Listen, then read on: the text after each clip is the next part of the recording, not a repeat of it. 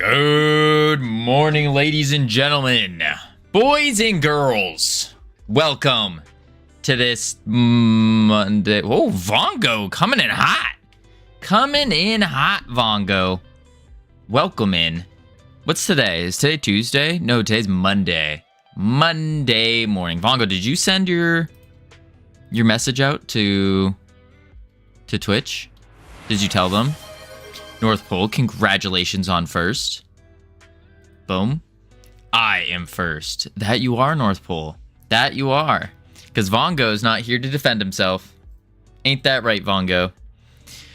So what we're doing today... Well, actually, let's start off where we left off. Where we left off was somewhere really cool. Really awesome. We ended up getting... Howdy, North Pole. We ended up getting... some bulk buy, bulk selling, and then of course 1 by 10 by 100. Now, does this work? No. But, look at this. The buttons do a little flippy thing. So that's got to count for something, right? That's got to count for something. In about 2 minutes or so, I got a little story on how I might be just a terrible person. It all just happened so fast, and it was this morning. And howdy, Vongo. I may have done something that may potentially put me in a category of being a terrible person. So we'll get to that right after the pre-rolls, the anti-pre-rolls come in.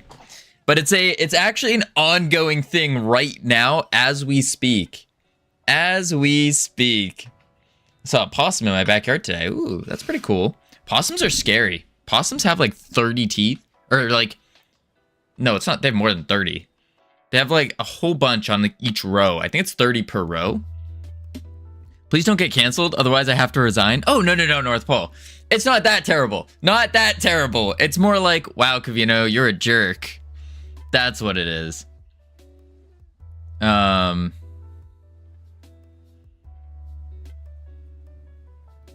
Yeah, it's ongoing, and no, it's not like terrible. It's not terrible. Did you eat a child? No, Vongo, I did not eat a child. Anywho, let's do some stuff. So we have a buy, and we need to connect the buy to the pirate ships. Because we were doing some crazy mathematics. And what we were thinking is we need to refactor how these upgrades work. Is it in our DMs? Is it in our DMs? Oh, no. This is outside everything. Yeah, no. This is is outside of then I don't care. Bot Musty, welcome in. How are you doing? Then I don't care. I see how it is. Don't care about my stories, North Pole. It's fine. It's fine. I was actually only wanting to tell the story to everybody but you. That's just what it is. So let's see here. We're gonna do the... Oh yeah, we're gonna get to refactoring. I also have to pin my message though, before I forget, because Jiggle Jam's coming up. Jiggle Jam is coming up in 9 days. Kick the neighbor's car, light a trash can on fire, do whatever. Oh. Please don't be a respectful person. Yes, I agree. Do not do any of those things, but oh, that's actually, I think I'm understanding what you're saying. That's very sweet of you, North Pole. You don't care if I kick the neighbor's car, light a trash can on fire, because you're gonna still want a mod here. Is that what you're saying? Commas needed in that sentence? Absolutely. Join Jiggle Jam. Please don't be a respectful person. Please disrespect me. Oh, that goes a whole different direction. Never mind. We're gonna go to Niclino and go to the thing. Kinky. No, North Pole. No. No, no, no. Well, anyways, we're going to New Covino here, folks. So what we got is, I think I wrote it out in bugs. Yeah. So we want to move the pirate ship costs to the upgrade button, because what we're really trying to do here is we're trying to make everything modular. That way it's a lot easier to add everything in as we go and expand the game. Oh my lord. Oh my lord. Okie doke. So, the problem with the clicker game, and the greatest clicker game in all of mankind, is that it will, yeah. But nothing, Vongo. Don't worry about it. Don't worry about it. Let's see if I can... Oh, I can't pull it up yet. I am going to be updating, a little side note, I'm going to be updating my Instagram soon. I'm going to unlock my Instagram to be public facing. I think so. I think so. Because so many people are using Instagram nowadays. And like everyone I'm meeting, they're like, oh, what's your Instagram? I'm like, I don't want to give you my Instagram. There's nothing on it. It's locked. Well, there's stuff on it, but it's like super old from like 2015. Whenever Instagram came out is when I was using it. Wait, my first image on Instagram is 549 weeks ago. From 2014. I lied. 2014 is my Instagram. That's before most people were born. Anywho. No, I'd make it like an 11 or 12-year-old. Cat in a box. Only used it once. Wasn't impressed. Yeah, I mean, Instagram seems like it's more, they're really heavily relying on the reels. That's the big part of it, is they're going deep on the reels. It's no longer that like, oh my god, camera eats first, which thankfully, at least in my feeds, it's not that anymore.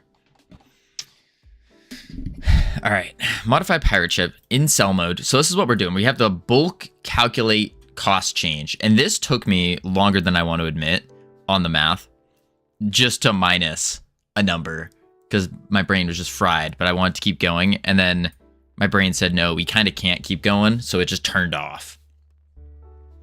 All right, so modify pirate ships, cell mode, check, calculate the costs, check, but it doesn't actually add the pirate ships. That's because the pirate ships, which is this multi-mesh, is the one adding it all. Let's close all other tabs. I kind of liked doing it this way. It seemed a lot cleaner for like jumping around thing to thing. Ships placed, blah, blah, blah. Yeah, okay. Multiplayer data doubloons. What up, Dragonblade? How you doing? Welcome in. Suspicious. Oh, okay. If you just come in and the first message you see is North Pole's message, yeah, that sounds suspicious. It's nothing weird. It's nothing weird. No, no, no. Okay. Total cost minus the total cost.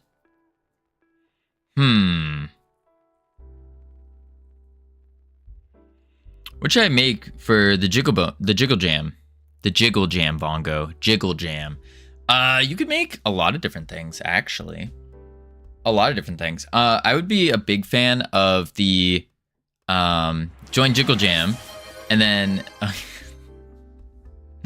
Oxy, how you doing? Congratulations on second. Yeah. But Vongo, what I would say for the jiggle jam is take something that is not meant to be jiggly and make it jiggly. I think that would be really good. Flagel, congratulations on third. What up, Yuri? How you doing? All right, place ships, click timer. And then howdy, Yuri. Cost dictionary. All right. Before I get too deep into the weeds, do y'all want to hear the story that happened to me this morning on why I might just be a terrible person? So it was a morning like every other morning. I roll out of bed, I put my pants on 2 legs at a time, just like everyone else, and I check my phone. And I notice on my phone, I have wait, let's unlock my phone. Boom, boom, boom, boom. I check my phone and I notice I have a message request. Who the heck is messaging me on Instagram of all places? And I see this. People don't have more than 2 legs. Right, that's why I said like everyone else, I put my pants on 2 legs at a time. And so I see this and I'm like, oh, it's probably one of those like OF bots or whatever. But it was very personal. And what it said to me was, hey, I work with this person. You guys went to the same university. Me and my coworker had a bet. So basically, it's this girl who messages me, and she is an intern for one of my friends. Don't be terrible, Covino, we love you. No, Salsa, this might be terrible. So, messages me, and apparently, one of my friend's interns has this bet going on where if the interns can find out who his freshman, like, uni roommates were, then he will go out and he will bring them all and buy them sushi for dinner or whatever. And so, one thing that I think the interns kind of don't understand or don't quite get is that, like, when you're friends with, at least with me, I'm gonna take your side 9 out of 10 times. Sounds like trafficking. No, it wasn't trafficking. No. I'm gonna take your side 9 out of 10 times. And so I see this message, and I know who his freshman roommates were. I mean, I quite literally was in his freshman, like, platoon. Like, we were friends in freshman year all the way through. And so I was like, ooh, I could either A, screw him over, make him buy sushi for all of his interns, or B, I take his side. So, of course, I'm going to take his side. So, I'm like, all right, I'll ignore the message. But I still texted him, and I was like, I just wanted to double check to make sure that it was actually, like, that person was who they said they were. And so, turns out, yes. He goes, yeah, it was, that's one of my interns. How did my intern, like, message you or whatever? And so that's when I'm like, all right, well, it's time to have a little fun here. Just a little bit of fun. Let me pull up the messages so I can actually reference them. So I respond back to this intern, and I say, I go, oh my God, yes, I would love to help. What are the names of the roommates you have so far? And more importantly, what do you get for winning? And so now the interns, I got them hooked. The intern's like, oh my God, thank you. We have insert name here, but we can't figure out the other one. We're only working with a blurry photo, but we're hoping to get some a sushi dinner paid by my buddy. I'm like, oh, so this is when I break out a little bit of gaslighting, a lot of bit of gaslighting. I go, ooh, sushi, bet I'll count this as payback for the burger he owes me. He doesn't owe me a burger at all. I'm like, all right, so the name that you have now was one of his sophomore roommates, which it was one of his sophomore roommates. And I said, but you're looking for the freshman. So I'll give you some extra details to freak him out even more. And so I start giving details. And as I'm giving details, I'm just describing where my room was. And I was like, and then on top of that, I was adding in little inside jokes that didn't exist. Just making up inside jokes. And so I give this intern all the fake names. All fake names. I said myself, and then one other, which is another buddy of ours. And I go, oh, by the way, if you really want to freak him out, what you need to do is you need to, once you tell him myself and the other guy that we were his roommates, I want you to say, I'm a kooky chicken. It's an inside joke from a party we went to where some dude was running around saying that. And then I said, obviously, do not tell him I told you this. If he finds out, he'll murder me for sure. But best of luck. Hope it all goes well. And then I get a response back saying, "Oh my god, this is amazing. You're the best." Also, he told me there were 3 roommates though. Was he just trying to throw us off? I was like, "Oh, that tricky man." So technically, yes and no.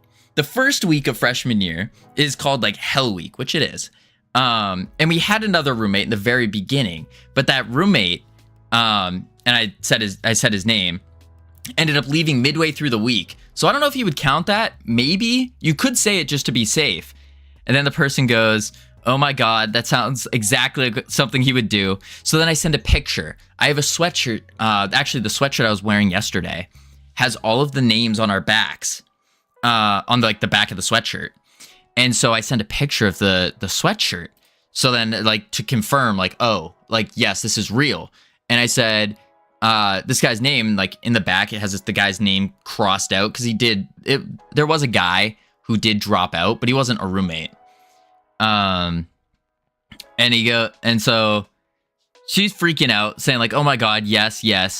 And yeah, I just and then to ensure that the gaslighting and it could even be just pure lying at this point, to make sure it really stuck home, I messaged the other guy who I said was the other roommate. None of us were roommates, by the way. I was just sprinkling in like little bit of truth in all of the lies. And I messaged him like, "Yo, we got a situation here. This is what's going down. You're probably going to get a message at some point soon." And so I gave him the whole rundown of everything. And now there's 2 of us in on it that are pretending to be his freshman roommates, when in reality, it's not true. So I'm going to find out at some point later today if this poor intern is going to walk up in front of everyone, confidently give the wrong answers, and then think that she has like an extra piece to freak him out, and just randomly say, "I'm a kooky chicken." I might be a terrible person. I might be a terrible person. Yeah. So that's what I did this morning. Is I very much gaslit this poor intern. But listen. I gotta protect my buddies, you know? I gotta protect them. So it's like, and I wanted to have a little fun with it. But yeah, I don't know. Maybe it's not terrible. Maybe it's not terrible. Maybe it will be all good. We'll see. Or this person will just have like one of the most embarrassing days of their working career, because they are just an intern. So that could be problematic. We'll see. I think it'll be funny. I think it'll be good. Covino's a good storyteller and sometimes cute. Oh, I appreciate that, Celso. Wait, sometimes? What do you mean? Anywho, we're here for game dev. Let's do some game dev. I don't know. I'm excited to see what the responses are going to be. I'm excited. But it's active and ongoing, as in like the last message where I said the name of like the third roommate who dropped out. I said that like 20 minutes ago or something, so it's an active thing. We're gonna see what happens. Sounds like initiation. Nah. That's not initiation, because it's just a friendly bet. Like I used to do things like that with my lifeguards. It's like, if you can find out this information about me, then sure, I'll go out and I'll buy you guys all burgers or whatever. It's just a little team bonding exercise. But yeah, I think it'll be funny. I think so. I'm just really hoping this intern walks up and just says, "I'm a kooky chicken. The Void applauds your effort in spreading chaos." How you doing, Void? Wait, what happened? I don't know yet, Hongo. We don't know. It's an ongoing thing. We're gonna find out at some point today during the stream. Team building stalking. I don't know what it is. But I think it'll be funny. It'll be good. Okay.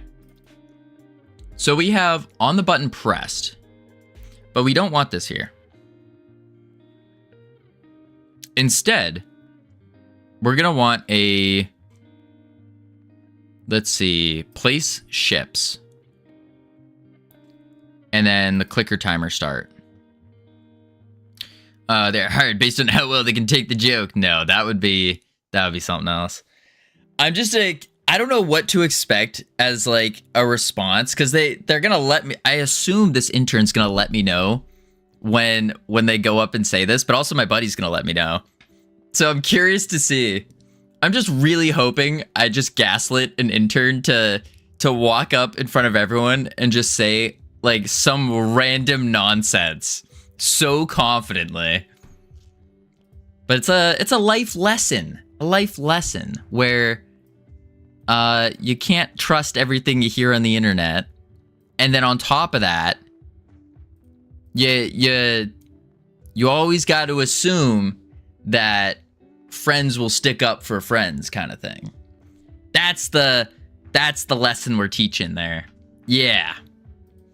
And not just me wanting to have fun. Shoot, my boss is coming. BRB. Sounds good. All right. So doubloons total cost. What we could do here is, I guess we could still remove the total cost.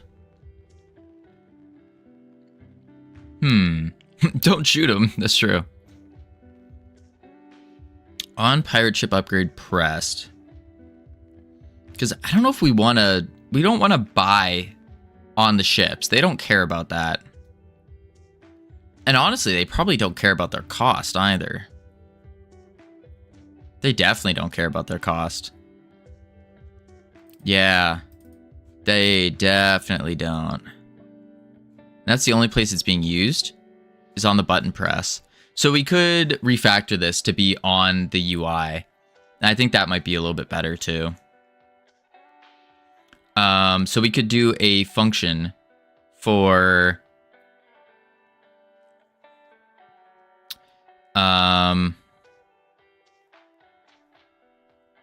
so function purchase or modify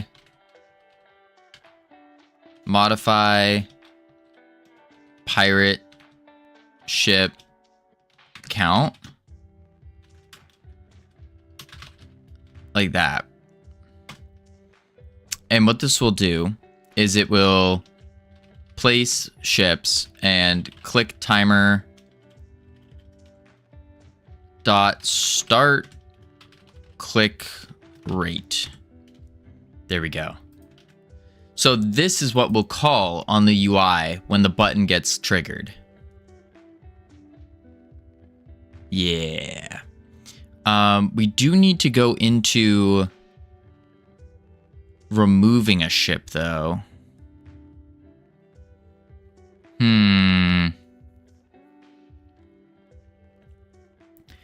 So we could say get max ships per circle.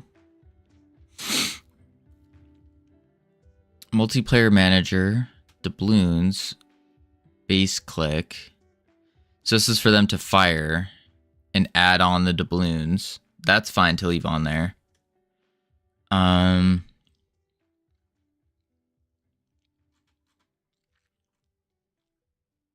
Yeah. But we need to be able to sell them. Which, to sell them, we just manipulate the multi-mesh instance count.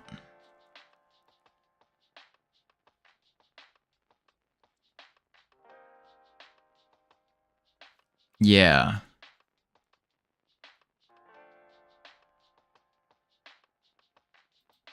So we could do...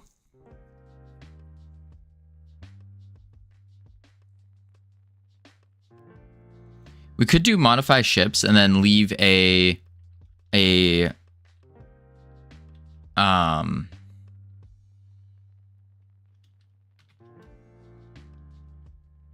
is selling bool and a amount changed integer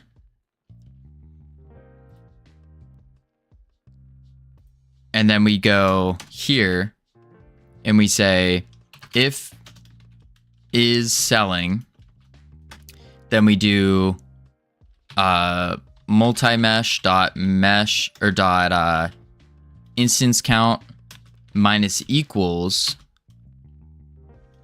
amount changed,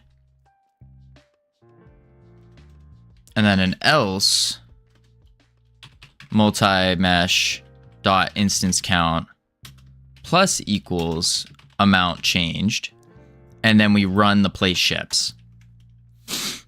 Yeah, that should be good. And now we can detach this button click here, which is this one, disconnect.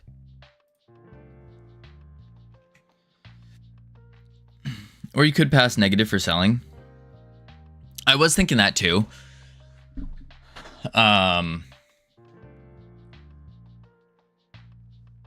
Yeah, maybe we do. We just add it, multi-mesh count plus equals amount changed, and just give the amount changed a negative. That could work. That'd probably be better too.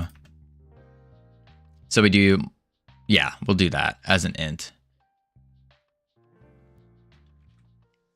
Okay.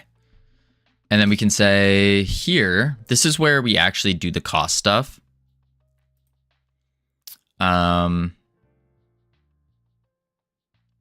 Let's do, we do need to somehow give, well, we don't actually need to give the total cost because all of this is just going to be placed in the ships. Yeah. So let's take this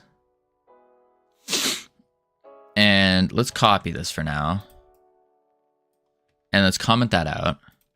Save. Go back to the button. Now, on the button pressed, might be changing my Twitch name tonight. I'm a bit nervous. Ooh, a bit nervous, Lizard. Why? What are you nervous about? On pressed, we want to do UI current modify pirate ships,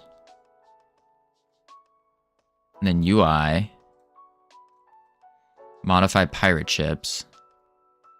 Well, so many already know me as Lizard, and where people may not recognize me anymore. I think it's going to be rough the first week, and then it'll go back to normal / maybe even better. Yeah, the first week would be rough. I think I want a sit-stand desk. Looking for options as whether or not those are actually worth it. What is a sit-stand desk? Like just like a desk that goes up and down?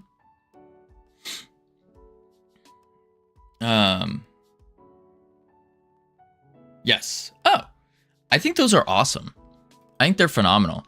Sometimes what I would say is for a sit-stand desk, you're gonna want one that has a button where it sets, like you can program the button to pick what height you want to go to.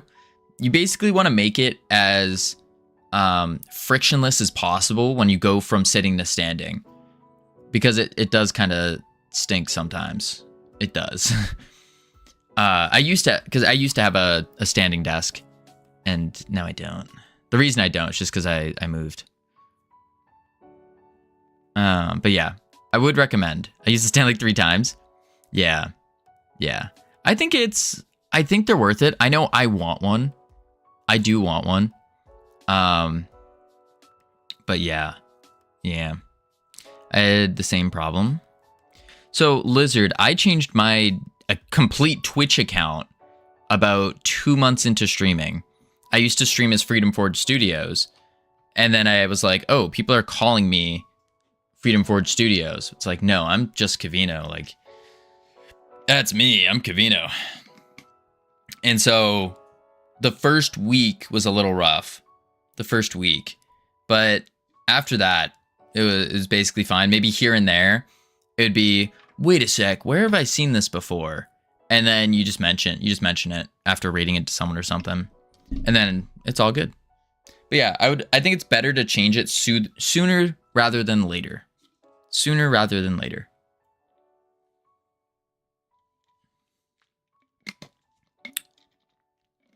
Figured I'd get one and some equipment under it. Treadmill/bike too. Ooh, too much sitting 12 hours a day? Yeah, I feel that. I want one of those walking treadmills that goes underneath your desk. I think that would be amazing. Absolutely amazing. Yeah, waiting only makes things worse. Absolutely. Yeah. Yeah, I'd recommend getting it. Let's see. So this is the math for... Oh, we need our cost dictionary.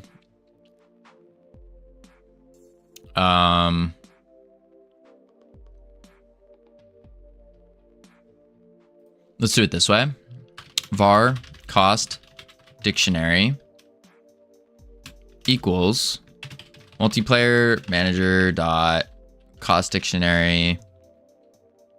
And then we want to say pirate ship. There we go. Now we have the reference to that. And we can calculate the cost changes.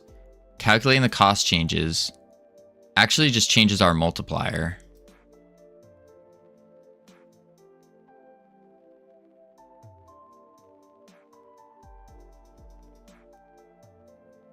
So this should be calculate multiplier changes. Multiplier. Multiplier. Multiplier.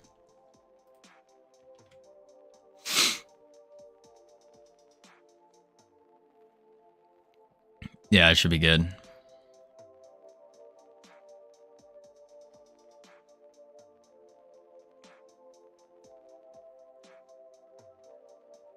Yeah, multiplier changes.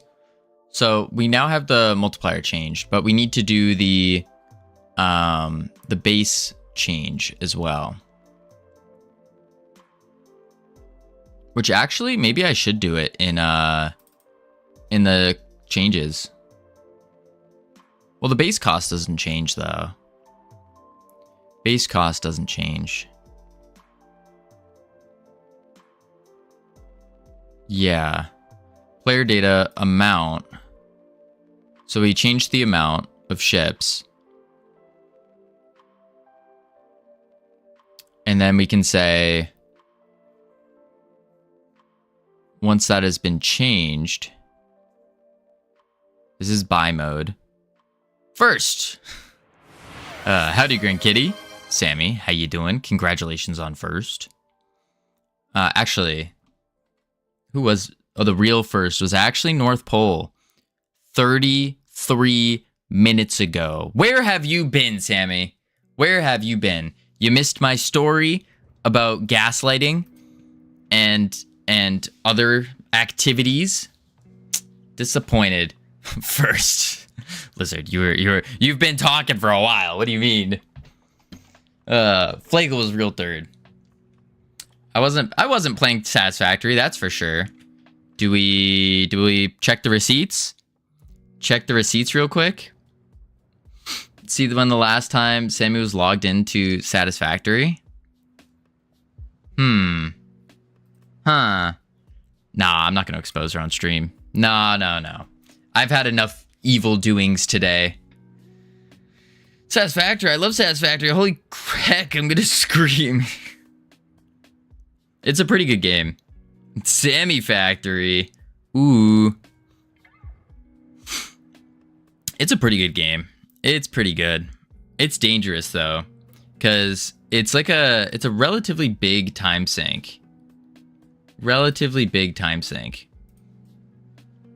I don't care if you show that I'm currently playing and have like 2,000 hours in it. I prefer modded Minecraft automation. Really interesting.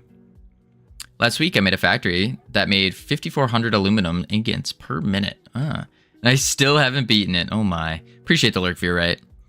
So, what is this? This is just nonsense right now. Modify pirate ships. In the buy mode, we are adding the amount.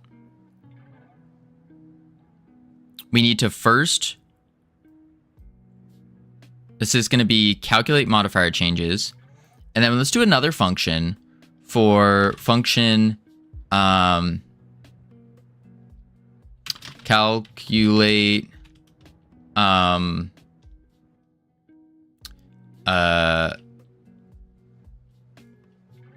upgrade amount changes. Yeah. And then we can do upgrade as a string. And then we just need the amount changed as an int. And the reason I'm breaking this up into so many functions is we're really going to be using them over and over anyways, like very similar ones with just a change in variable here and there. So may as well slap them both into some functions. And that way we can call modify pirate ships and it just does the basic stuff. Heck, we could even have a different function for, instead of having 50 different modifies, we do an argument here that just replaces pirate ship with whatever the actual upgrade is. I might be a genius because that's an amazing idea. Look at me go. Holy moly. All right. But we're going to do that in a sec. So calculate the upgrade amount changes. That's going to be called under, well,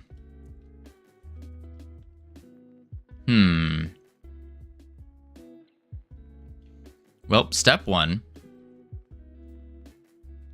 Well, we need to check if we can even afford it. That's the first part. We tried Factorio. Ooh, I haven't personally tried Factorio. After playing Satisfactory, I'm trying to avoid games like that because they're very fun. They're very fun, very addicting. And so I want to kind of avoid those as much as possible. It can be bad for productivity. Very true. Very, very true. All right. Heck, I think we do change this. Not in-game productivity. That's true. It's very good for in-game productivity. Yep, I've played it. Some few hundred hours in it. Haven't beaten it. Holy. Modify upgrade.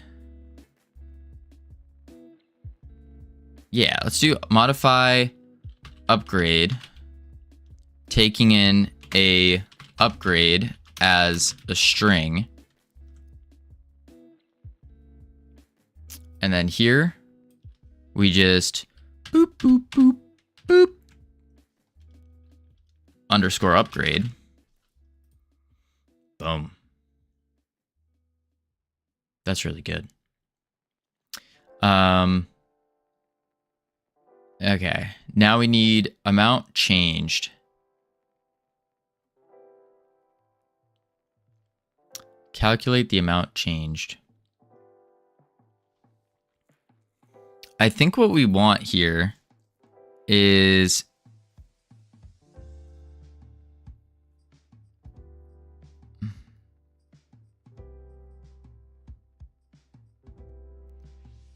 wait, this just calculates the modifier change though. Multiplier change.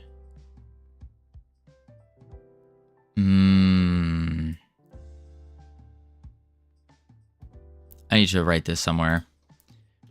Let's go to, actually we just do it right here. So we want to, step one, so how to buy. we want to do click button.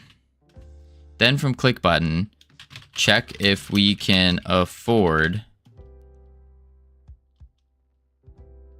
Really, before we even click the button, we should check if can afford upgrade at different bulk modifiers, or at bulk modifier selected. And then if you can afford it, then calculate modifier changes.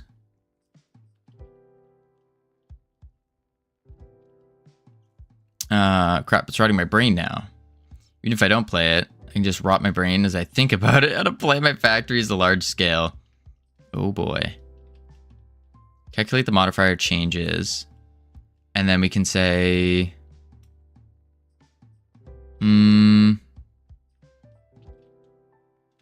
calculate doubloons. Which this should happen before any of this, actually. Because we need to also calculate doubloons needed / are going to be given back. And this needs to happen way up here.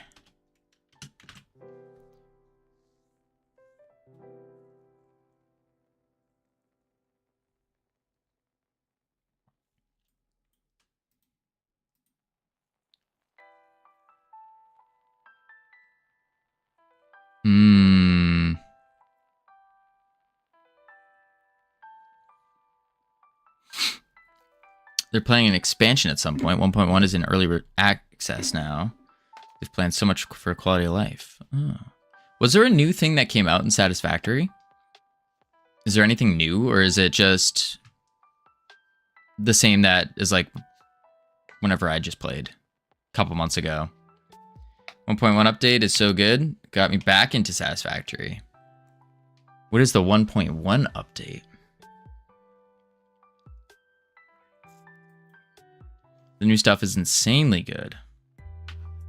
Oh. Oh, you're at 1.0. Now it's 1.1. Got a lot of new stuff. Oh. Oh my god, I've been attacked by so many streamers. Wait, what?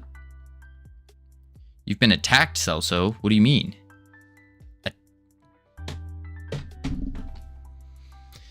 Who's attacking you? Auto-connecting blueprints, vertical nudging, infinite nudging, new cosmetic stuff, elevators, hypertube junctions, etc. Oh. Fancy.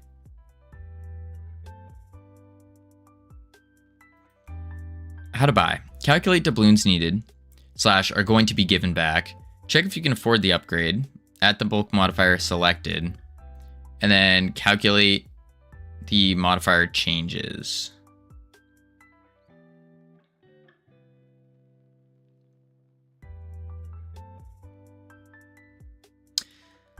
But that's the thing, is we don't want to calculate. We don't want to actually do the calculation.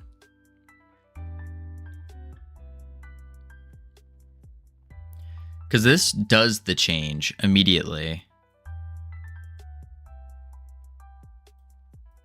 Well, let's do that. Let's do the change immediately.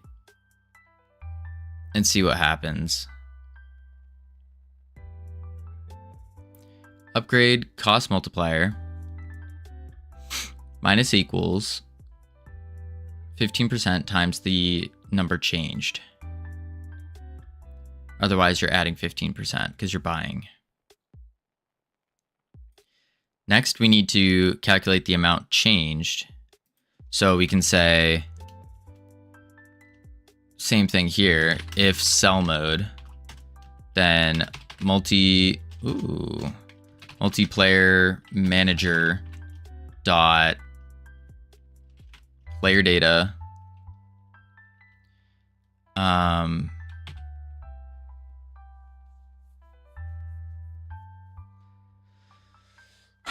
And then we want the upgrade. Upgrade. Then we want the amount.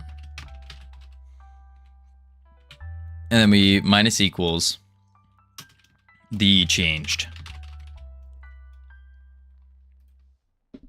And then hit it with an else. And we're just going to plus equals that.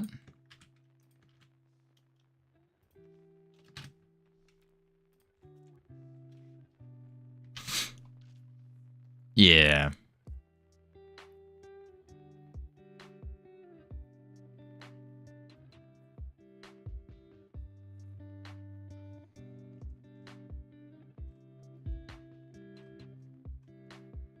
Okay, calculate the upgrade amount change. So now we are manipulating the cost multiplier. We're manipulating how many ships we have. And now we have modify upgrade. So we need to say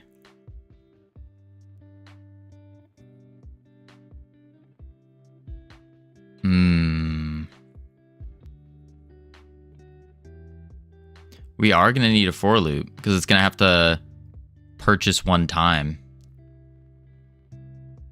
Maybe that's the trick. Is when we purchase and sell, we're actually going to purchase and sell one time. And you just call that multiple times. However many times you need it.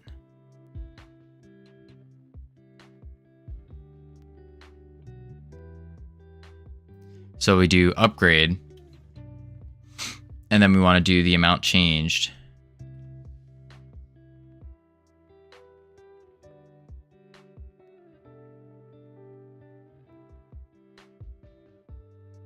No, that's a completely different way of doing it, though. Is that proper? I don't think so.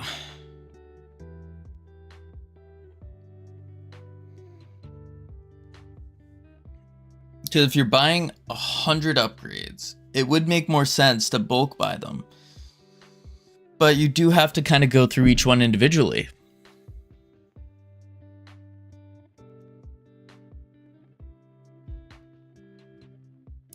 I want to try something. Let's take all of this and comment it out. And I just want to try function, modify, upgrade, taking in an upgrade and an amount.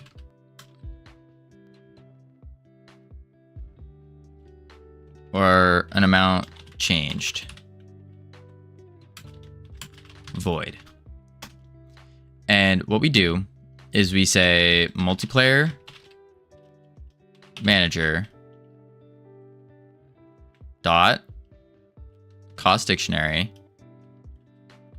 take in the upgrade, take in the cost, and we're just gonna do one.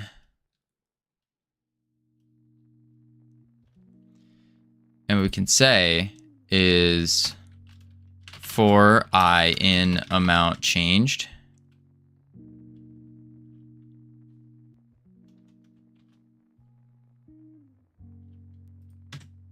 Like so. Hi, professional game developer. What up, Biley? How you doing? And string. So for I in amount changed, multiplayer manager, cost dictionary, cost.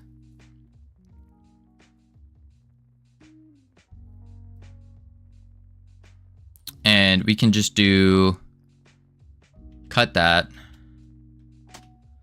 var cost equals boom, because we just need a reference to it. And we say multiplayer manager dot player data dot doubloons plus equals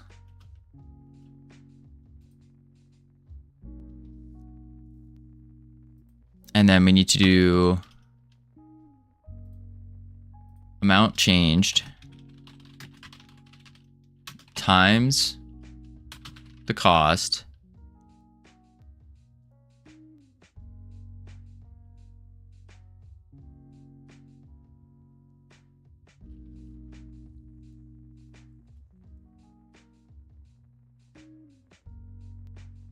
No, break it down even simpler.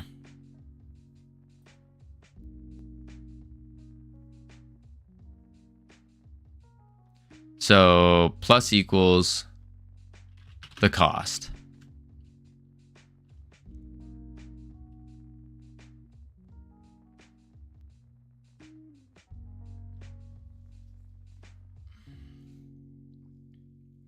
That'd be adding it, so that's selling it though.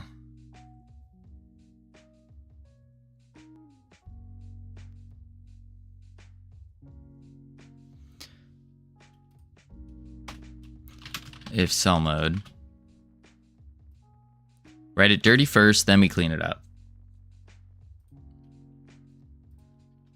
Minus equals the cost times multiplayer manager dot cost dictionary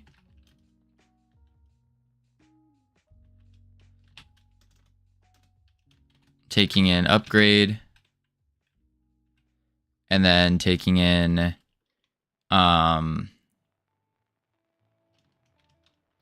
the cost modifier. I think that's what it's called.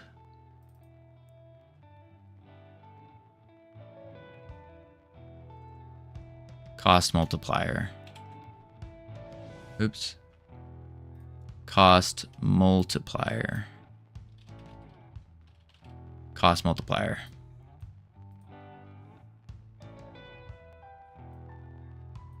That should be solid.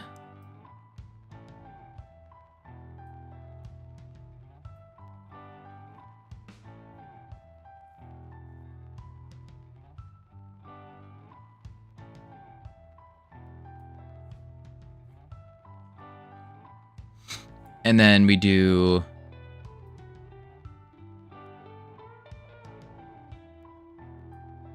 this needs to be in range.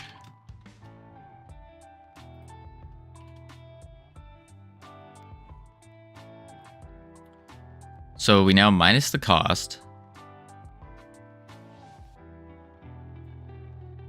And then when we minus the cost,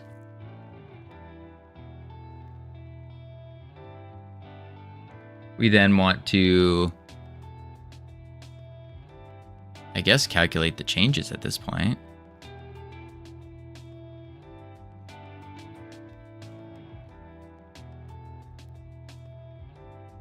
So then we can say multiplayer manager dot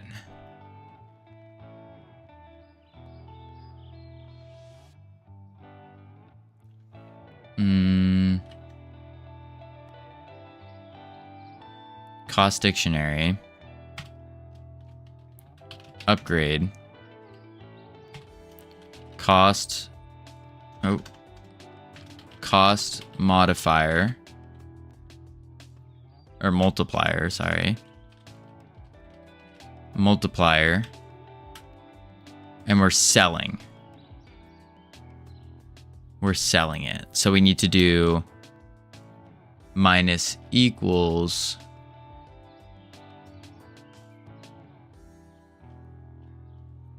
um 0.15.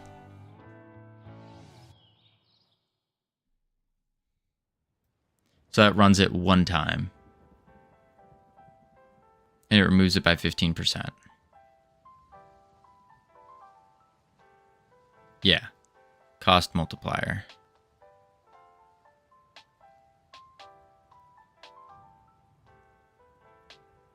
And now we want to remove the amount. So we say multiplayer manager dot player data go into upgrade, then go into amount, minus equals 1.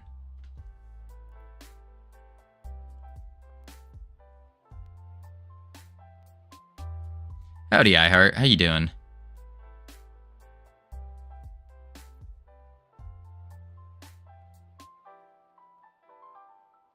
Good, good. Amount minus equals 1. So now it removes it from the dictionary.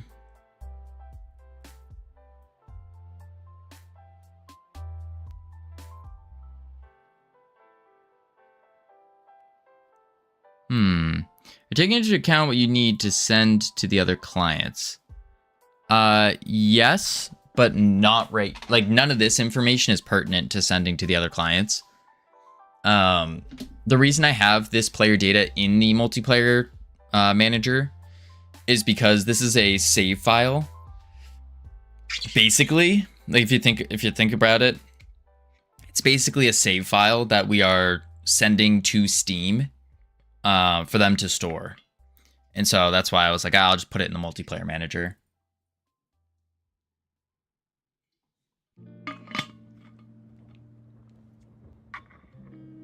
Once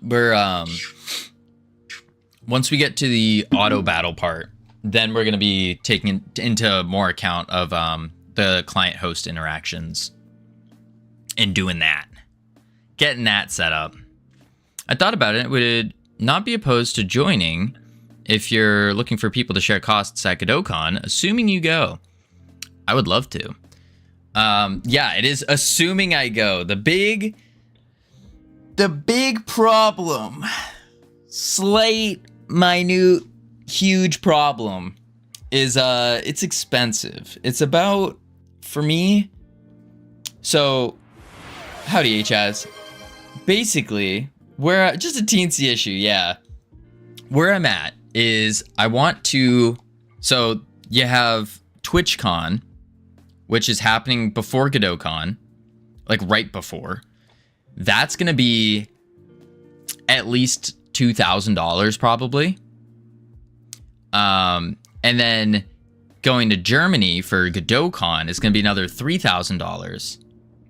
So altogether, that's about $5,000 that I need to save up and get.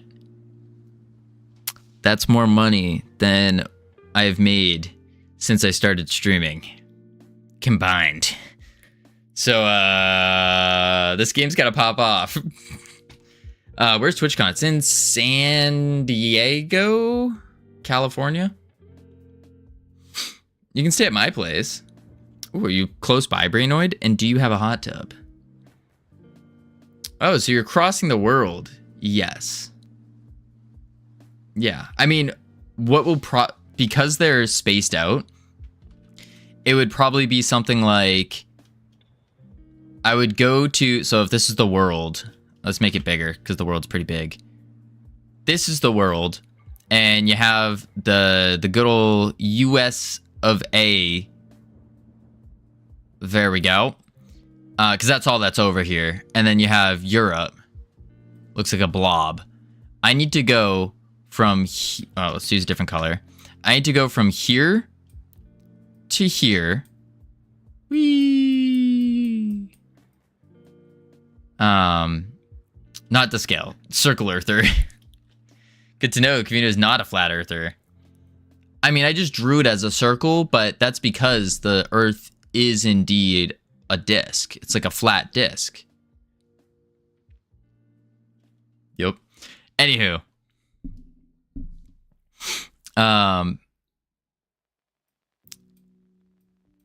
Let's do this way. So I have to go to California, and that's going to be about, what did I say? Like 2 to 3K? Probably like closer to 2K. And then from there, Cassiano, how you doing? Welcome in. And then I have to fly all the way back. And then I chill for like a week or two. Covino moving to California? Absolutely not, Vongo. There's no way I'm ever moving to California. The taxes are just absurd. I can't afford that. 2K for a flight? No. This is like total expenses. So that's for the flights there and back, for a hotel or an Airbnb to stay at, and then the ticket for the conference and food. I think that's it'll be about 2K. And then GodotCon is going to be Germany. That's where Germany is. That's going to be at least 3K. I was pleasantly surprised. The plane tickets from Boston to Germany are like right now, if I order them like right now, they'll be like $600. Why is Covino moving to California? I'm not moving, Vongo. I'm not moving. Yeah, isn't GodotCon in the US? It was, yes. It was indeed. But they're having the European one, which is a bigger GodotCon, which they've been holding for the past so many years. He's going there for a lifeguard Baywatch pilgrimage. No, not quite ironic. Not quite. TwitchCon, we're only going to TwitchCon if we get partner in time. That's it. If we get partner in time, then we'll go to TwitchCon. At this rate, probably won't be in the cards. Then there's a chance of me going. Ooh. And then this GodotCon. Kieran, how you doing? Welcome in. Oh, I think you're about to get hit by an ad, though. Yeah, awkward. What were you working on? What were you doing? Tell me real quick. I wouldn't go to GodotCon if it was next door. Really ironic. Why wouldn't you? You love Godot. Working on Space Game. Ooh. When was GodotCon again? I think November. I don't think they have the exact dates, though, yet. Don't leave us. We will miss you, Covino. I'm not going anywhere, Celso. Not going anywhere. I'm still streaming every single day. Don't you worry. So this would be about 3K. Probably more, though. Probably more than 3K. So that's a lot of saving I gotta do. Yeah. I hope they have a GodotCon in Texas. Mars, we just had one in Boston. There was one in Boston. Okay, I'll have a house in Berlin starting from August, so you don't have to pay for accommodation. Do you have a hot tub, though, Brainoid? Very important. Or is it going to be hot enough to where we could use a pool? I don't, but I'll rent you one. Is that a thing? Can you do that? Then if that... Listen, if... Oop, ads, awkward. Brainoid, if you're for real, that will actually cut down my expense by like $2,000.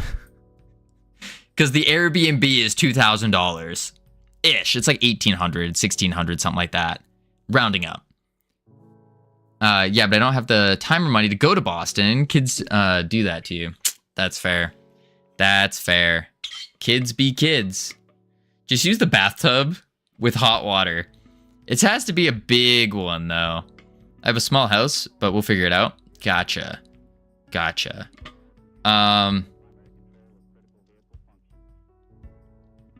We'll talk about that after. Just be homeless. Easy peasy. It's not a bad idea, Chad. That's not a bad idea. Could do that. But it's also going to be in November, which is going to be a little chilly. A little chilly. We'll figure it out. But I think, Brainoid, I'll probably just message you once I get my passport, because I'm still waiting on the passport. And I can let you in on the secret plans we have.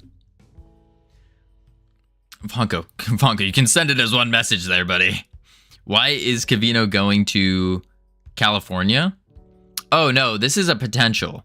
This is if we hit partner in time for TwitchCon, then we'll go. We're not going to... I already made the promise, howdy Anthony, that I'm not going to TwitchCon until we hit partner. Before that, no TwitchCon. But if we do, TwitchCon. chances are, based on our current numbers and our growth trajectory, we have an opportunity where we could, but more than likely not. Unfortunately. But yeah. There's a con here in November too. A con where? What kind of con? And where is here? My howdy got eaten by ads. Oh. Howdy again, Anthony. Games. A games con? Like PAX East? We just had PAX East here. Or it's going on right now, I think. Or it just ended. 7th to the 9th of November. Gamescon. 7th to the 9th. What is that all about? Because that's another thing. Is I'm hesitant to go to any of these game conventions. Game dev conventions, that's one thing. But a game convention. Oh, I see it. I'm hesitant because we have no game to show off. We have no game to show off. 7th to the 9th of November. Why don't you want to show Realm Rapture? That's not like a real game though. Another reason for you to finish this game quickly. Go, go, go. That's the idea. Are there Godot groups in Texas? Yes, Mars, there are. The Godot group in Texas is relatively small though. I went to the how do you forgetful programmer? It's called the Game Developers. It's like in Austin. There's a whole bunch of them in Austin. Those are the ones I was going to. I went it's like a monthly meeting type thing. And that was pretty good, pretty insightful. A lot of them there at Austin were less Godot focused and more, I can't find the Discords. We're more Godot or less Godot focused, more AAA focused, which is really interesting. There was like Star Citizen and what's that new MMO game that's coming out? It's in like closed alpha or something right now. They were also there. And then a bunch of like the NBA 2K, that kind of stuff. So a lot of Unreal, a lot of proprietary engines. And yeah, Ashes of Creation. Yes, thank you. They were there. Apparently there are 7 game developer cons like an hour away from me. Should I go to one? Possibly, if I can do it, show off a game. If you're trying to sell a game, Vongo, I think so. I think it could be worthwhile. All right, let's go back to game dev. So we need to modify our upgrade. Whoop. Modify upgrade. We have a cost. We have a multiplayer manager. You need to bring your own gear if you're gonna have a stand. Very, very true. I actually learned a lot from all the showcases at GodotCon. I was seeing like what made a stand out. Then also the conversion rates on it is something that I was interested in. Obviously, for something like GodotCon, where they're all game developers, I don't think the conversion rates are going to be nearly as high as if you were going to like a PAX East or some other big game convention. So that's something to keep in mind as well. And then we also learned about, I learned about what makes a demo a good demo. Like there were a lot of good demos, but there was like very, very few really good demos where I was like, whoa, now this is a demo. So I thought that was really interesting. I heard Practical ditched you for karaoke night. Yeah, Practical didn't go to karaoke night. I went. JD went. Bad Cop went. All the cool streamers went. And then Practical was like, no, I need to go to Best Buy to get a TV. And I said, hey, Practical, I can just give you my TV to use. But no.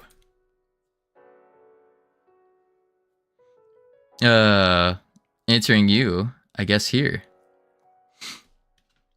All right, so what I'm trying to do is I was getting complicated with the mathematics for all of this.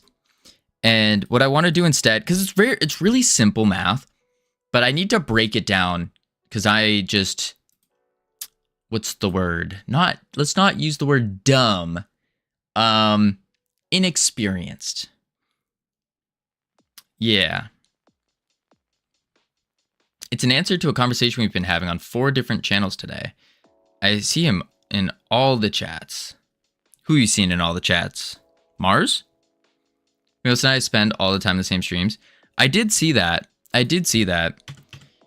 Joke's on both of you. I was watching every stream that y'all were in. I'm pretty sure every stream y'all were in. Howdy, Camilos. I have about 20 tabs open at once watching streams. And I pop through them. But half the time I don't say hi. I probably should. Like, we had some people talking crap, talking trash. And yeah. I usually have 1 to 3 open. 20 is wild. Yeah, it is. It depends on the day, because sometimes, like, certain streamers just aren't streaming. But I watch a lot of newer streamers too, and I try to keep an eye out on what they're doing, how they're doing, and that kind of stuff. So yeah, I watch quite a few. Close that out. Bada bing, bada boom. All right, work time. I have 3 right now. I have you, Jotson, and PMPC. Ooh, those are all very good choices. What is GameCon? Is that ice cream? It's not an ice cream salsa. Apparently there are... Oh, I read that one. All right, so in cell mode, this is for... We're trying to make a super function right now. And then we're going to break the super function up into other functions. Now Adam learns too? Yeah, Adam's good. We like Adam. And Skelly Seller. Whew. I didn't last long and settled on 4. Yeah, I will say it's very, very difficult to maintain all of them. The most difficult part is when you say hi in all of them, like you say hello or whatever, and then the streamer says hi back and like asks you how it's going. I found, I'm not going to mention who, but there's a certain set of streamers where I've kind of calculated in my head how long it takes them to respond. And so I learned this the hard way. I went down the list and I said hi. And then all of a sudden it went, hi. It was like one after another. I was like, oh God. So I've calculated this list where what I'll do is I reorder the tabs and then I say hi to them in order. And then what happens is I get to just go tab to tab and answer all of them. It's really good.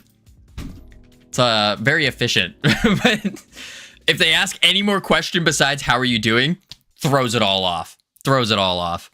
And then I have to like mute the other tabs and focus and figure it out. Except my stream, right? You stay the whole time. Well, iHeart, you see, you sometimes are streaming when I'm streaming. If I'm not streaming, then I'm there the entire time. If I'm not streaming. If I am streaming, then I'm only there when I'm not streaming. Because I can't pull a Hypnotic and watch a bunch of streams while I'm streaming. That's just not for me. You should delay your stream.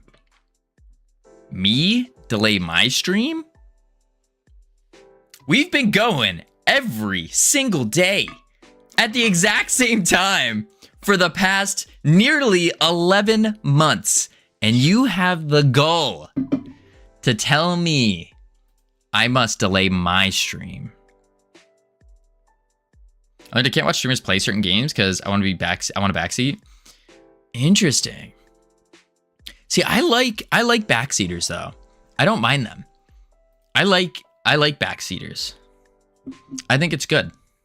because it helps me get better. Now, obviously, sometimes with backseaters, you run into the issue of like, they say, hey, Covino, instead of setting the cost dictionary to a variable, you should just reference the auto load every single time. And it's like, no, that's a dumb idea. And like, you know it's a dumb idea. And so sometimes they'll give you the wrong info, but I think it's good. It's part of the learning where it's like questioning the same thing. The monthly reminder that I am alive. Ahmed, how you doing? Welcome in. I tilted back too much.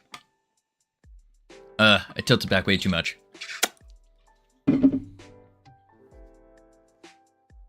There we go. All right, let's get to work. So what I'm doing here is I'm doing a modify upgrade, and this is just going to be run one time in a for loop. And then what we're going to do is we're going to come back and we're going to break it all up into actual functions and make it run smoothly. So make it run, then make it run well. Like, you shouldn't use subtraction assignment. Oh wait, no, I need to use subtraction assignment because we're subtracting. So this is for selling. Which actually, no, you were right. I shouldn't use the subtraction assignment because we are selling. We need to add doubloons. Good call. Good call. I noticed you no longer let us try to kill you with squats and push-ups. Oh, shoot. I forgot to re-enable those. Yeah, about those. I do need to re-enable those. But I'm trying to... I've noticed when I don't have those, I get a lot more work done. A lot more work done. So... yeah. I have a plan for when they're going to come back, make their return. I think they're going to make their return in the Jiggle Jam. Nah, you're just looking for excuses?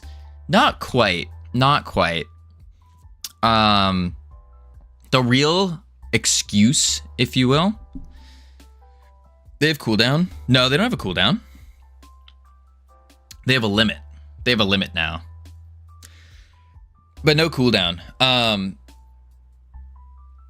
the real, I found that if I don't have those, I can actually work out, like lift weights, and that's good. That's good. No longer 500 push-ups, 1,000 squats. Yeah, no more of that. No more of that. After I had to change to the health and fitness category, that's where I was like, all right, that's enough. That's enough. All right, so what are we doing? We're going into the doubloons, and we are adding the base cost times the multiplier, because that's just 1. We're pretending amount changed is 1. Which I shouldn't even have a for loop in here. Not yet, because this is we're just doing it for 1. Boom. And then this amount changed, we will get rid of it. We can leave it actually, and then make it equal to 1. What if they are all redeemed at once? That's usually what happens, is they get one person redeems it and then it just gets dogpiled. Happens all the time.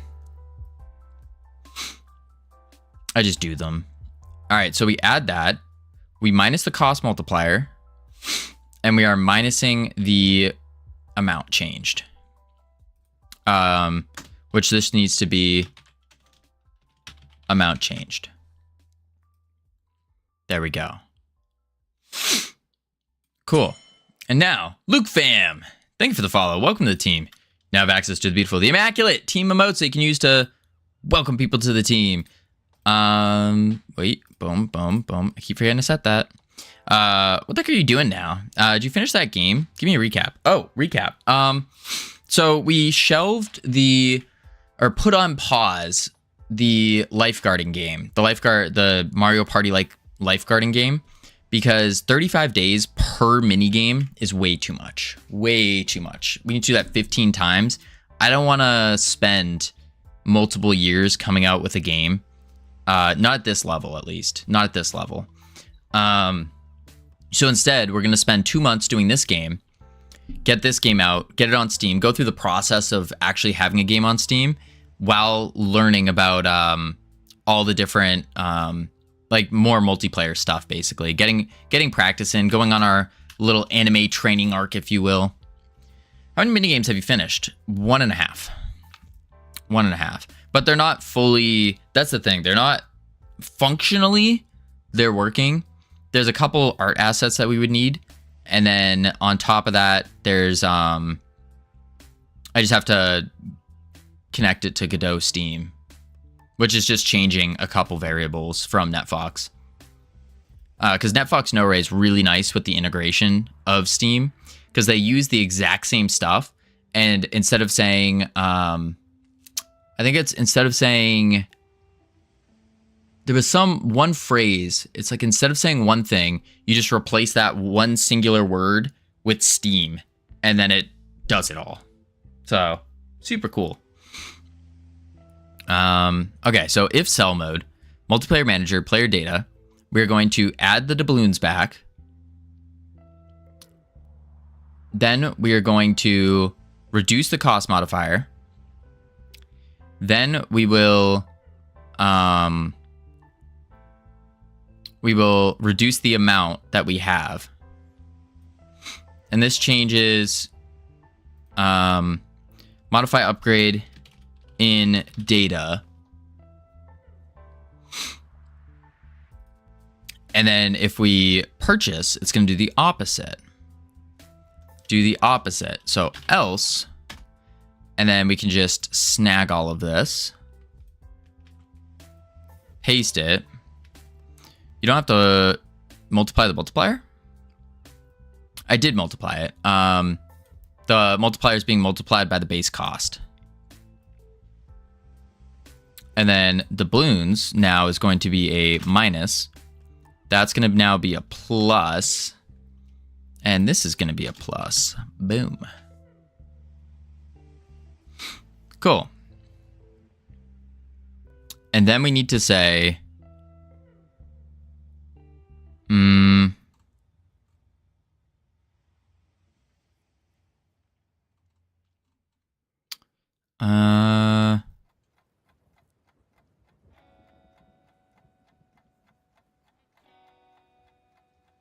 now we need the actual functionality going. The actual functionality. So this modifies the upgrade in data. And then we need to modify the upgrade in everything else. Let's see if the data gets modified though. So to do that, we're going to want in our pirate ship upgrade here, go to the 2D view, and we have an upgrade icon. We have a margin container with our name label and our upgrade cost label. So the upgrade cost label, this is not right. This is called modify upgrade in data.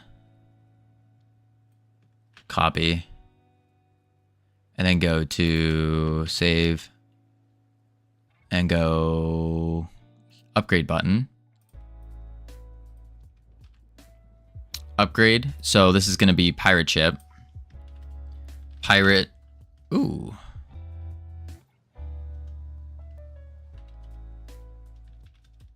Pirate ship. Amount change can just stay as is. Like that. And then what we need to say is, do we want the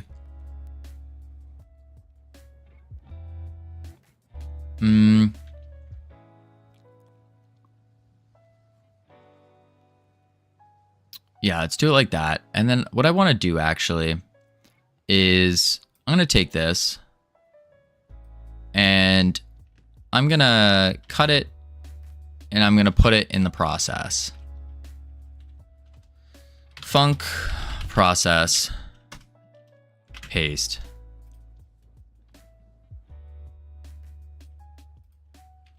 Okay. We hit play.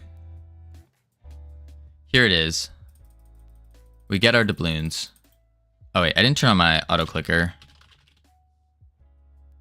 Auto click. auto click what? Click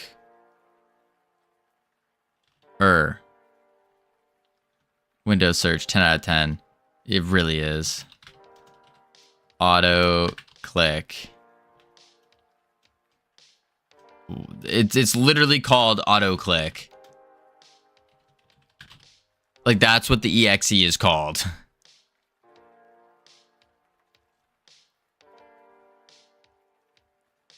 I hate this so much. Autoclick.exe.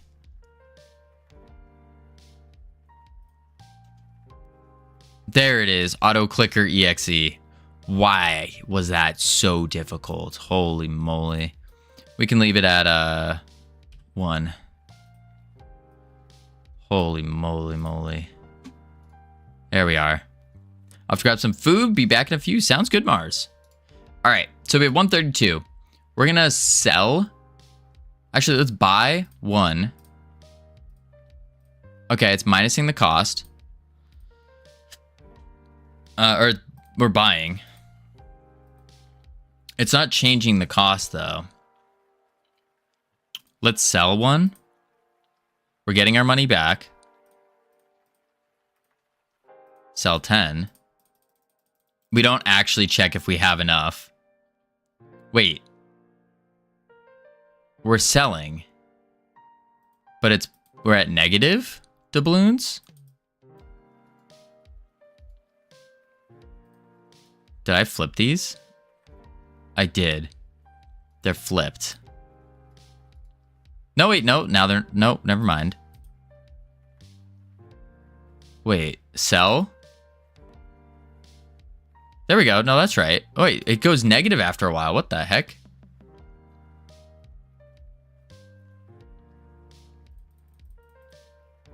And the pirate ship label on this is not updating. Cost label.text. Oh, that's why.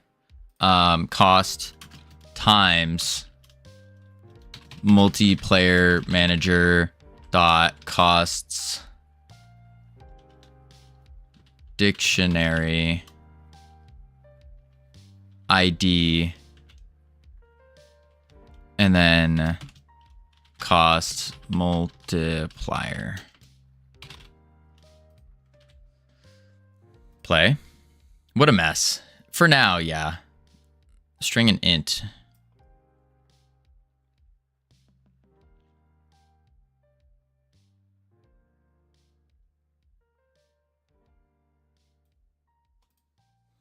How are you a string and an int? Multiplier is a string.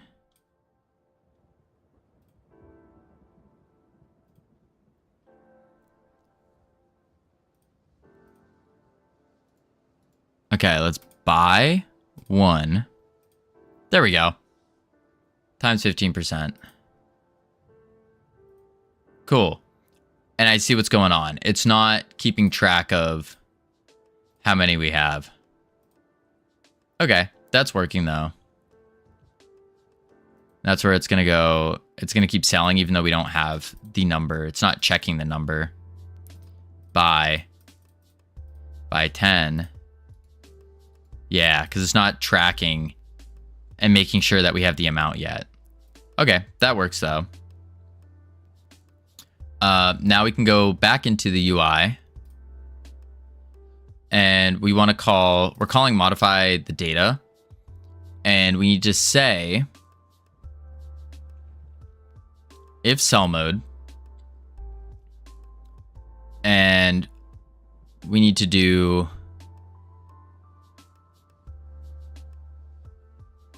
bulk modifier, actually.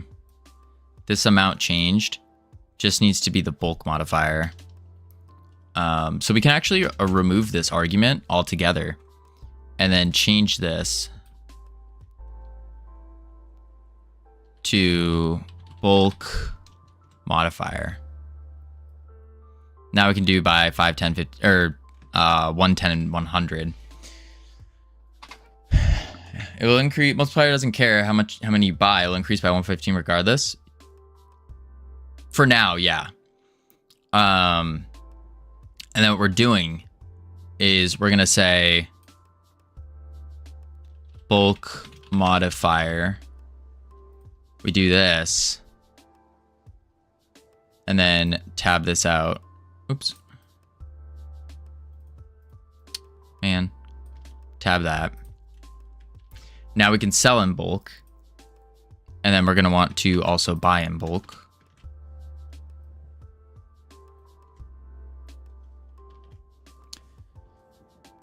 And now we should be able to buy in bulk.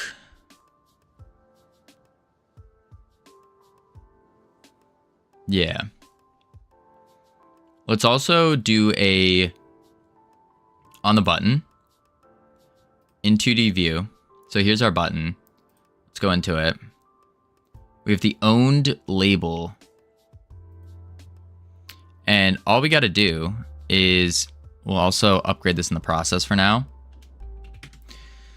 Starting commute. See you, Covino. Bye, guys. If Easy starts streaming, drop in and say hi for me. If Ezra starts streaming. Sounds good, We Are Void. Appreciate you being here. Have a good commute and enjoy work. So now we want to do owned label dot text equals, and now we need to say, basically we're just going to take this and paste that, and we can say, really, it doesn't need to be like that, just ships, because you can't have a non-amount. Player data ID, and then amount.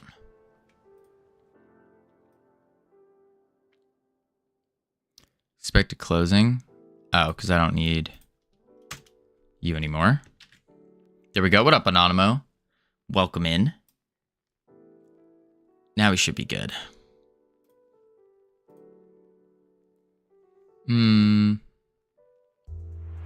Unsupported format and character. Oh, because I didn't do S.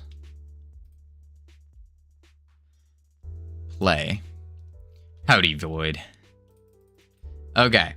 We have 0 ships. Then if we buy 1, we have 1 ship. 2 ships. 3 ships. 4 ships. Sell 10. We have negative 96 ships. How does that math work? Buy 10. Sell 1. Some wonky numbers going on. But this is... I got depressed, Covino. Can you motivate me? Sure thing, Celso.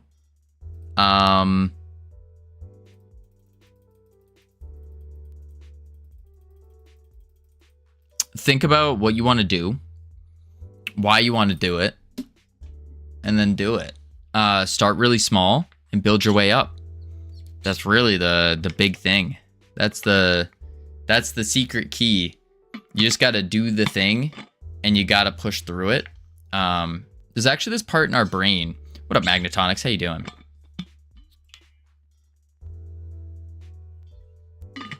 There's actually this part in our brain that was just recently linked to longevity as well. And what happens is this part of your brain, it grows as you do things that you don't want to do. And I think that's really cool. So if you force yourself to do something that you don't want to do, you're growing your brain in doing so. But the big thing is, and I say this pretty often, is I think about motivation as a hill with a tree at the bottom. And what happens is you start off, truly a big brain tactic. Indeed. You start off with a little snowball, little tiny snowball. And then you roll it down the hill. And as you roll it, like a normal snowball, gets bigger and bigger, but inevitably it will crash into this tree and you will no longer have a snowball. And that's probably where you're at right now. This is the stage of like, oh, I have no more motivation. Really, the only secret is you need to remind yourself why you're doing the thing you're doing, what you're looking forward to it and all that. And you got to climb back up to the top of the hill. Climb back up to the top of the hill and pack a new snowball. Now, the size of snowball is also proportional to the tasks that you are doing. So you start off with the simplest task possible. Simplest task. What I mean by simplest task, I mean so stupidly simple that you are almost insulted that you're even being assigned that task. For example, when I was heavily depressed, my task for the day was to move a foot over, pick up a Monster can that was laying on my floor and put it in the recycle bin. That is literally like 3 inches away from where the can was. That was my starting snowball back when I was like super depressed. And now my new snowball is like some simpler game dev task. And yeah, so that's what I would say. Do that. Do something very, very simple. And then over time, you'll push yourself, get a little bit more challenging, take on a bigger task. It's all about starting though. You have to start the snowball, and starting it's the hardest part. But once you get through that, then gravity is going to do the rest for you. My stage is that that didn't snow. A dirt ball. That could work. Yeah, dirt ball. A clicker game now. Yes, a clicker game now. So we're pausing the lifeguard game for now, so then I can go on a little anime training arc. Planning is also hugely important. Big projects are overwhelming. Small steps aren't. True. Although, something I'm starting to kind of lean towards that I've learned a lot from prototyping a game and stuff is that, and just through other plans, is planning out the basic stuff is important. Like, be very, very clear about your goals and what you want to achieve. Very, very clear about it, and the time it's going to take to achieve it, which is the part that I struggle with. But the biggest part is you don't need to actually plan out. And I'm starting to think it's worse to plan out the little steps to get there. Rather, so basically you have your goal. Let me draw it. You have your big goal here. Don't bother planning out the path to get there. Because what I'm noticing is 9 times out of 10, this path is not going to look like that. This path is going to look like woo, woo, woo, woo, boop. Something like that. And half the time, this won't even be from your own doing. Half the time, you'll be walking down the path, and then all of a sudden, boom, there's a tree in the way. And you're like, oh, gotta go around the tree. And then you get back to the path. And then by the time you get back to the path, now there's something else there. It's not bad to set daily goals. Yes, I agree. Daily goals is good as well. Daily goals.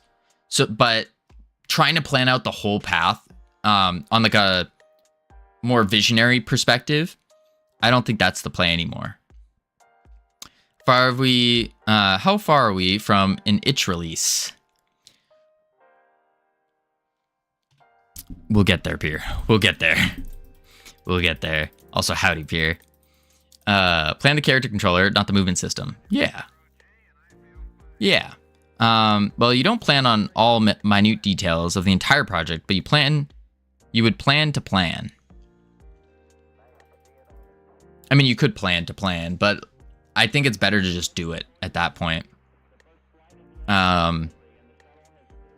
Yeah, that's something I've just been noticing though, is having a couple goals per day is good. But typically, as long as your goal is really, really solid and you know, like it's very clear to you, then the path to get there is usually going to be kind of aimless at times because there's so many things that are going to get in the way that you just can't plan for. For example, Project 2. Project 2 we had planned for, and then something got in the way, and we're like, oh crap, good thing we made a backup plan to our plan. We jumped to Project 3, which is the lifeguard game, which we weren't supposed to be starting for another 4-ish months from now, or actually a little bit later. And then all of a sudden, boom, something ran into that, and we're like, oh crap. Oh crap. And so we had to pivot. So plans like that, I think, are unnecessary. I think you just kind of do the goal. The path to getting there doesn't seem to matter as much as long as you get there. For the game I'm working on, we have a few phases, but we only have work broken down until the end of July, most being documentation and experimentation. Seeing what's left to be done is super reassuring, though. Absolutely. Absolutely. All right. So let's go into our button again. This is our button. We have a... Oh, this is going to be used for pop-up window showing extra details to be added.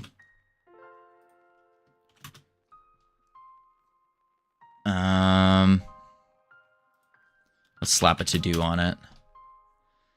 Okay.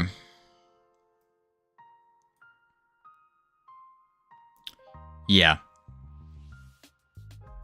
And that should be good. So now we have modify upgrades and data, which will correctly modify everything.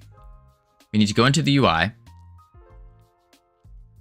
And before we even do cell mode, we need to calculate the total cost.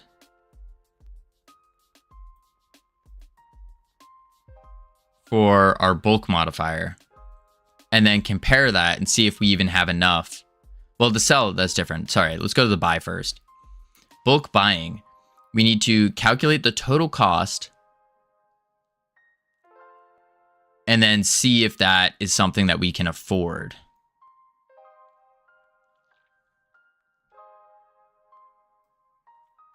Yeah. So let's make a, because but we're going to be breaking this down into functions anyways. Let's do a can afford. Function can afford, adored, can afford. And we want the upgrade as a string. And then we're going to want we can leave that actually. And this is going to return a bool. So return. Let's not do a return there because it's a little bit more complex. So we need to say, we got to save all of them as a var. So var doubloons equals multiplayer manager dot player data, and then doubloons. Then we want to say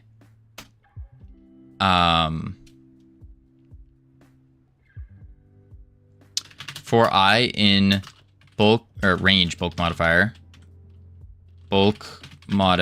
This is the 1, 2, skip a few kind of thing. We want to do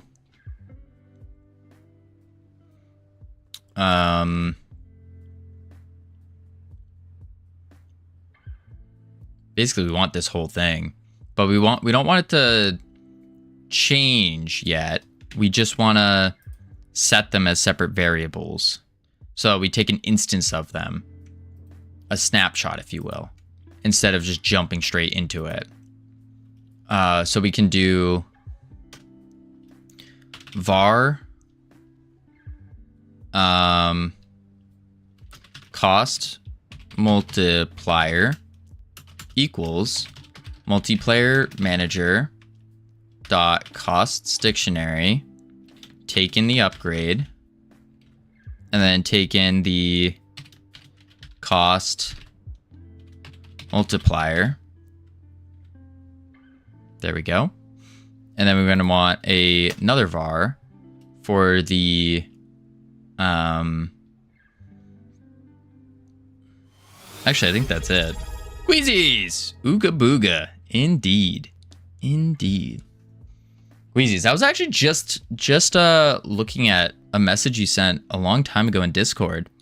It was weird. I was going through my Discord, seeing who, like, I had a bunch of message requests that were labeled as spam.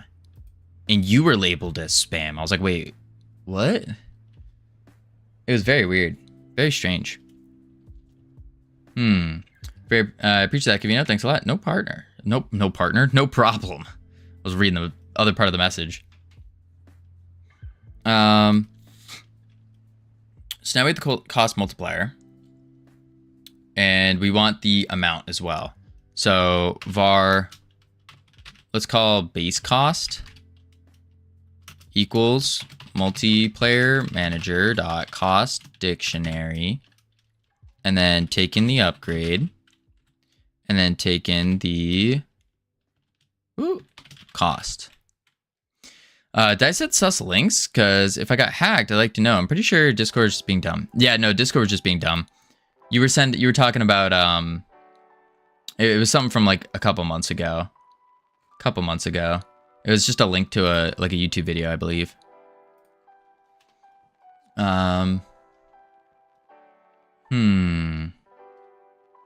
For iron range bulk modifier, we want to do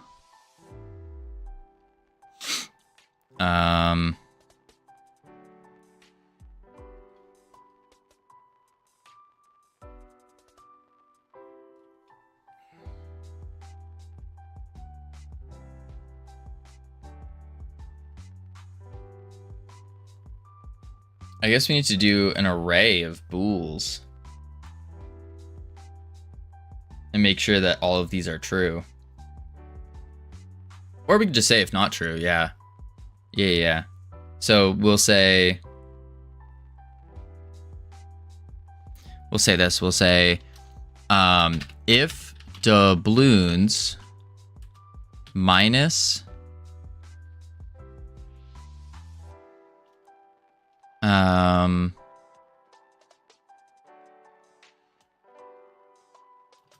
base cost times cost multiplier is greater than or equal to 0, then we continue. Big up, LT. How you doing?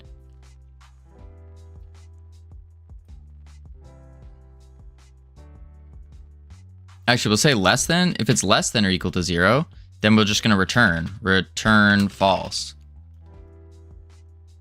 Otherwise, return true. Good, man. What about you? Doing pretty good. I mean, pound cake. It's so good. Ooh, fancy. Fancy. And then I need to add to that number.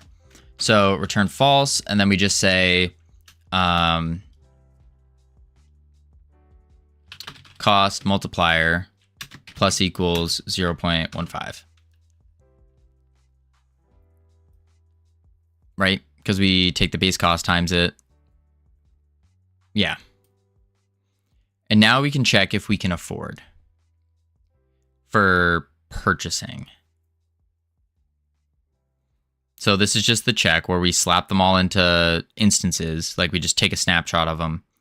And then this is where we're actually manipulating the data.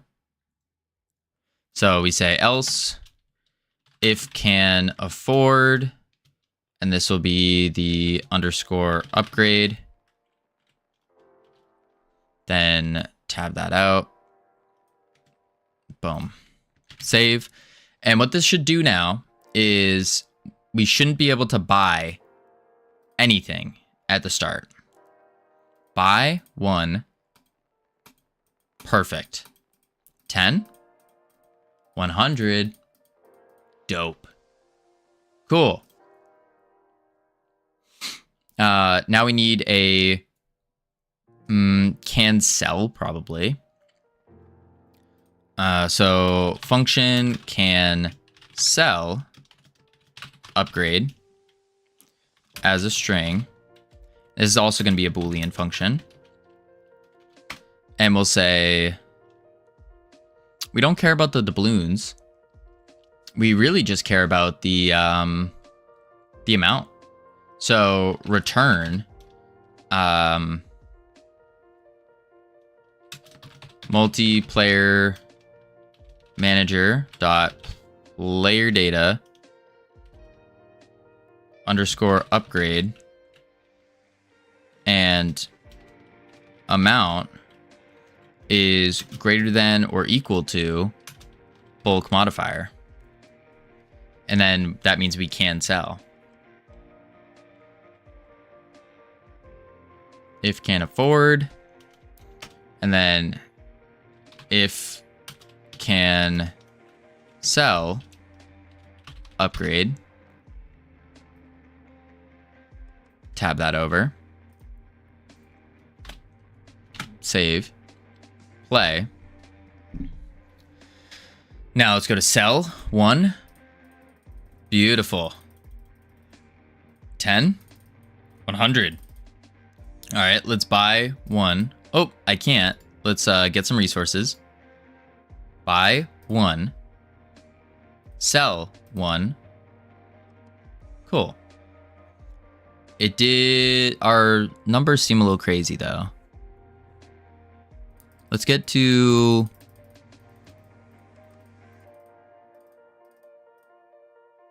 $150. And let's buy 10.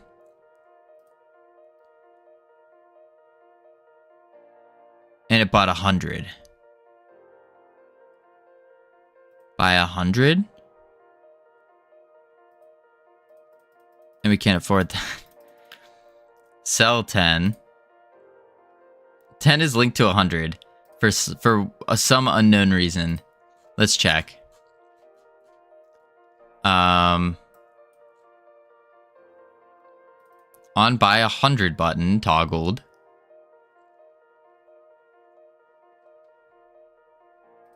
Let's check here. On 100 button toggled. On 10. On 10. On 1. On 1.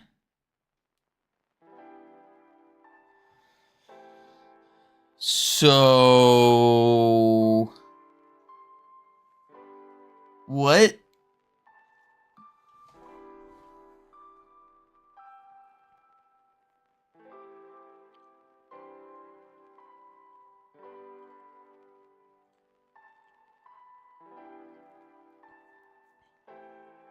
That's weird.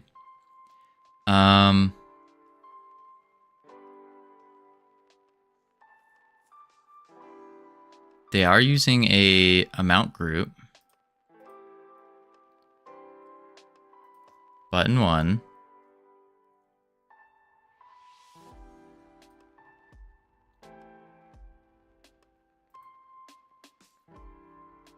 Why is that not working?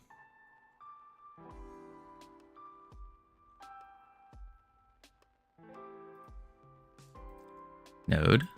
Go to method. It's literally right here. That's 100. Go to method. Okay.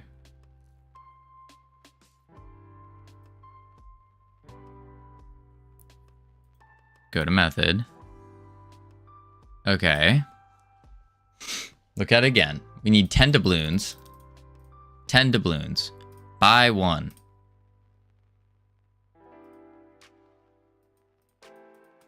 Why can I not afford that?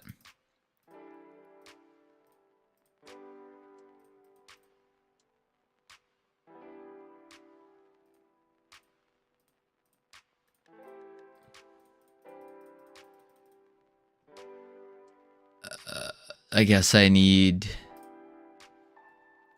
let's see, can't afford.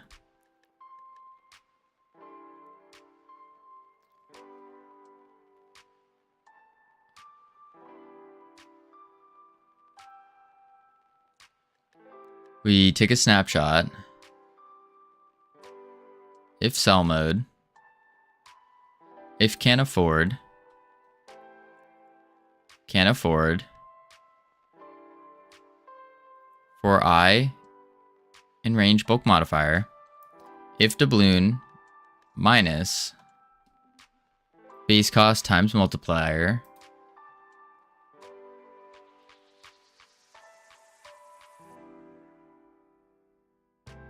Is less than or equal. Wait. This needs to be greater than. If doubloons minus. Yeah, it has to be greater than. No, wait, because we're returning false. So if doubloons minus the cost is greater than or equal to 0, then we return false, as in you can't afford it. We don't want that, though.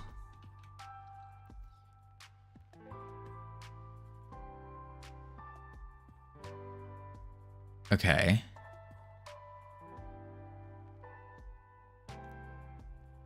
Let's do...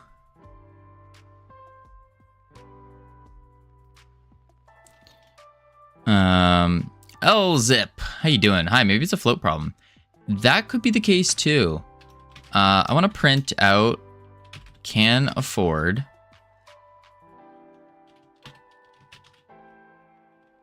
And then we're going to do can afford. And then I want to print out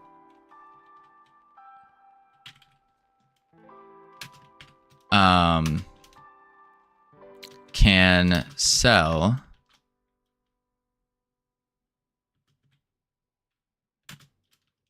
Can sell. And see what prints out here. Try with 10.1 doubloons and see. 10. Buy 1. Can't afford false. Can sell false. Interesting. So let's get 11 doubloons. Can't afford true. Can sell false. Back. Hey, Covino. Do you have Mo Betas down there? No. Mo Betas. I don't think I've ever heard of that. No.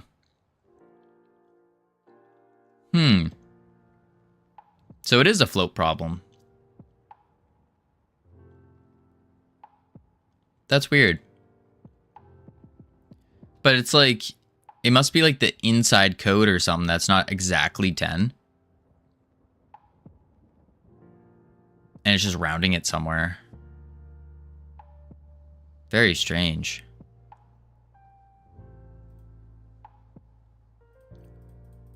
And 10. False, true. False. True. And then we bought it. Then let's sell 1.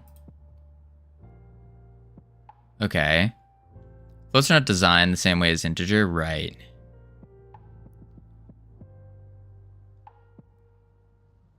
Sell. Buy 10. And it said we could afford it, and it bought us 100 on 10. What? Sell 10.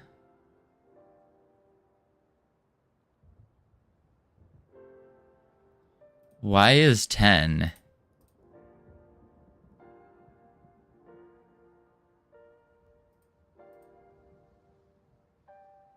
Can't afford 10. And it bought 100. And then brought us at negative.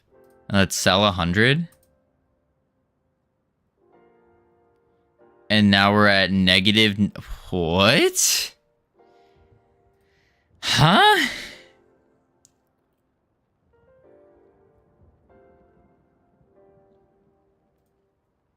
Modify upgrade in data. Modify, upgrade in data.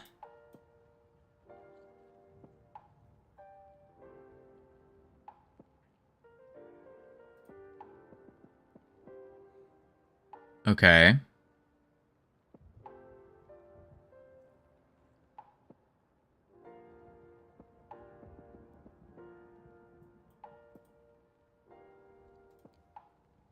So, it's a really good Hawaiian style food. If you get to Dallas Fort Worth, you should try it.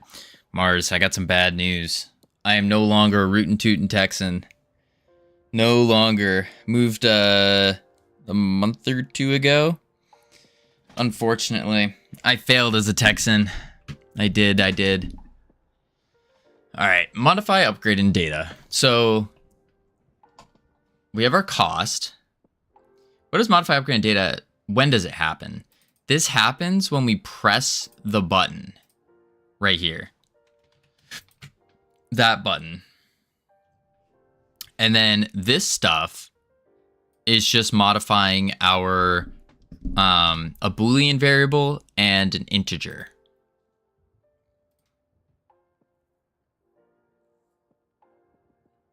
Now, what state are you in? This may affect my viewership. Oof. Ooh, Mars. Maybe I don't mention what state then.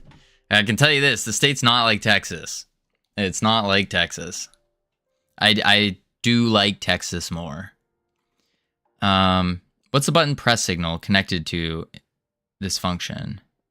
That button's press signal is connected to this function.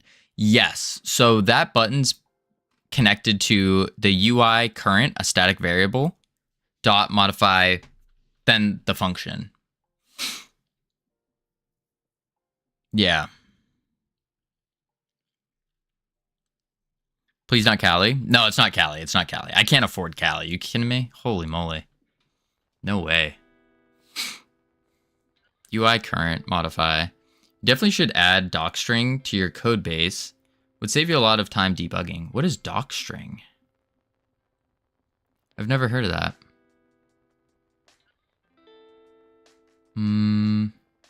Yeah, so on the button pressed, we're telling the UI .current to modify, upgrade, and data.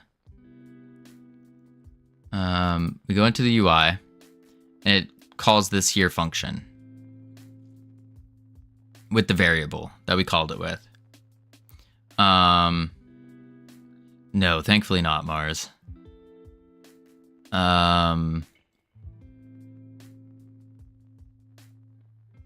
Cost dictionary. Upgrade cost.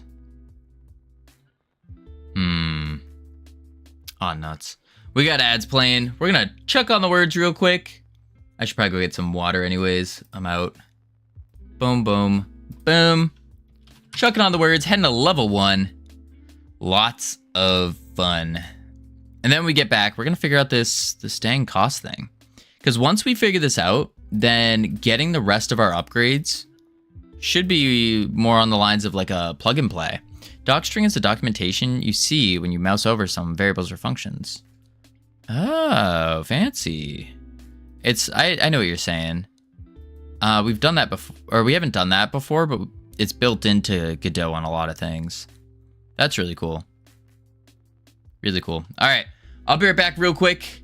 See my last message? I was gone.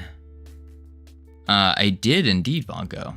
I did. My other complaint would be New York, but PNPC lives there, so I could live with that pass. I even watched Settlix, and he's in Cali, so you're good. Yeah, living in New York does not... That also sounds very expensive. Very expensive. All right, I'll be right back real quick, and then when I return, we're going to figure this out. Figure this out. And that's it. And then we get all of our upgrades. It's easy as that. Boop, boop.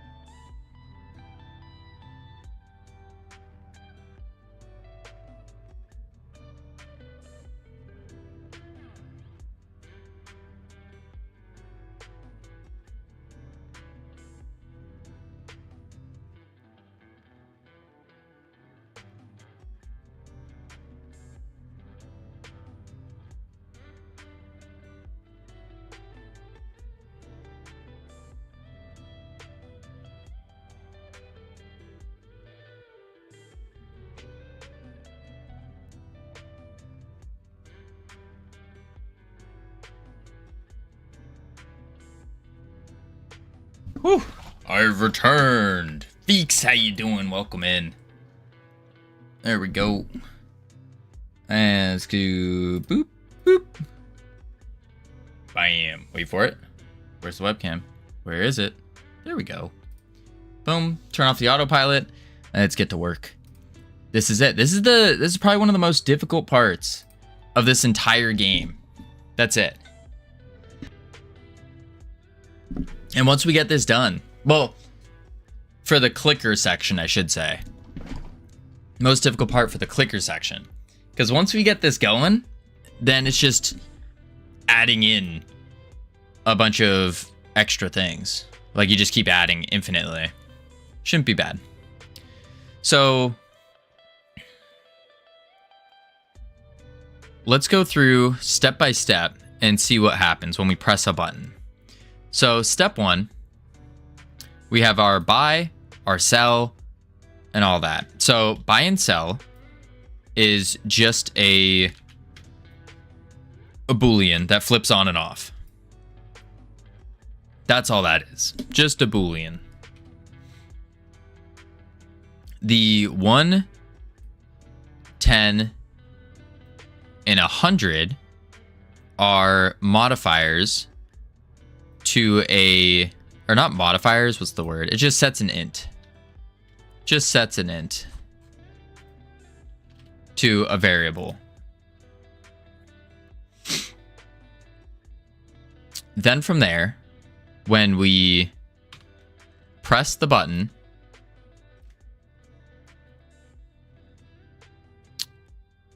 it will first check these variables that I was just highlighting. So sell mode, which is the Boolean.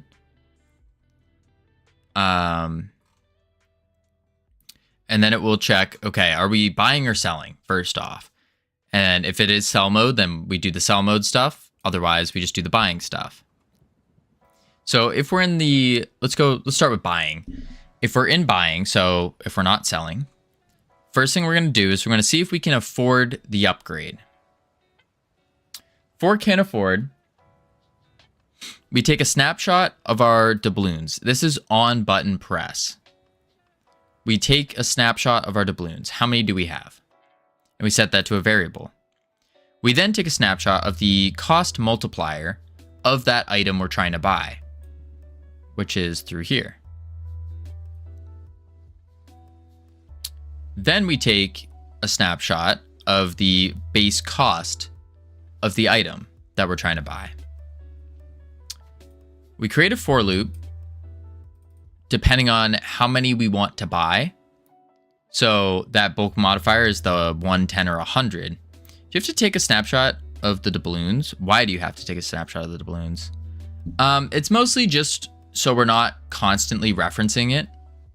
That's really the idea or the intention. Is it necessary? No. I think it's just cleaner to do that. But maybe we don't. Maybe not. Maybe we just take the exact. But this is only on. Yeah, I mean, look, we can try it without it. I don't think that's going to change too much. We just do this. Are we rubber ducking? A little bit, Cody. Quite a lot. So we can do that. Seems like an unnecessary step. That's fair. Okay, we can do that. And it's mostly to I mean, the big purpose was really just to shorten the code a little bit. Because this right here is both of these combined, which is a lot. Anyways, we check our current doubloons, how many we have, and we minus that from our base cost times the cost multiplier at that time. And then if that number of doubloons minus, say, 30, so let's say we have 50 doubloons, minus 30, these are just random numbers. If that is less than or equal, or sorry, if that is less than or equal to 0. So this would be 20. If 20 is less than or equal to 0, then we return that we cannot afford it. That's not correct.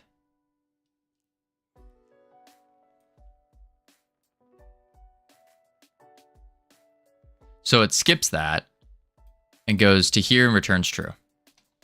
What does line 41 do? This right here in line 41 under can afford. So if we can afford it, then we are looping through however many we're buying, either 1, 10, or 100. Line 41 in particular checks our upgrade, checks how many we have of the pirate ships, and then just adds the number that we purchased to it. So if we're buying, the bulk modifier is either 1, 10, or 100. If we're buying 10, then it takes the amount and adds 10 to it. So 10 times, you're going to add 10 to it. Oh, shoot. Good catch. Wait a sec. Wait a sec. That would make sense. That's why I was doing 100. Holy moly. Yeah, we don't want to add the bulk modifier repeatedly. It's because I was doing it. Okay. I see. -1 + 1. Yeah, that makes more sense. Let's see how that interacts now. So we want 10 doubloons to start. 10. Let's buy 1. We're at 10. It costs 10, but we cannot afford it.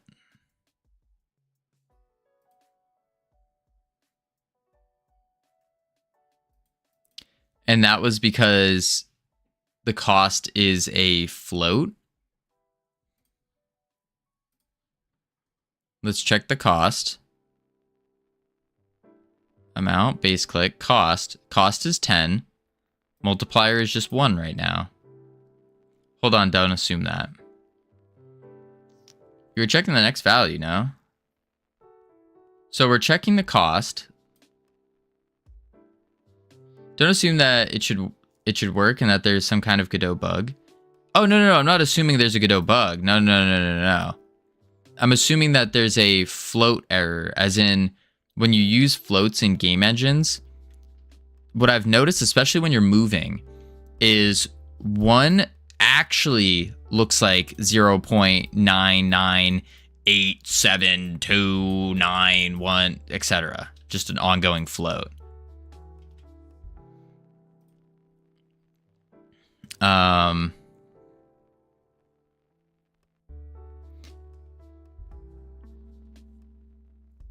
Yeah, 0.01 plus 0.02 is not 0.03 in code, right? When performing subtraction with floating point numbers in Python, you may encounter unexpected results due to the inherent limitations of binary floating point representation. For example, like subtracting 0.1 from 1 might yield 0.1999996 instead of the expected 0.2. Right, that's what I'm getting at. Nice if you can stick to ints. Agreed. Why would this code work? Why wouldn't this code work? The balloons less than or equal to base cost times multiplier return false. Because of this floating point thing going on when we take into account code. That would be that's the reason.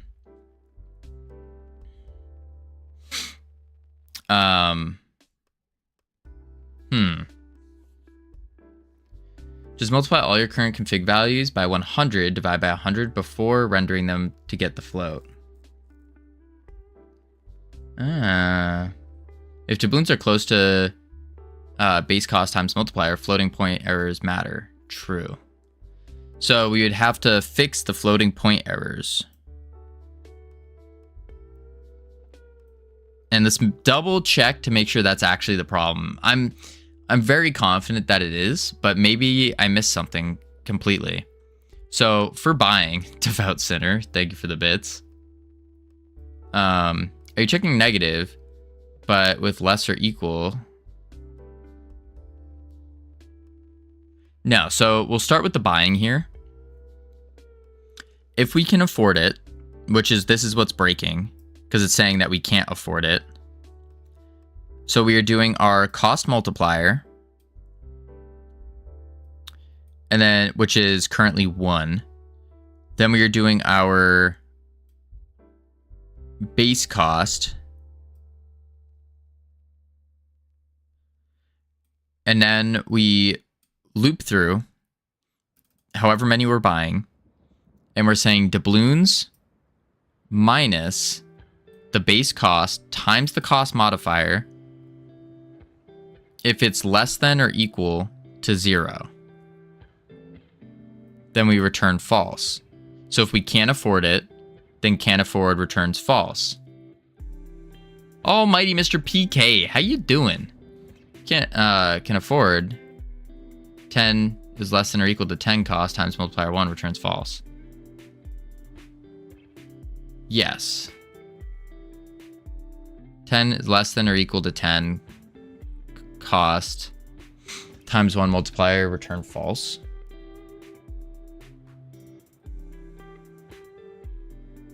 We're just saying if 0 is greater than that number, but it should be true because you have the 10.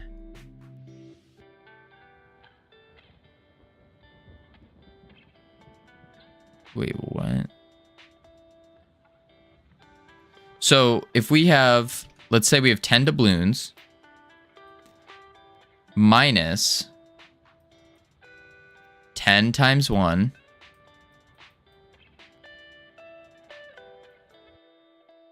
That's not a good times. 10 times 1 is 0. Oh, because I have an equal. Because I have the equal. That's why. We just need a less than. Boom.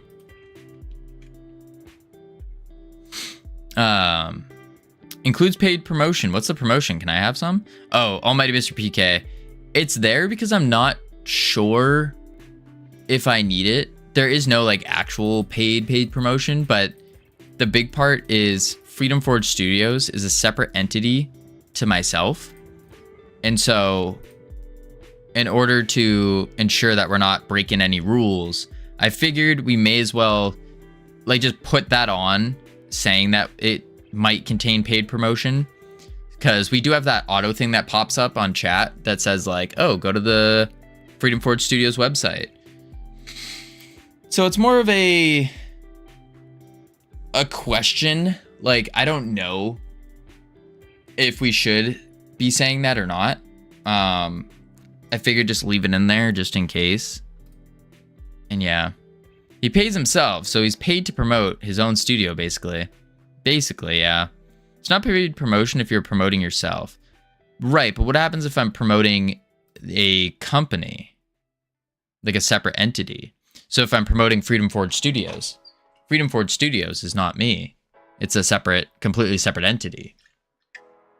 Cost multiplier always starts at 1, even if after you bought something? No, Cody, once you buy something, it goes up by 15%.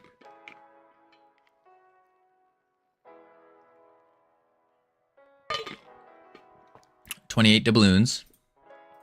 We can't sell 10. Sweet. Can we buy 10? Ah. Interesting. It allowed us to buy 10. Howdy, Cam.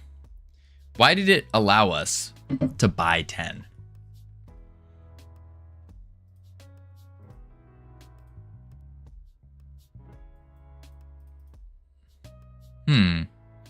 Where's my fitness? I looked like you weren't updating the lookup table after increasing it. Oh, it looked like. News. I don't really have a news command, PK. So why did we buy 10?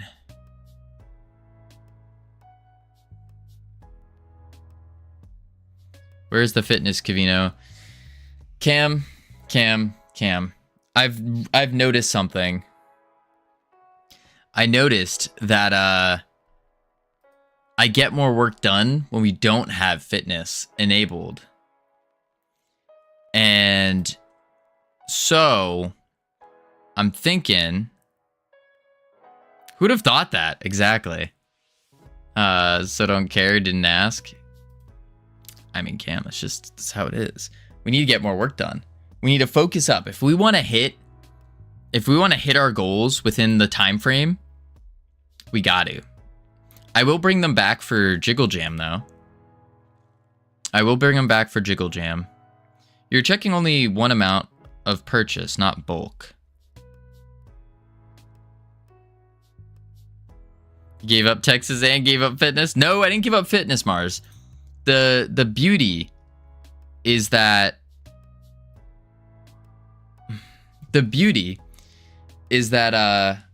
without doing the fitness redeems, it means I can actually work out on my own and not risk getting injured again.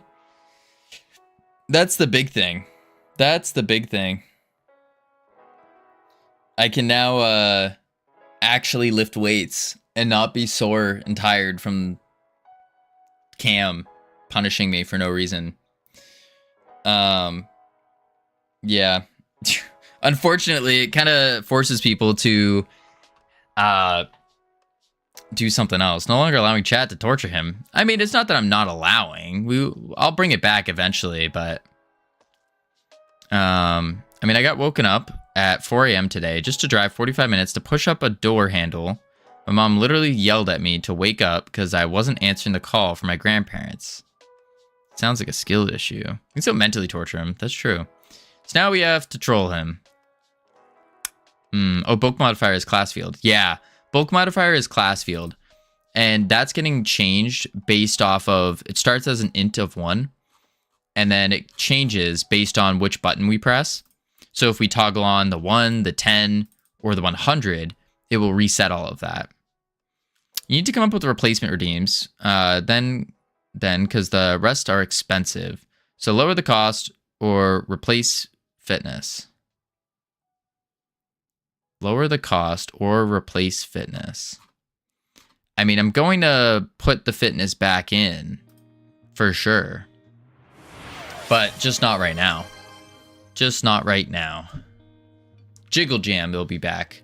But I have to think of, I need to think of what other redemptions I could do in the meantime.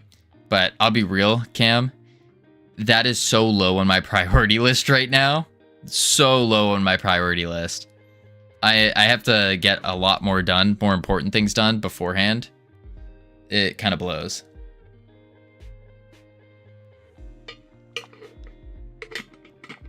Our entertainment is lower on his list. No, Mars. No. That's not the case. No. I'm trying to push myself a little harder, a little bit extra. And I'm pushing myself harder so then I don't have to give up a day of streaming. Because I need to get more YouTube content out there. And to get more YouTube content out, I gotta edit videos, but editing videos takes a long time. For every 1 minute of edited content, it's about an hour of work. About. And so if you do the math there, a 20-minute video is like 20 hours, assuming you know what you're doing. So really, it's like, we'll bump it up to 24 to 28 hours. And yeah, that's streaming 6 hours a day. And then I have another 6 hours, but I have to use other 6 hours. If I had a girlfriend that likes editing videos, see, Mars, that would be top tier. Top tier. Find a girlfriend that loves editing videos. That's what we need. That is what we need. Absolutely. Or we just make a lot of money from this game and we hire someone who likes making videos or editing videos. But the other thing is, I like editing videos. Like, I enjoy the process. It's just the time to do it. Holy moly. All right, so if can't afford upgrade, then why was it letting us buy more? So for I, in bulk modifier, if we're buying, say, 10, this is 10. It will go through this each time. And it'll go through this 10 times.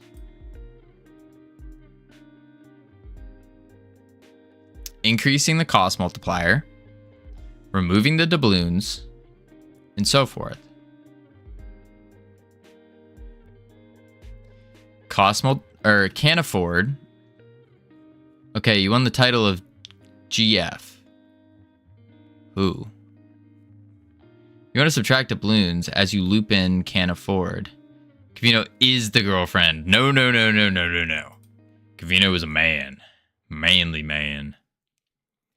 So you want to subtract doubloons as you loop in can't afford. Right. Which we are doing here already. It's the first line. Is we're subtracting the doubloons. Let's go into can't afford. And in can't afford, if doubloons minus... Oh! Because I'm not... This is going to be the same thing every time. That is why I saved it as a separate variable. That is why. I need that as a separate variable. Because I don't want to manipulate this data. I just want to get a reference to the data. Doubloons. Get a reference to the data. If doubloons minus base cost multiplier. And then what we say is before we upgrade the multiplier, we do doubloons outside the if. Doubloons minus base cost times cost multiplier. Or minus equals, I guess.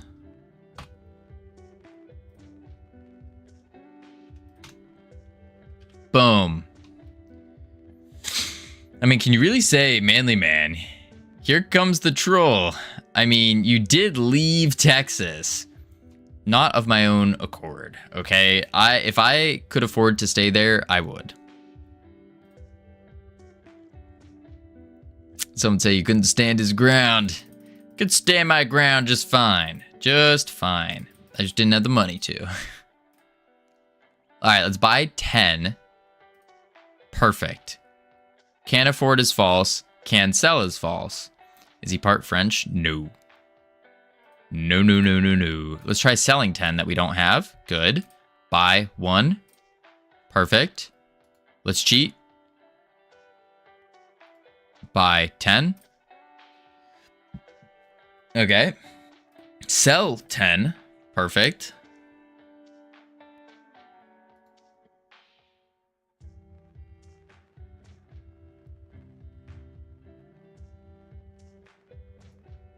All right. Buy 10. Boom. 351. Let's get to 400. 400. Let's sell 10. Nice. Buy 10. 10. Sell 1. There we go. All I know is what I see in here from watching, so it's not much. Wouldn't it be easier to DD a variable that's the base times multiplier for less code? What do you mean DD a variable?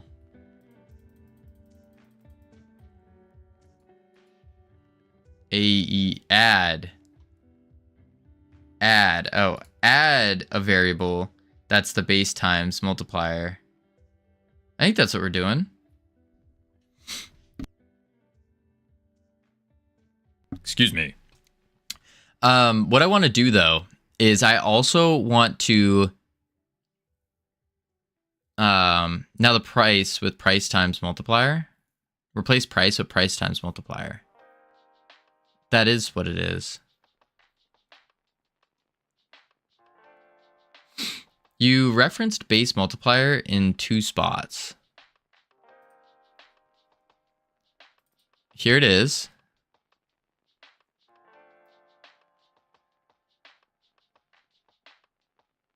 Cost multiplier.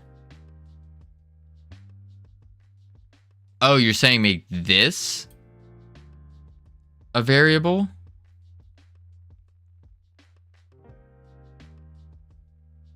So it says 40 on 1 and 100.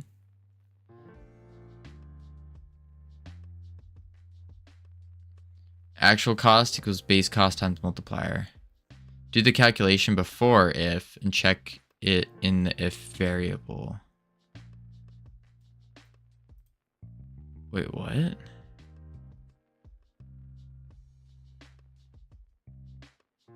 Do the calculation before if. So you're saying don't do the cost within the this calculation within the if.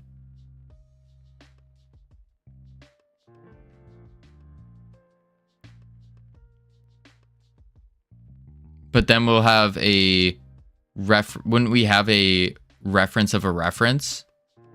And then that number would actually not change. I mean, this works. Move line 50 above the if and check doubloons without the calculations in if.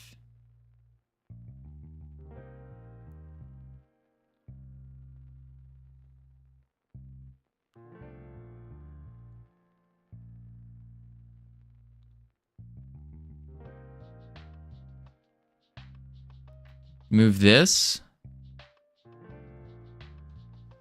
You're doing the same calculation twice. Oh, I see what you're saying. So I would do a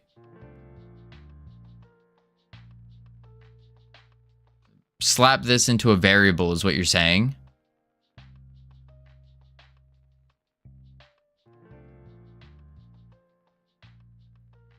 But that would just be for checking. If doubloons minus equals actual cost.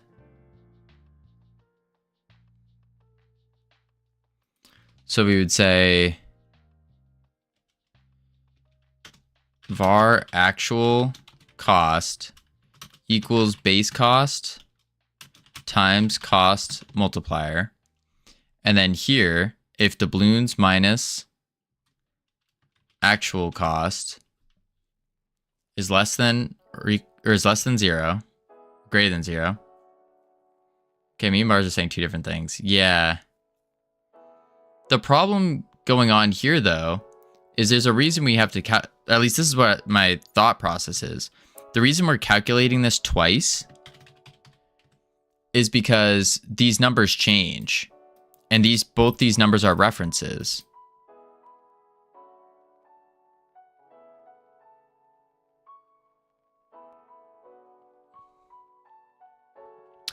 And so you would have to change. I guess you have to recalculate it up here. Yeah, wait, no, okay. So we would do actual cost here. And doubloons minus actual cost. Actual cost. And then doubloons minus equals actual cost. And then we add to the cost multiplier. This gets checked in the next run around. So it'd be that. And then we're only doing the math once. Makes sense.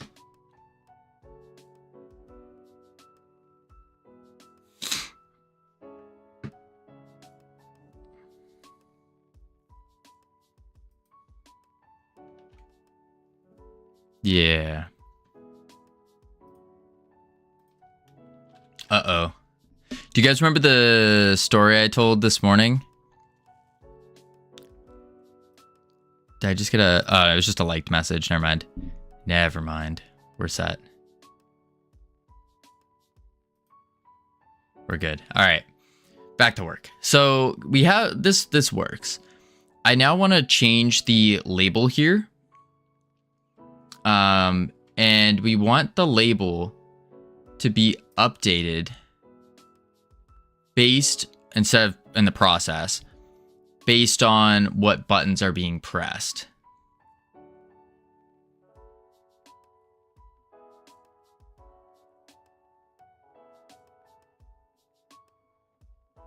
Let's skip the new variable as well. Just update the currency directly.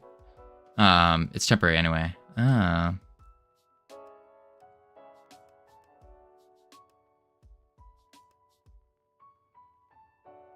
Oh no. Oh, I went too far. Okay, quick tangent real quick. So this morning, I told this story when we first started the stream, but you guys need context here. So I get a message on Instagram. I'm gonna tell it really quick. I get a message on Instagram, right? And probably die Vongo. And it was from one of my old university friends, one of his interns. So I guess my friend made a bet with his interns saying, hey, if you guys can guess by the end of the day, if you can name all of my college freshman roommates, if you can name them all, we will go out and I will buy you all sushi. That is what the bet is. And so one of his interns ended up reaching out to me and via Instagram. And so I get this message request and I'm like, oh, like I thought it was like a bot or something. So I reached out to my friend. I was like, yo, do you know this person? And he goes, oh yeah, that's one of my interns. And I go, oh, okay, let's have a little fun. So of course, me being, just like any other friend, you want to take your friend's side on the bets. And so I don't want to be the one responsible for making my friend pay all these, or like not pay, but like pay for sushi for all the interns. So I was like, I'm going to have a little fun with this. It starts off. The message starts off. Let me scroll up. There was a lot to it, but it goes, and I'm just going to paraphrase all of this. Hey, Covino. I work with insert name here, and I believe you guys went to insert place here together. Me and my coworkers have a bet with him that if we can't find his freshman year roommates, or we have a bet about finding his freshman year roommates. Basically, if they win, then he'll buy them sushi. P.S. Please don't tell him we texted you. The bet is over on the 12th, which is today. P.S.S. I'm also pretty sure you're one of his roommates, but I could be mistaken. Please help us. I wasn't one of his roommates. We were in the same area, the same like thing going on. We were friends. We were hanging out for sure. And so, of course, I'm not gonna give her the answer. But then I was like, all right, maybe what if I just gave her the wrong answers? That would be pretty funny. And then, yeah, that'd be pretty good. So I respond. I go, oh my God, yes, I would love to help. What other names do you have so far? And more importantly, what do you get for winning? Get a response back. Oh my God, thank you. We think insert name here, which was his actual sophomore roommate. And we couldn't even figure out the third guy. We're working with just a blurry photo. And so also mentions that the sushi dinner. And so at this point, I know that this is a real person. I texted my friend asking if they were a real person, and just to make sure. And I was like, all right, I'm going to have some fun here. And I haven't told him what I'm telling this person. So I go, ooh, sushi, bet. I'll count this as payback for the burger he owes me. Not true. So person name was actually his sophomore roommate, but you're looking for freshmen. So I'll give you some extra details to really freak him out even more. And then I start describing the hallway of the place. He didn't live in this hallway, by the way. So I'm explaining the hallway goes out, and then there's like a central area called the Cove. And he didn't live in the Cove. He lived out in the hallway. And I said he lived in the Cove, and I was like, we call those people the Cove Dwellers. The Cove Dwellers. So be sure to use that. And then I said myself, and then I reached out to another one of our friends, like our mutual friends, and I said, yo, we're going to be like I'm pulling you in on this. We're gonna pretend like me and you were his roommates, and we'll go from there. And so I basically completely lying. I tell her, I was like, oh, so it's me and this person were the two roommates you're looking for. If you want super bonus points, call him a cove dweller. And then if you really want to freak him out, say this to him. I'm a kooky chicken. And then I said, it's an inside joke from a party where we went and some dude was running around saying that. And then I was, to seal the deal, I went, obviously, do not tell him I told you this. If he found out, he would murder me for sure. Best of luck, and hopefully it goes well. Completely gaslit, completely lied about every detail. I sprinkled a little truth in there, here and there. The kooky chicken thing is just because I wanted to see if one of his interns would walk up to him and just go, I'm a kooky chicken. I thought it was funny. So then I get the response. Goes, oh my God, this is amazing. You're the best. Also, he told us that there were 3 roommates. Was he just saying that to throw us off? And I'm like, uh-oh. But then I twist it and I go, oh my God, that tricky man. Technically, yes and no. So the first week of freshman year is called Hell Week, where we had another roommate in the very beginning, and I said his name, but he ended up leaving midway through the first week. So I don't know if he would count that. And then, so I just made, like, there was a guy who did drop out within that time. What did I miss? Oh, Mars, I'm telling you a story about something terrible that I have done, and it's gotten worse. And so I sent a picture of the sweatshirt that we had for freshman year, where it had all of our names on the back. And I showed that guy's name was crossed out, the one that I made up. So she responds back. She goes, oh my God, that's definitely something he would do. Yeah, and that was it. And so I go, I send the picture, and then says, oh yeah, so then just says thank you and all that. And I was like, she said, I'm gonna call him out for trying to play us though. I was like, ooh, yeah, that's genius. I didn't think he would include this person's name. That's tough, but you're about to blow his mind. Good luck, enjoy the free sushi. Mind you, I told this person all the wrong answers. And so they're gonna confidently go up and tell him these wrong answers. I just got a message just now. Thank you. We're also making a presentation, so I'll send it to you for a good laugh. They're making a presentation to show in front of all the interns, giving a biography of my friend in order to get the free sushi. But I gave her all the wrong information. I might have just ruined this poor intern's life. She's gonna walk up so confidently, because I told the other friend about this. My friend who I like said was also a roommate. So chances are he was like on board with it. He was all cool with it. And so if she reaches out to him, he's just gonna say the same story that I said. This poor intern is gonna walk up in front of everyone thinking she just won. Pull up a presentation. Hopefully say the words, I'm a kooky chicken, no context, and present all the wrong information.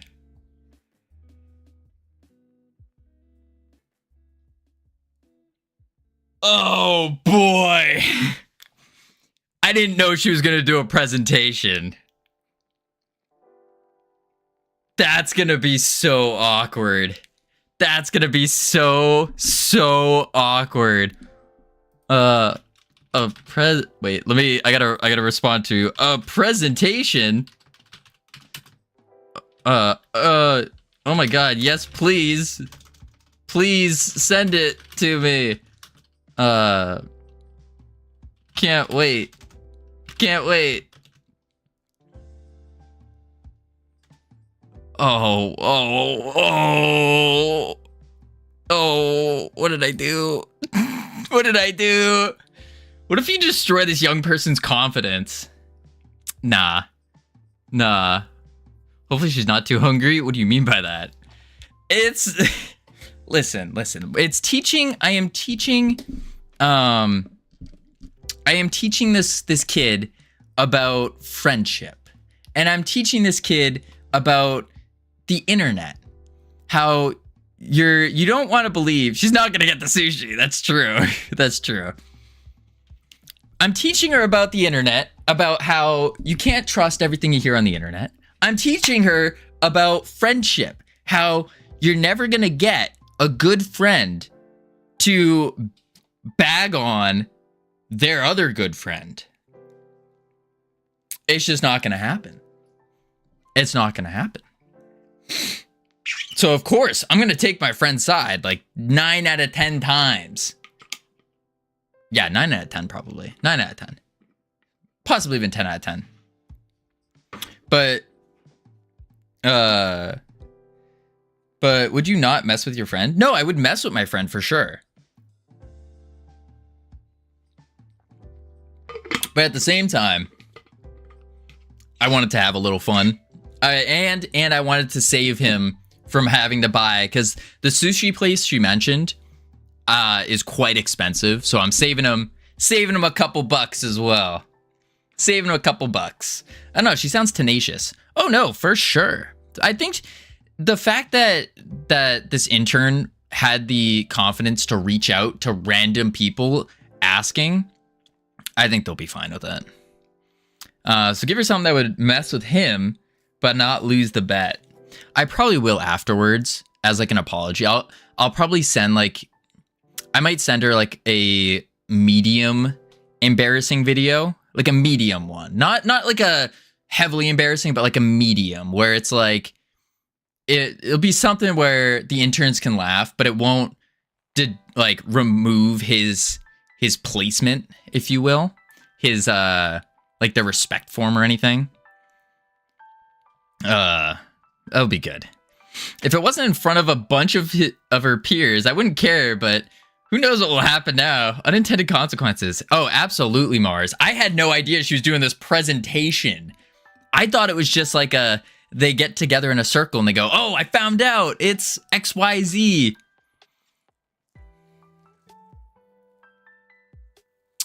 Presentation in front of the CEO. Imagine that. Imagine that. That would be hilarious. Man,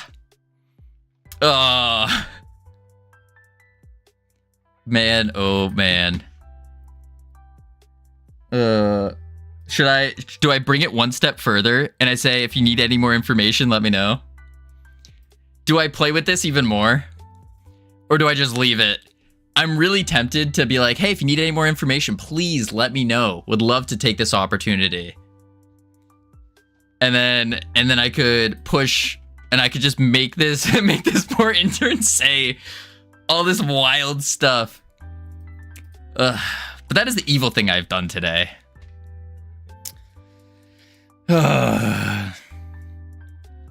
We'll see. We'll see. Covino's so weird. What do you mean, Celso? Why am I weird? Some random person messages me saying this. Too much info isn't good for lying. Well, yeah, of course. Of course not. Man, oh man.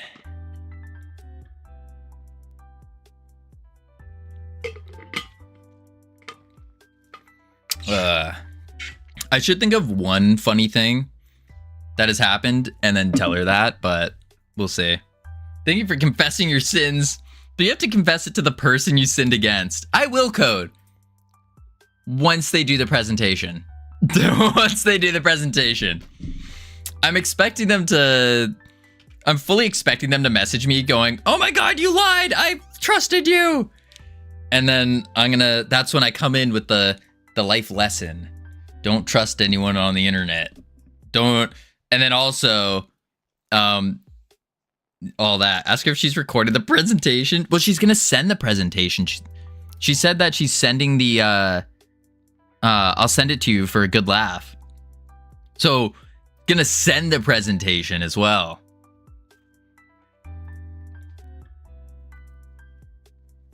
It's gonna be good. It's gonna be good. I'm excited. I am excited. All right, let's see here. I'd assume it would be a Google slide or PowerPoint file. Yeah, probably. Probably. I'm just a little, I'm interested to see what happens. You need the live reaction. Salsa Droma, thank you for the bits. Yeah, we'll see. We'll see. I gotta think of, I think I should say one more thing. But then again, like, if she's gonna go up in the presentation and say, I'm a kooky chicken, I think that's pretty good. Just some random nonsensical thing. IRL stream visiting the friend's studio for presentation. I can't. I no longer live. The craziest part is he lives where his work is where I used to live, just about. But I don't live there anymore. All right, so let's get back to work. Back to work. It's just this is an ongoing thing for today. And so it's just going to keep, I'm just going to keep getting updates every now and then. And, it's going to be good. All right, on mouse entered. We don't care about that right now. Modify the upgrade. We wanted to do oh, that's right. On the UI press. So down here, we're going to want to display how many points. So we need to go through the labels or something and display how many points it cost, or like how many doubloons it costs for each upgrade thingy. So what we could do is we do have this. We could we could make an array here, actually. That would be pretty good. We do one more V-box, and we shove the V-box, or shove the buttons inside the V-box. And I think that then we'll be chilling. So we have our upgrades V-box, and then we're going to add one more V-box to the V-box. Put the button... Oh, wait, before we put the button in, let's expand this out. Bloop. Stretch it out. There we go. And then we take the button, put it inside the V-box. There we go. Salsa Droma, thank you for the bits. Holy moly. Boom. Beautiful. Excellent. Phenomenal. All right, and then this will be called the upgrades...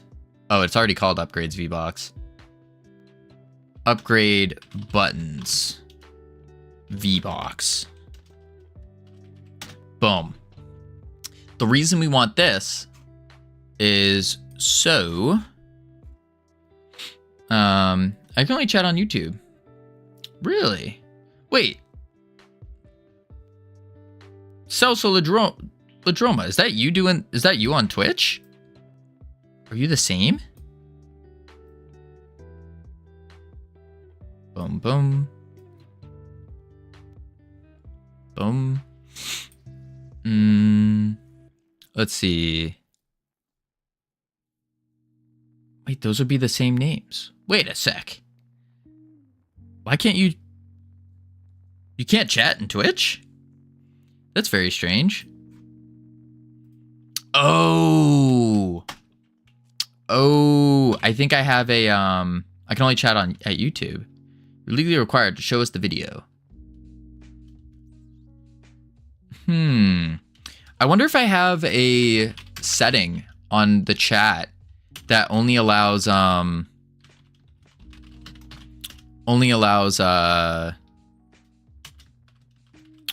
what is it called? What is the word I'm thinking of?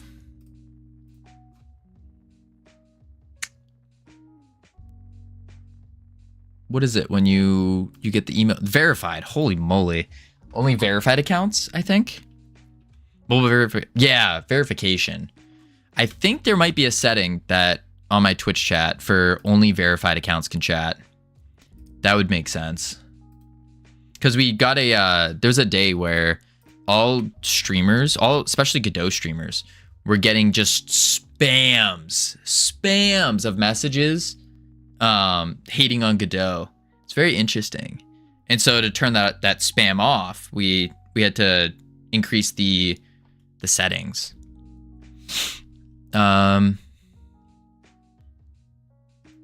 Let's see. So what we're gonna do here is we could say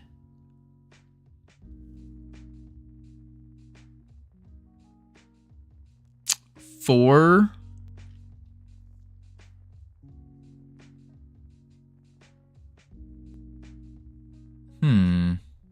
yeah, Twitch not sending me OTP, so I cannot verify because of CloudStrike. I don't know. That's very strange. Very strange. Give me I don't know if I can change that right here. I'll change that after stream today. So then tomorrow I can see if I can fix that. What a world. People hating on open source software is wild to me. It is wild, isn't it? It's very strange. I don't understand it, but hey, maybe they don't understand it. Owned label text. So we basically just need to update this. And outside of the thing. Was in the woke dot period. No, it was actually after, like pretty far after. No, it's a Twitch problem. Oh, it's a Twitch problem. Huh. Did you send a message out? See if they would fix it? I guess we need a function here for update labels. Update labels. And then this is where we just snag these two.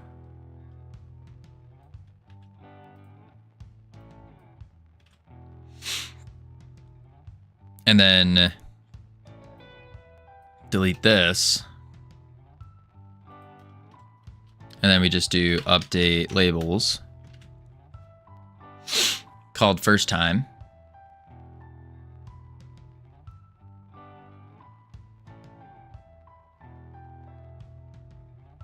Makes me lose brain cells. It is what it is. Then we could just call update labels after that. And then we can do in here.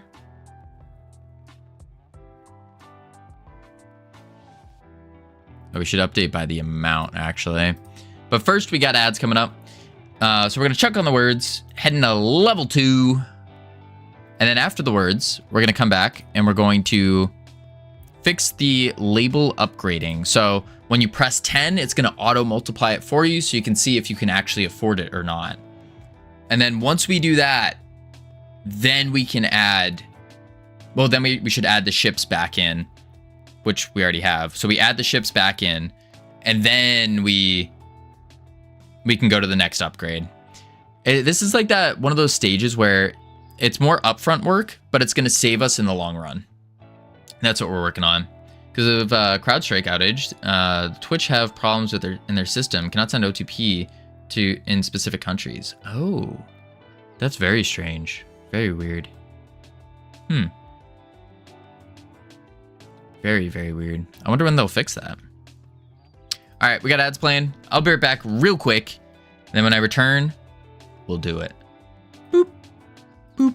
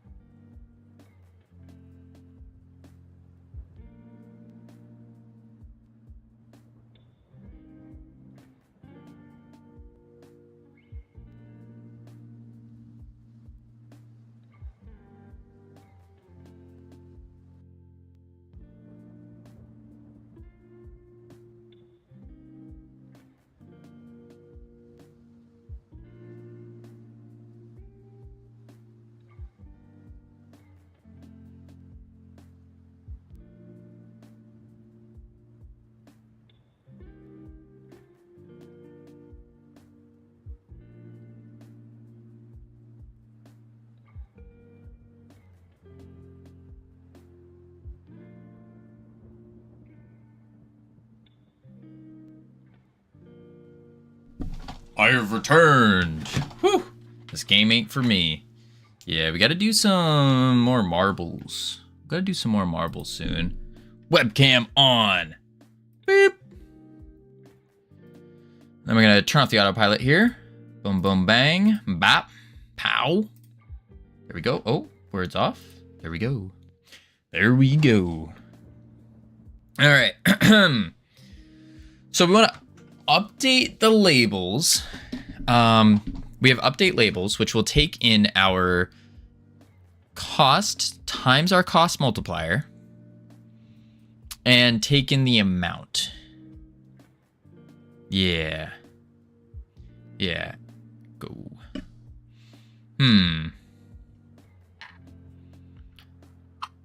Unpressed is when the labels will update again. Because that's if we buy it. And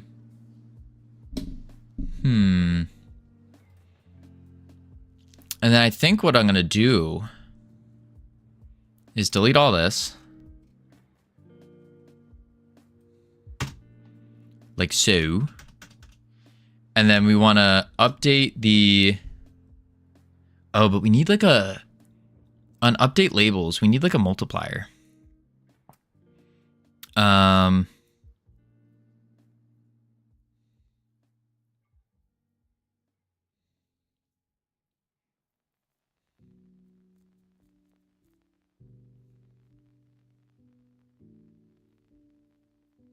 Yeah, so we're going to want a multiplier as a float.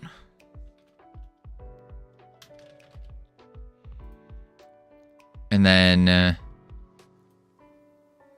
times multiplier, like so.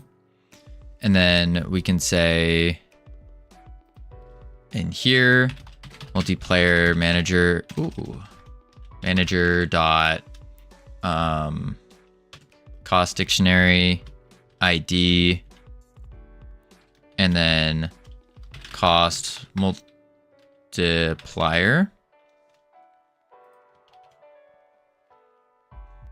and then same thing in there. Copy, paste.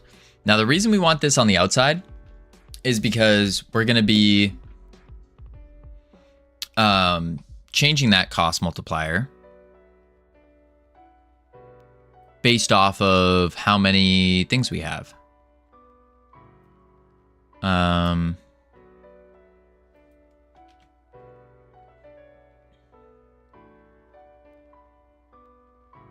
think. So we go into here and we want to say can't afford. So it's going to be in the buttons. On one, we're going to say for button, for upgrade in upgrade buttons. Is that a thing? Upgrade buttons dot get children. We're going to say upgrade dot update labels using a modifier, which is going to be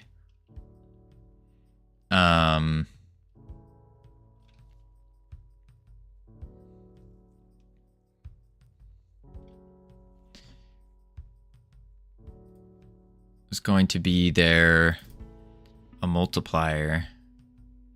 How do we know what that multiplier is? Oh, we could just have a multiplier on the multiplier, right?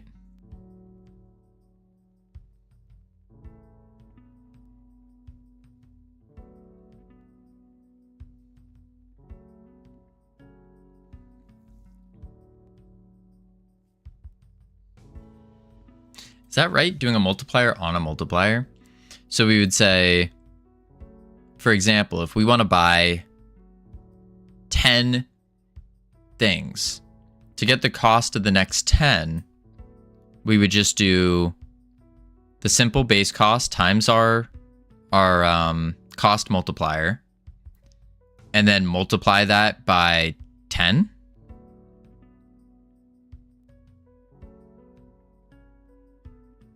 Or I guess we do the multiplier first. Wouldn't we?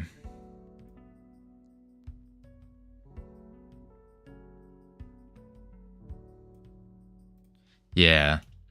Equals 1.0. And then we can remove u. Remove u. And this is only for the bulk things. And then we do times this times that. And then grab this and shove that into a parentheses. Cool. And then we say in here, in the UI, update labels based on bulk modifier. Same thing here. And same thing here. Boom.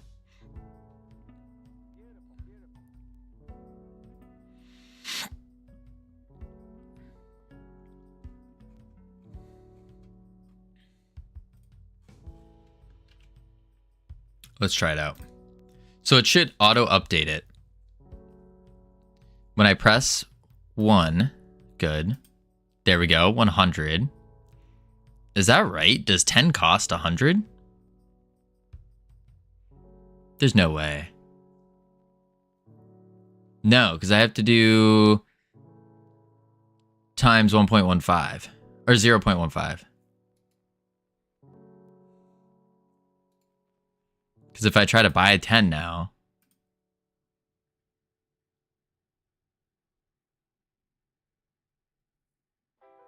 what?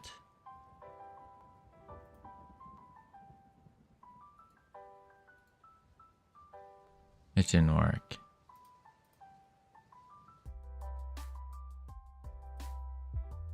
Yeah, it was like 188.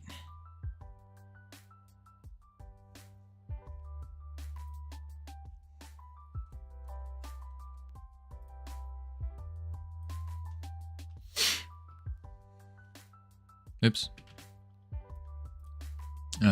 In here on pressed, we don't want to update.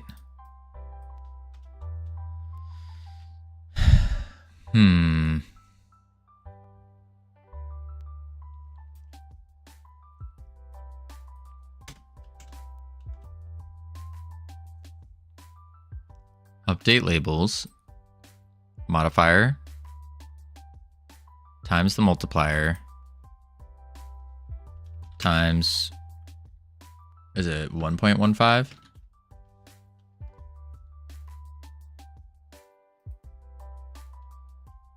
I guess 0.15.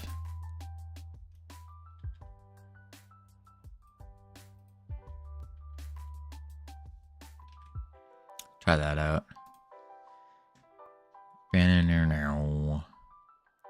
Buy 10. That is 1.15. Yeah, 1.15.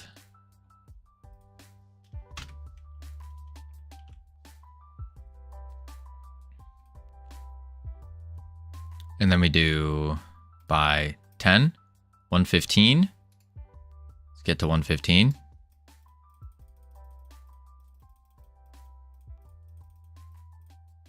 And boom. False. False.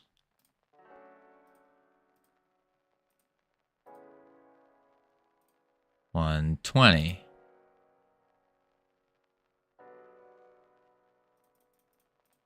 $125. $130.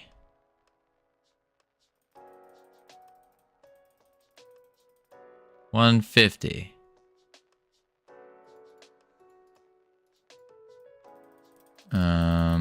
$200. Okay. 200. So that means it was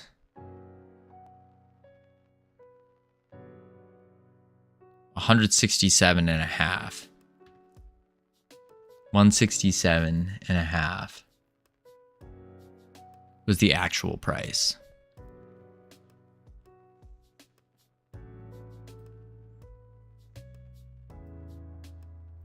$167.5.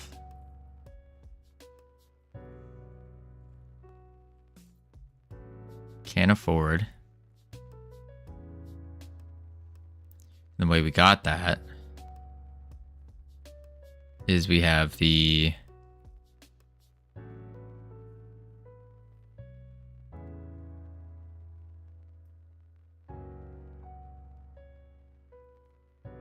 Hmm. 167.5.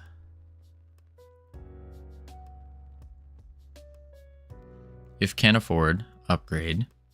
For eye and range, bulk modifier, player data doubloons, minus equals cost times multiplayer manager. Upgrade cost.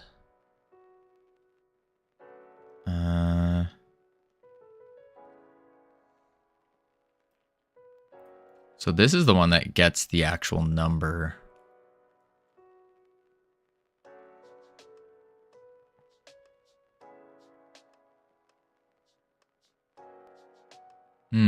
Escamina, good morning. How you doing? I mean, we could do a can't afford again. It's gonna be literally the exact same. What up, Ginger Cat? It's gonna be the exact same thing as can't afford. It's just not gonna return a bool. Rather, it's gonna return a number. And that number it's gonna return is gonna be a What, are you following me? I feel like there's a better way to do that, though.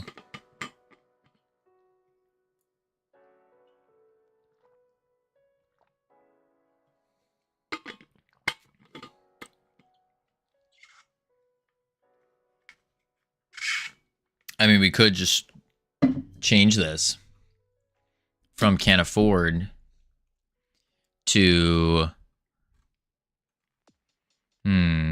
So I wanted to raid Covino, but something went wrong. That would be fair to join here. Oh, appreciate that. Appreciate that. How's Oik doing? What is he working on? What is he doing? Can afford.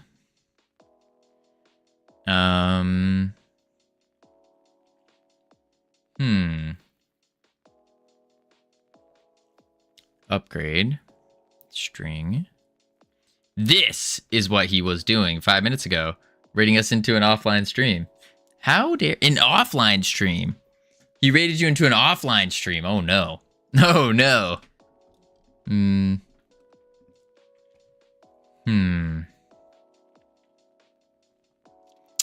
Can't afford.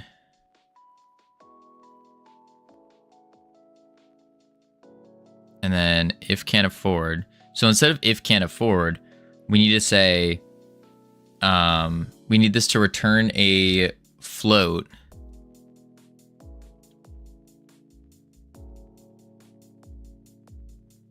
Yeah.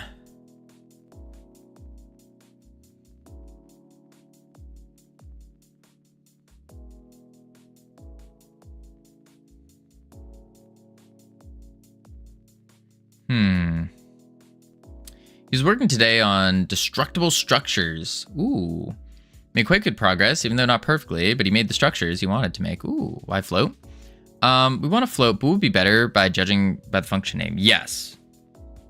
It would be. But we're thinking about breaking this function up because we're going to need the functionality of this function for bulk buying. So what we're working on right now is the greatest clicker game known to mankind. And to do that, we're looking at the bulk buys and the bulk sells. So what you can do is you can go buy 10, and then it would update the label for this. And then if you have enough, then it will let you. Otherwise, it won't let you. Same thing with 101, and same thing with selling.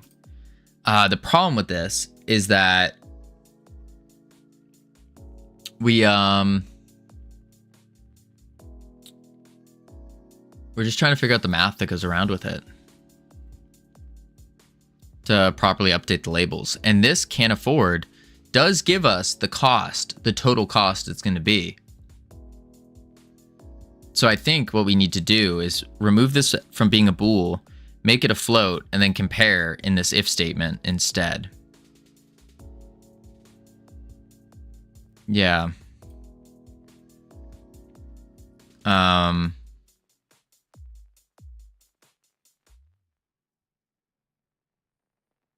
So then doubloons minus equals actual cost.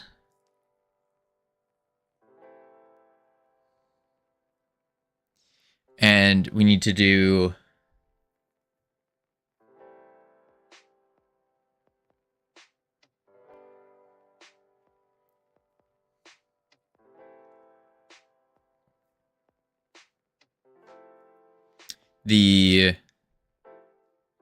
the final cost is just going to be actual cost, wouldn't it? Yeah, because it goes through it all. And then we need to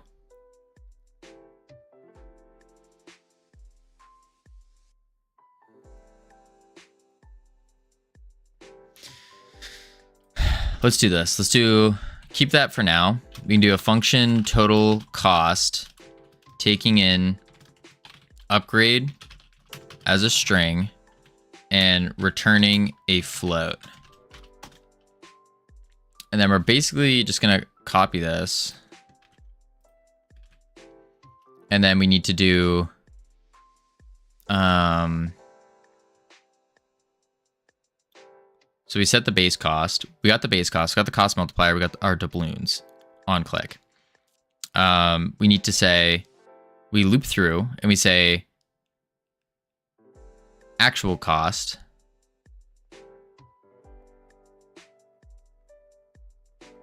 is base cost times cost multiplier.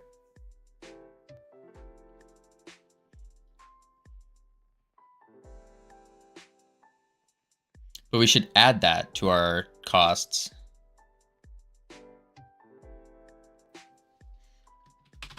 Oop.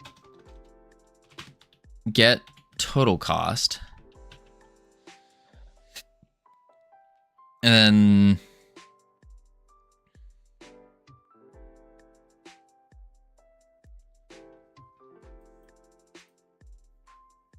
I guess we do another var for total costs as a float. And then in here, we don't want the check yet.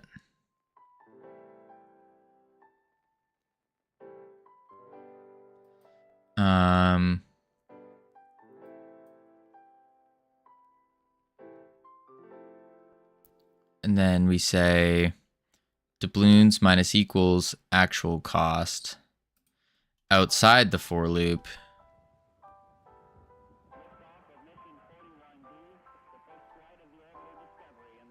I guess no. Then we say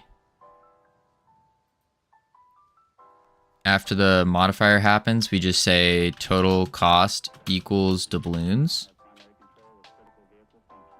And then we return total cost. Base cost times 1 times 1.15 amount.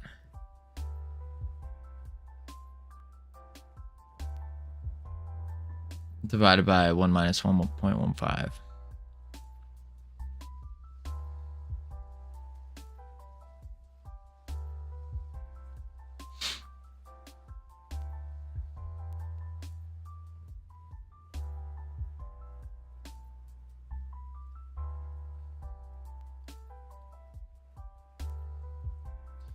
Base cost. So we don't need to loop it then, do we?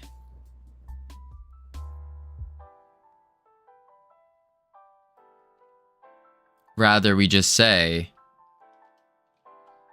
total cost equals base cost times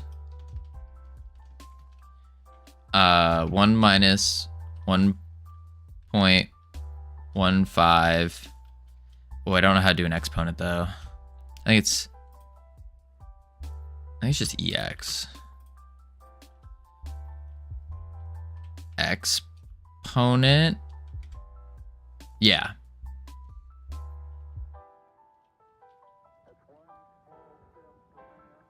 Which would be by the amount, which is the bulk modifier minus 1.15 dot exponent.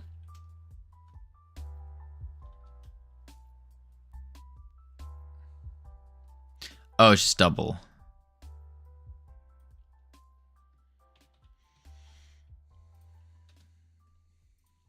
Total cost is base cost minus 1.15.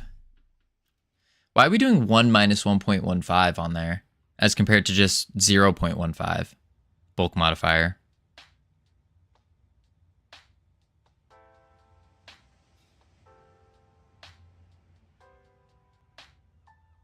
And then divided by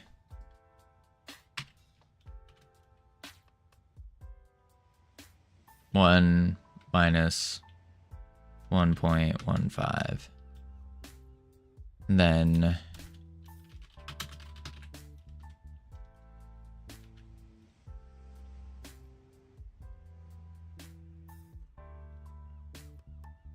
get total cost.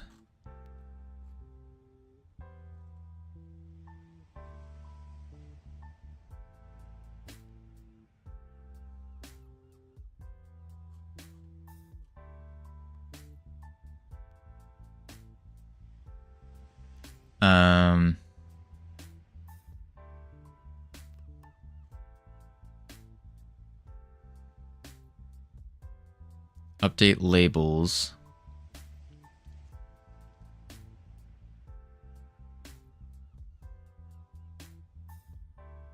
I guess the labels should update. No. How are we gonna get the upgrade for it?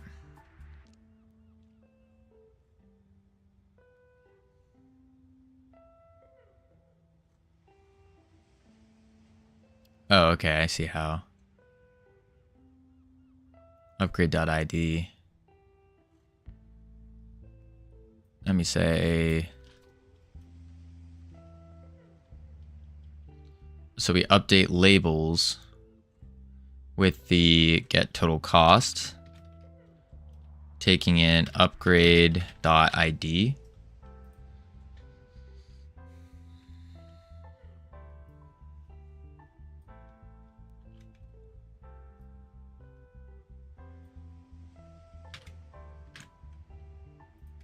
See if that worked. All right, it starts off at 1.15. I don't think that's true though. Wait, 100, 2000, bigger number, back to 1. Why is it saying buying the first one is 115? That's not correct.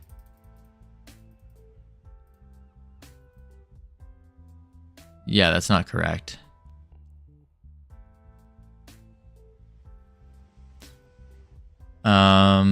The first one's 10.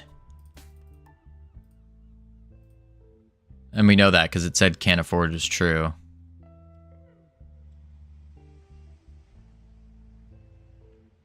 What's with all the clicker games all of a sudden?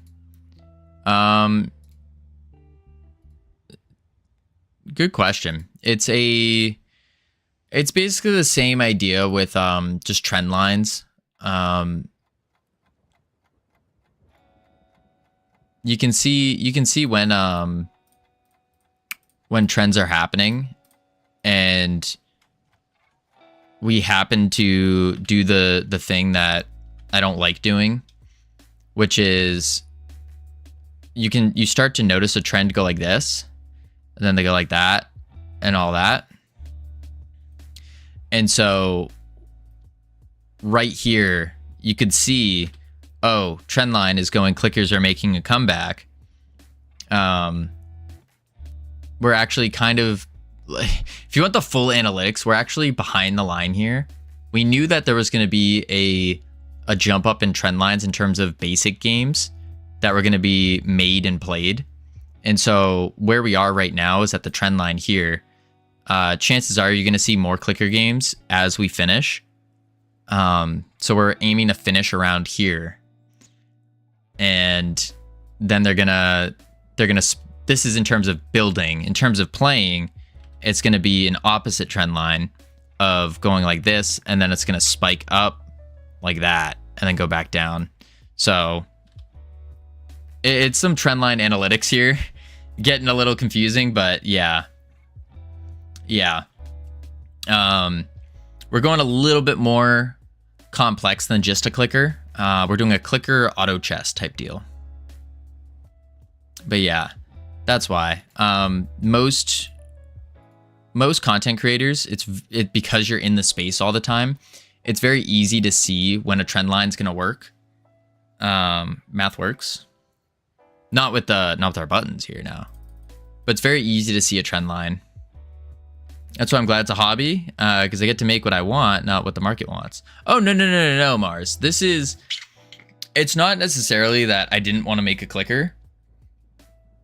It's more so that the original plan of making the Mario Party-like game, which, spoiler alert, is another trend line that's going to be happening in about 8-ish months from now.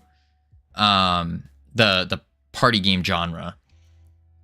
That's going to end up popping up again in about 8-ish months. But I was working on that, and it just so coincides with, like, that's what I wanted to do anyways. But with this project, because we're working on a party game, it was a little too above my expertise. And so I ended up having to go simpler. And yeah, clicker. I prefer factory games. That's fair. Give me 1 second. I gotta open this door. I am dying right now. Woo. There we go. Okay. So let's see here. Get total cost. This is incorrect. Party games does involve creating 20 to 30 separate games. Yes. And holy crap. Oh, there we go. The problem with it is it took 35 days to do a singular mini game. Multiplayer, that is. Singular multiplayer mini game. And that's just far too long to be spending. So we need to do simpler games. That way we can kind of go on a training arc of sorts. That's the idea. That's the idea. Ooh. Okay, so we have total cost, base cost. Yes, it's multiplying it by an extra 100. I really don't know if we need this. Ironically, the multiplayer part was probably not the limiting factor of development. What do you think was the limiting factor then?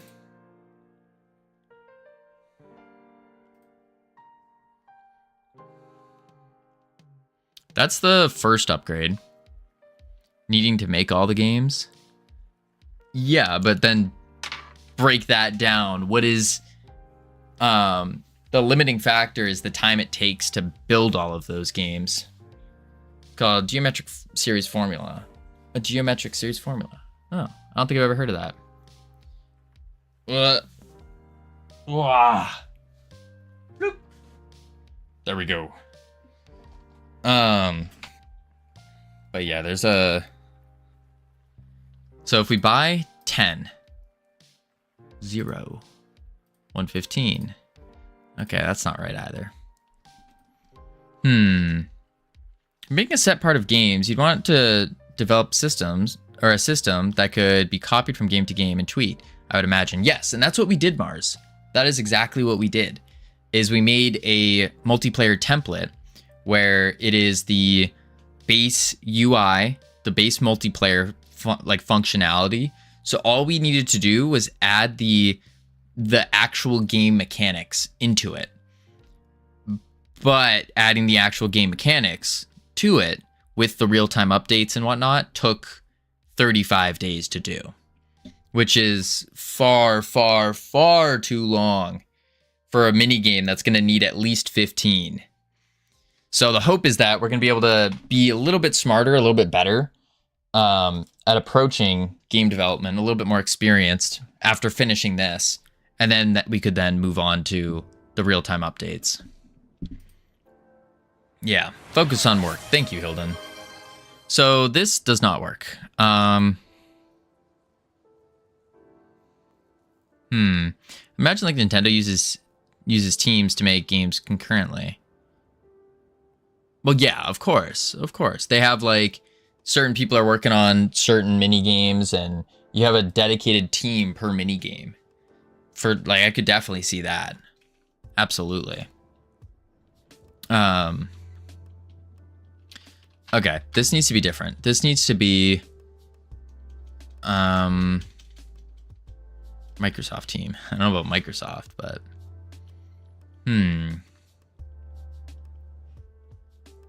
multiple internal development teams, and they're named really dried names like Nintendo Entertainment Analysis and Development. NEAD. Interesting. NEAD. Need. Nintendo Entertainment Analysis Development. Need. All right. How do we get the total cost? I think we do need that for loop in there. It's literally this. So we do this, we do that, and we need actual cost equals the base cost times the multiplier, doubloons minus equals actual cost. That's for checking. So instead of doing that, we are going to be doing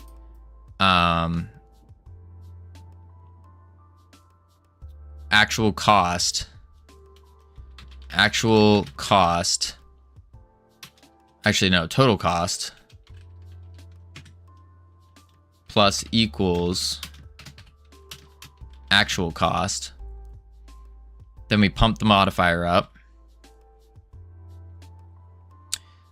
We don't need this. And that's it. Right?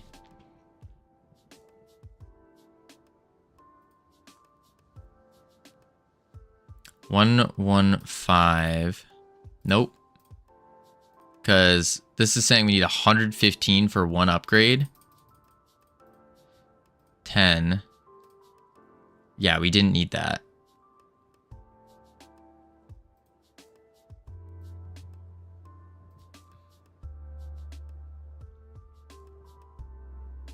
My game studio will have team names like Apollo, Juno, Pluto, Mercury, all named after Roman mythology.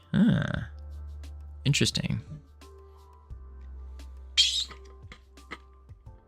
Nintendo Entertainment Planning Development Production Group, number 3. Ugh.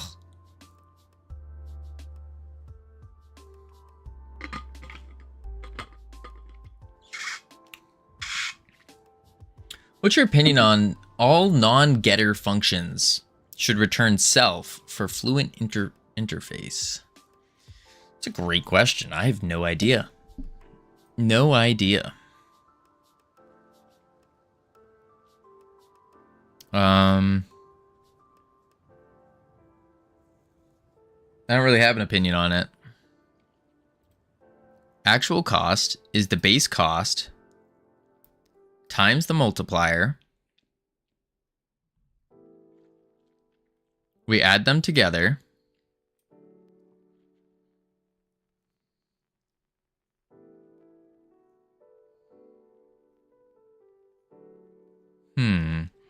I wanted to name it Olympian Waterfront Interactive, but Olympics was anything to do with Olympics trademarked, and they're militant about it. Very true. Very true. Yeah, you gotta be careful with the Olympics. They are heavily trademarked. Heavily. For I in range, bulk modifier. So we go through, we are looping through 1 through 10, for example, and we say the actual cost, var actual cost equals our base cost times the cost multiplier, which is the cost multiplier. Then we add total to the actual. We increase the cost multiplier. And we loop again.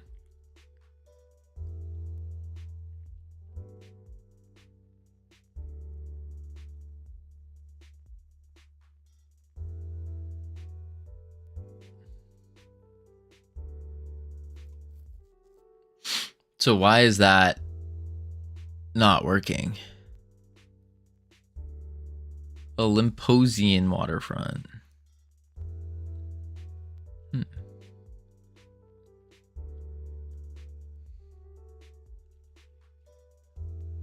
Man, we're held up by math. That blows.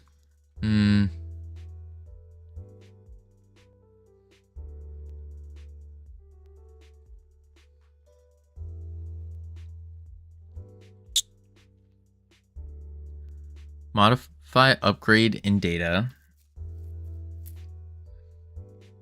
Hope your water levels are on point. Always are. Typical fat guy. Always.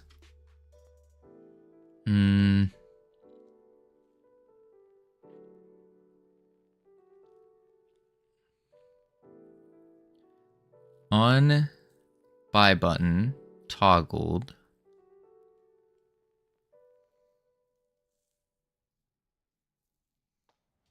Sell button toggled.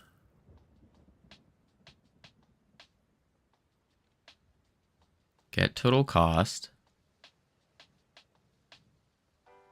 So if we're doing the total cost, let's break it down even simpler.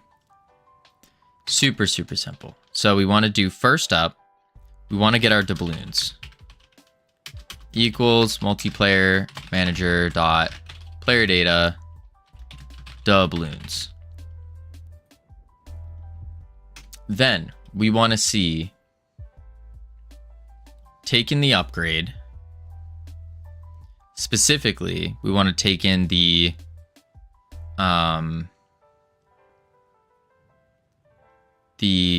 base cost of the upgrade. Base cost equals manager.cost dictionary upgrade cost.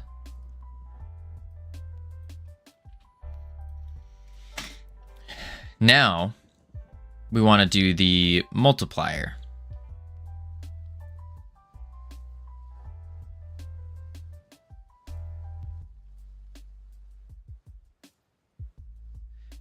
Yes. Cost multiplier equals multiplayer manager dot cost dictionary. Take in the, holy crap, I always forget where the brackets are. Upgrade cost multiplier. Now we want to do the math. So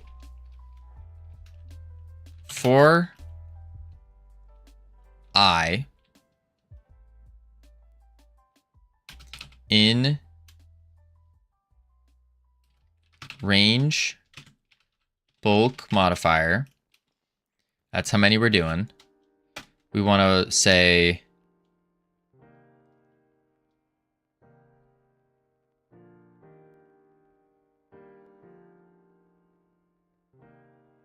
why do you need the player's current doubloons? That's actually a good point. We don't need it, actually. I'm thinking too far ahead. Good catch. Good catch. Oh, we also need a variable for total. var total cost as a float. Then what we say is for I in range, we do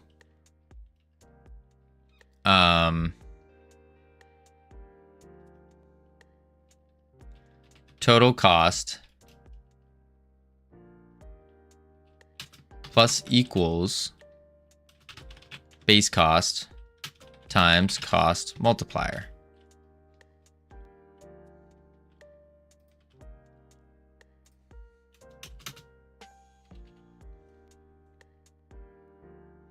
And then we do cost multiplier plus equals 0.15. After the for loop, we return total cost.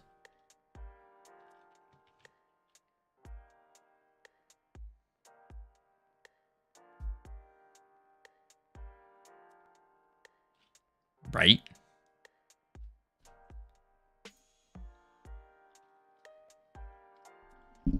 That's the first one. How much should 10 cost? One's... Oh, crap. I already forgot the number. Nope, that's still wrong, though. One should not cost 115. Or 1926. No.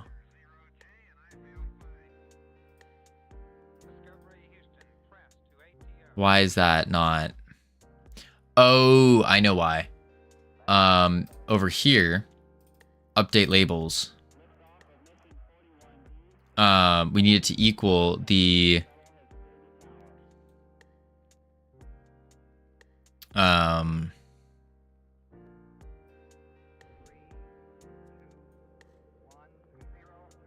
multiple total cost, get total cost, upgrade ID. But get total cost, we take in the ID, update labels, get total cost. Oh, I see. Update labels needs to have total cost here, and then we just replace this line with total cost. Same, and that's it. And then total cost is going to be the first run through. Multiplayer manager dot cost dictionary ID, and then we say cost times multiplayer manager dot cost dictionary ID cost multiplier.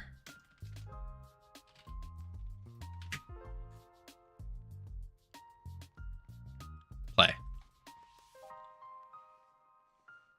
10 167.5 and 84.25. Perfect. Let's go to 167.5 by 10. There we go. Holy moly. So the math was correct. 167.5? Yeah. 167.5, yes. Problem, though, is we need to... That needs to update. Oh, there we go. It did update. It just didn't auto update when we purchased. So when we purchase them, we want to do on toggled buy button, can't afford. So you are not increasing each increment by 15%? No, we are. We are. At least I think that's what it is. 0.15, 15%. We're adding 15% each time.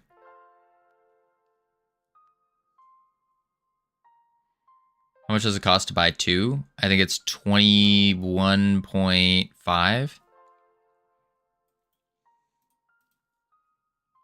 First one costs 10.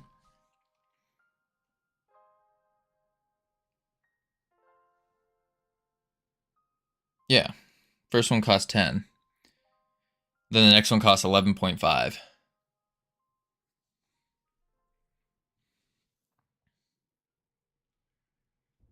All right, so we have can't afford.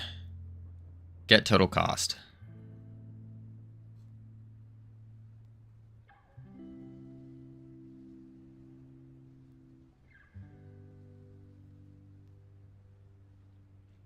Then we want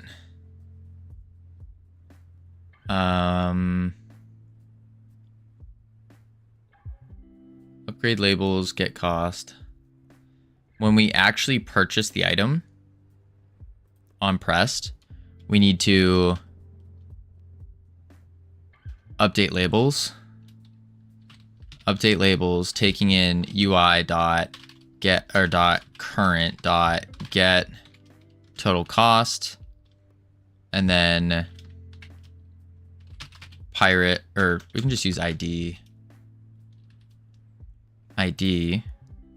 Change this to ID.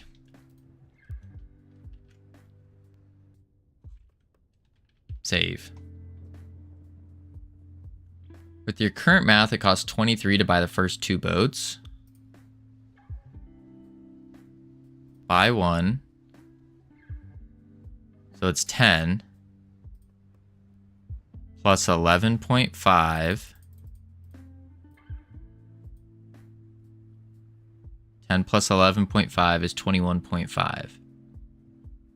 Where are you getting 23?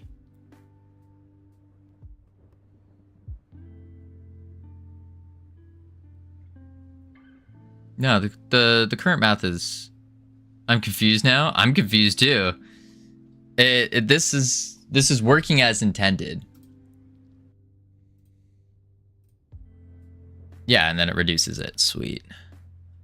So we have 25. Let's buy 2. Left over, it was 21.5. Yeah. That's correct. Okay. Now we need to do a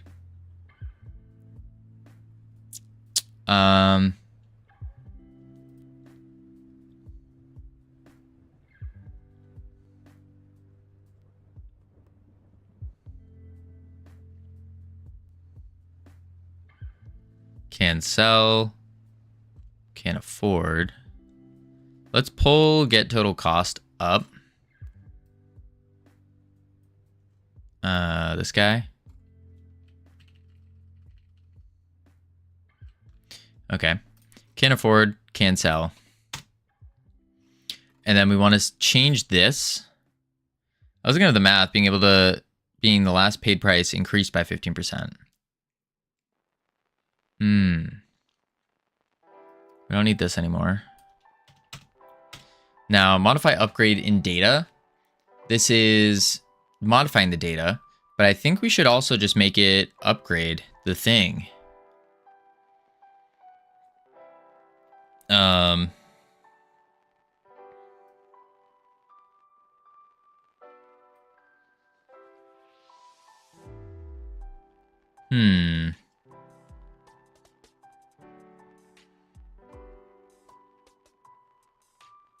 Into the button. We don't need ships. We're just going to do a number.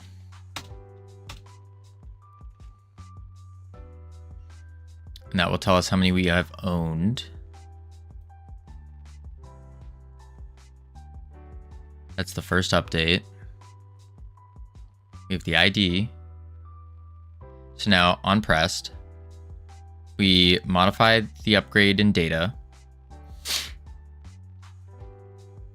And then we want to modify the other thing. Cam with the tier 3 sub. Holy moly. Thank you for the sub. Appreciate it. Ooh-wee.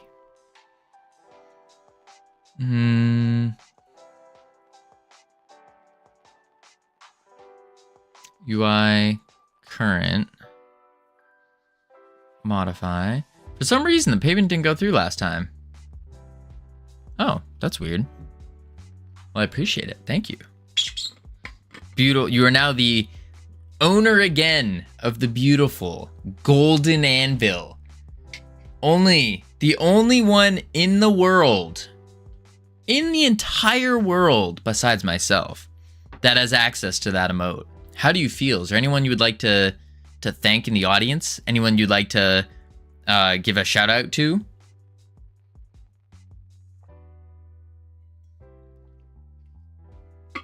Oh my god, what? I hate Savage. I hate Nor. I hate Sam. I hate Camilos. Wow. Wow. You hate all the mods. I hate Covino. Wait a second. Why? What do you mean? Is it opposite day today? Is today opposite day? Interesting.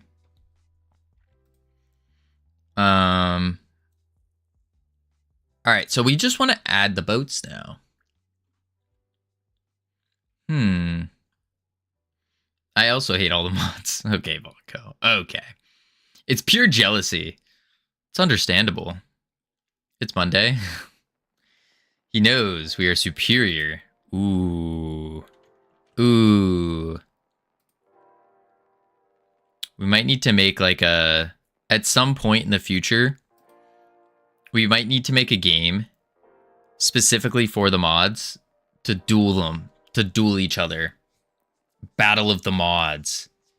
A game designed to test who's the best mod.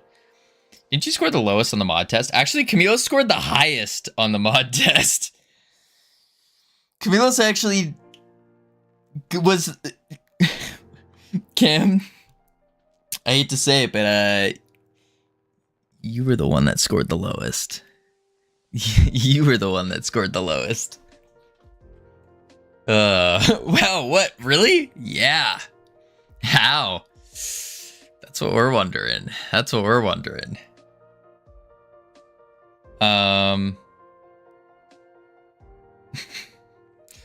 Process. Why am I still here? Every group needs their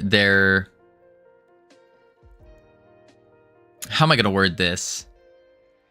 Have you know Snow White and the Seven Dwarves?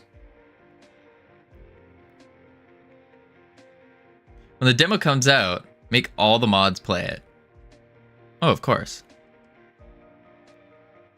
Because Cam is the other half of the Zitcom. Because when it's opposite day, you say it's not opposite day. So it's not opposite day. When you say it is opposite day, that means it is not opposite day because everything's backwards. Gotcha. I only know the gnomes, not Snow White. The gnomes. They're dwarves, I thought. Snow White and the Seven Dwarves, not seven gnomes.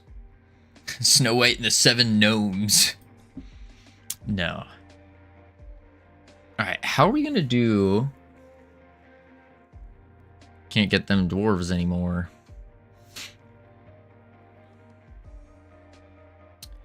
How are we gonna do the pirate chips? Oh. Modify pirate chip count.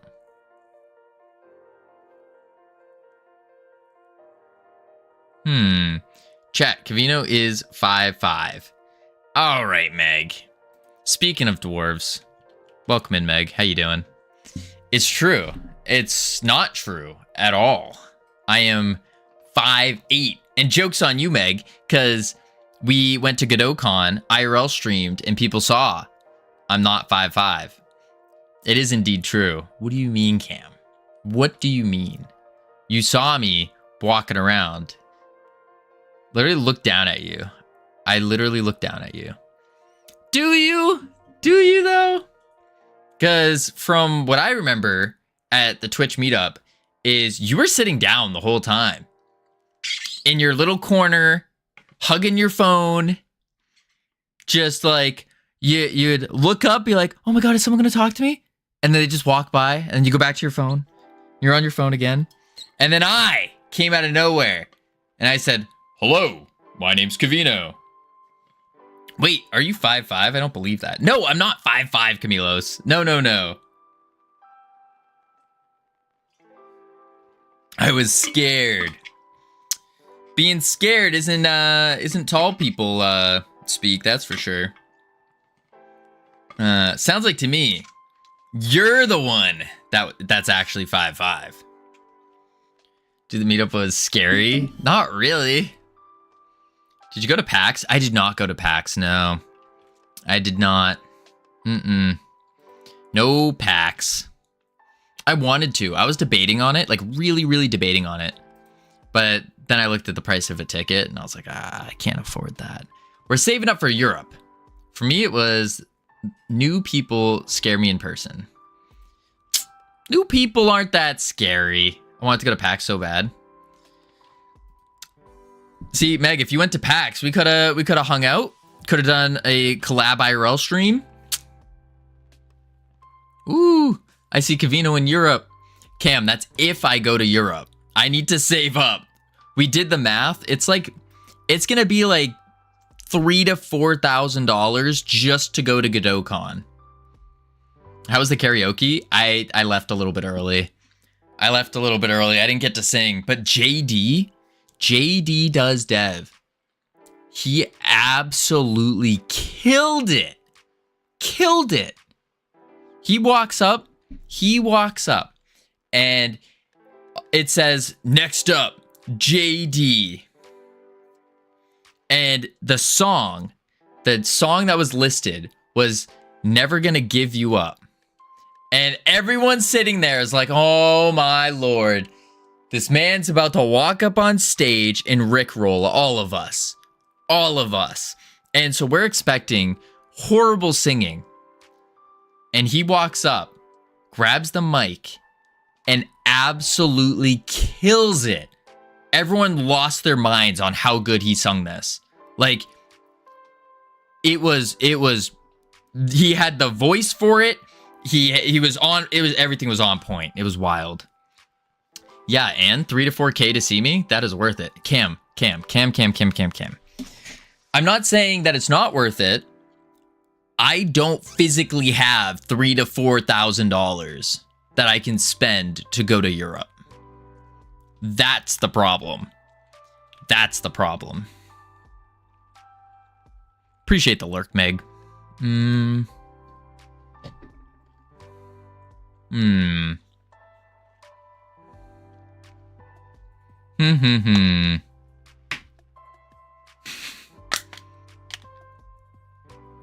That's an automated message.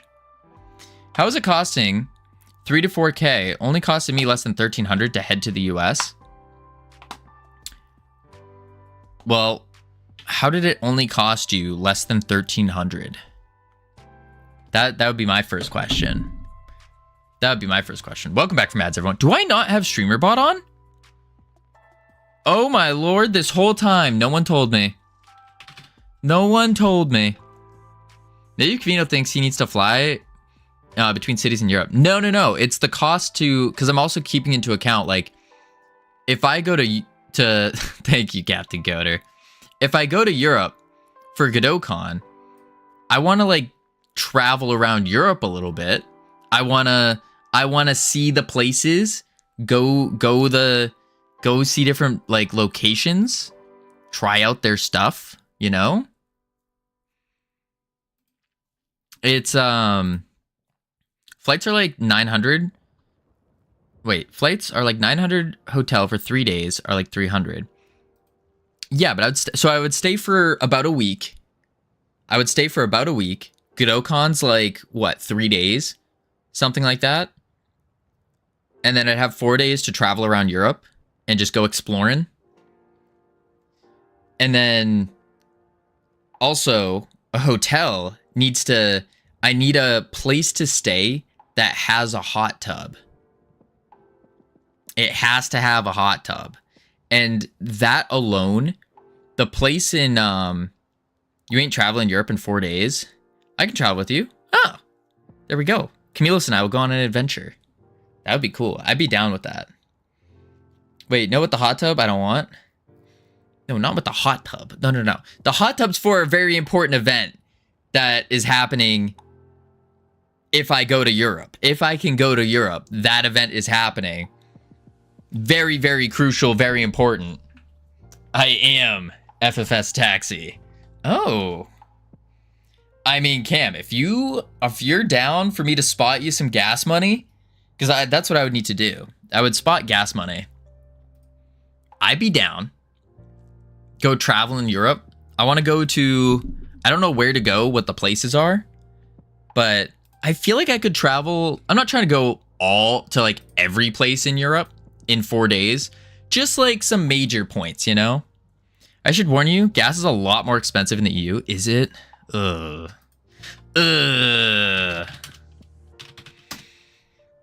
Let's do a quick look-see here. I need to switch my account. Let's go. I don't know where Godokon is, though. Directions. And then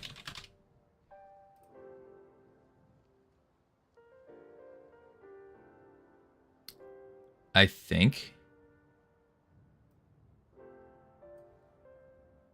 it's in one of these places. Covino, flights between cities in Europe start at €9. You don't really need a car. Oh, yeah, UK sucks. It's cheaper for me to fly to France than for me to get a train 50 miles. Oh, so I could just take a quick little plane, basically. Interesting. Where I would really like to go, the top places I would want to visit. Now this, I don't know, I would have to do the mathematics on how to do all of that. But I'd want to go to like somehow Berlin. So Berlin to Munich is only 40 minutes by plane, I suppose. Yeah, that's not bad. That's not bad. But I'd want to go, I don't know where in Germany Godokon's going to be. No clue. But I think I would want, ideally, if I can do it, I'd want to go to Spain and I'd want to go to Italy. Those would be the two big places I think I'd want to go. Yeah. Maybe London could be cool, but I've heard it's kind of a trash heap now. I'm not sure though. It's in November, so it would be cold. Just remember that. Oh, that's another good point. Yeah, scratch Italy off the list. Going to Italy in the cold doesn't sound fun. Spain could be cool, but maybe scratch that. Maybe I just stay around this area. Maybe go to the Alps and go skiing. Spain in November is dead. In a good way? London is in the circle. Yeah. I purposely put London in the circle. Because I think that would be cool. I want to go and hear people speak in British. I think that would be an interesting thing. Germany borders both Belgium and Poland. Yeah, but like, what is there? Let's be real. What is in Belgium? It's fries and waffles. Everyone in London speaks Farsi. Oh, I've heard this, Jay Hawley. I have heard this. Going to Poland. Poland could be cool, but like, what's in Poland? If you want to take a trip to London, get the Eurostar to London, and I can drive. What is the Eurostar? Remember, it's like out of season for Spain. They do repairs, tourist attractions are closed, etc. Only cultural things like museums are opened. Yeah, it sounds a little lame. Eurostar is a train from France to the UK. Oh. Okay. Yeah, I guess I could go. I don't know, what does that make sense in 4 days? to go from somewhere around here and then go to, I don't know what, see, that's the thing. I don't know what's in Poland. There could be some cool stuff in London, but I could go skiing in Italy. Edinburgh has direct flights to Boston as well. If you want to plan a trip, you can hit me up. Visit over 30 countries in Europe. Ooh. Yeah, I definitely want to plan something. If I can go. I need to there's a big cost involved. That's kind of the separating factor here. That's kind of the separating factor. But knowing that, like, potentially I could get a ride, that would be good. Don't come to Romania. I've heard that. I've heard don't go to Romania. I've heard that one. But although there's some sick castles in Romania. I third this. I second this. I heard there's some really cool castles there, though. Sick castles in Edinburgh. Okay, I wouldn't mind going. Castles are everywhere. Oh. Stop pronouncing Edinburgh. Edinburgh. See, the thing is, if I go to Europe, I am 100% going to need people that can are more like are European, because then they're going to be like, oh, the dirty American. Let's hike his prices up.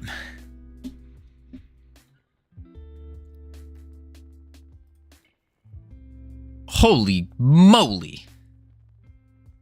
All right, never mind then. I wouldn't mind seeing a castle. I think that would be cool. But again, big issue. Big issue is the cost. Harry Potter tour. See, I'm not really a Harry Potter kind of guy. That looks sick though. That's really cool. Romania, you need either winter/snow or midsummer when vegetation is alive to see the nature. That's fair. That's fair. What is it called? Godot Con Europe. I don't know if they made any announcements yet. I don't think they did. Yeah, they didn't. So I'd have to see. Only information is on the GodotCon Boston Discord. Yeah. Yeah. I don't know. We'll start saving up. It is going to be a big expense though. And the sooner I find out, the sooner I can buy a ticket, the cheaper the ticket's going to be.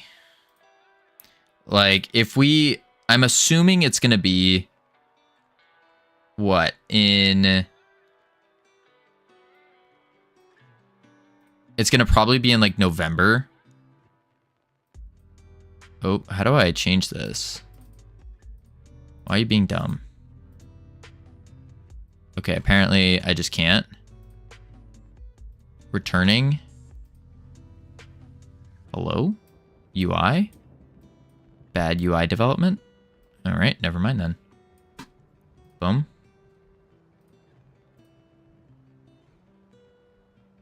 Last time I checked, it was like, it could be expensive. Heard you're making a clicker game. Indeed, the average goob. Indeed. Not just any clicker game. The greatest clicker game known to mankind. Clicker makes cheap flights. So we can click. And then we got a buy. We can do bulk buying now. It doesn't do anything. But we got it. How is this to do with lifeguarding? It doesn't, Cam. This is a completely different game. Completely different game. Finish the internship at the end of September. Try to get a new contract from January, so I may even be free October, November, and December. Ooh. That's gonna be huge. Was that clicking or click and holding? That's insane numbers. Oh, that was an auto clicker. That was an auto clicker. This is clicking. But no, it was yeah, no, that's just clicking. I can spam click, but something important about clicker. This is me clicking right now. This is just purely me jitter clicking. But he's cheating in his own game. Yeah, because I think that's an important part about clicker games is people are going to use auto clickers. Like, absolutely are going to. And so you need to keep that in mind when making a clicker game, that there's no way to stop an auto clicker. I mean, there is. There are ways. But do you really want to... I guess it depends. I don't really care to force players to not have an auto clicker. So, yeah, we're just enabling an auto clicking. Same thing as a cookie clicker, where cookie clicker actually has an achievement for turning on an auto clicker. I wouldn't want to limit someone from using an auto clicker. Yeah, like cookie clicker has an auto clicker, which I thought was pretty nifty, or like an achievement for an auto clicker, which is cool. But yeah,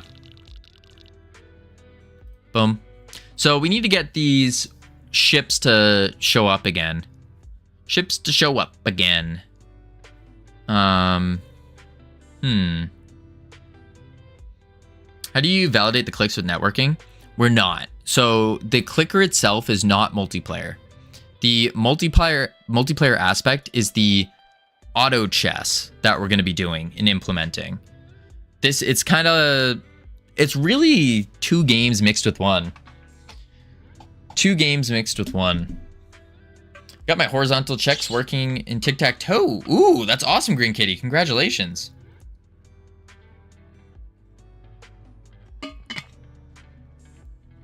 Oh, that's right. You're doing auto chess with it. I love that. Yeah, absolutely. Absolutely. But isn't it in the same match? No, it's not in the same match. So, and that's going to be a difficult aspect about it that I think could either make or break this game, and we won't really know until we try it and we have a large player base to do it with. The idea is, instead of in your typical auto chess game, you have seasonal rotations. So if we go to like team fight tactics, you have a seasonal rotation, and in that seasonal rotation, there are these cards here, those cards. And so the idea is you build up your deck of cards to choose from by doing the auto clicker. So you do the auto clicker and you're left with 2 options. 1, you can buy more auto clicking stuff. 2, instead of doing that, you could go to the market and purchase a pirate for your crew to add them into your deck. And then from there, it goes into the auto chess, which then using your deck, it'll give you a random amount. You have to purchase them and do all that strategy stuff. That's kind of the idea. Wait, so you're saying we both started clicker games outside of Jam at the same time? Yes. Yes. Is this for a jam or no? No, this is not for a jam. No. We started this. We did the full prototype, what, a day or 2 ago? And that took 3 days. So right before GodotCon, basically. And then, yeah, same brain. Absolutely. I mean, it's also just kind of based on the trend lines. And we were talking about this a little bit earlier. The trend lines of like what players are going to be playing. So when the squats. That was not, he did not actually redeem it. This is just Cam doing an announcement. No. If we can, all right. If we get the ships working, then I'll do the squats. I did redeem it. No. But if I can get the ships working, then we will do it. Interesting, Cam. You call me a liar? I ain't calling you a truther. That's for sure. Boom, boom. All right. Once we get the ships working, I'll do 15 squats for free. So we have a on-ship upgrade pressed. It takes a day for it to flag an activity. Interesting. Interesting. Are you lying? Modify pirate ship count. And this is amount changed. Now, I think what we need to do... I never lie. I only lie to North Pole. Why? What do you mean? Why are you lying to North Pole? What did she do to you? Pirate ship upgrade pressed. You just lied to us by saying you never lie. That's true. It's entertaining. Once we get the ships working, I'll do 15 squats for free. Covino. Okay. So you remember. Gee, thanks, Grand Kitty. I'll put it right at the top here for you. Boom, boom. And just so. What is today's date? 12. Ooh. May. Boom. North Pole sucks. What? What do you mean? North Pole's great. It has the date on it. Well, I know that, but don't worry. Don't worry. Okay, so we need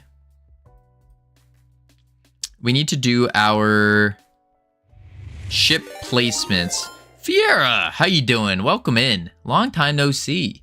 What were you working on? What were you doing? For those of you who don't know me, hello. My name's Covino. We're working on the greatest clicker game of all time, known to mankind. It's a clicker game. I was working on the B game. Ooh, dope. The B game. Tell me more about the B game. Ooh, I love clicker games. Perfect. Did some nice progress. Stream was fun. Let's go. So this clicker game, it's not just a clicker game. So we got the balloons. This is the production version. We did a full prototype already. That worked. And then now we're getting into like the final version where we're actually making it good-ish. And then we're going to do another pass to it. And right now we're just using free assets. We're going to, on the second pass, we're going to super juice it and make it actually good. But yeah, this is the basic idea of the clicker. And then you can buy pirate ships, which we're about to add the multi-mesh instance to add the pirate ships that circle around. And then we just finished bulk buying and bulk selling, which is going to be cool. And yeah, that's the most of it. How are you going to handle when numbers are getting crazy? We haven't gotten there yet. We'll probably do that when... I mean, we'll probably just have a secondary label that says like million, billion, quadrillion, decadillion, vagillion, all those illions. No one's brave enough yet to click that hard to get insane numbers. Yeah. But the second part to this is we are also implementing an auto chess to it. An auto chess. Because the purpose of this game is we were working on a Mario Party-like game that revolved all around lifeguarding and beach activities.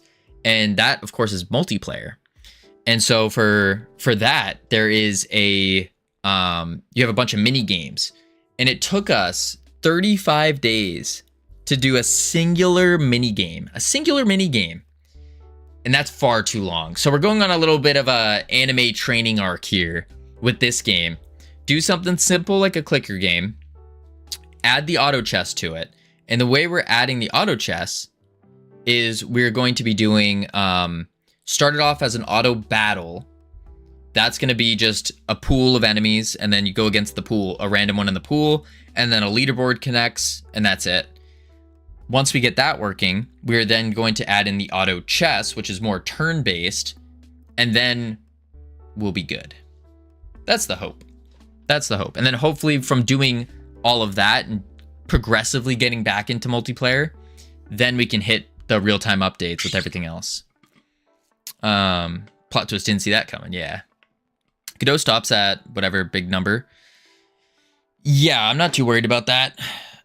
It's like once we get to a million, that's all we need is digits for a million. And then we're just going to say 1 million, 2 million, 3 million and go from there.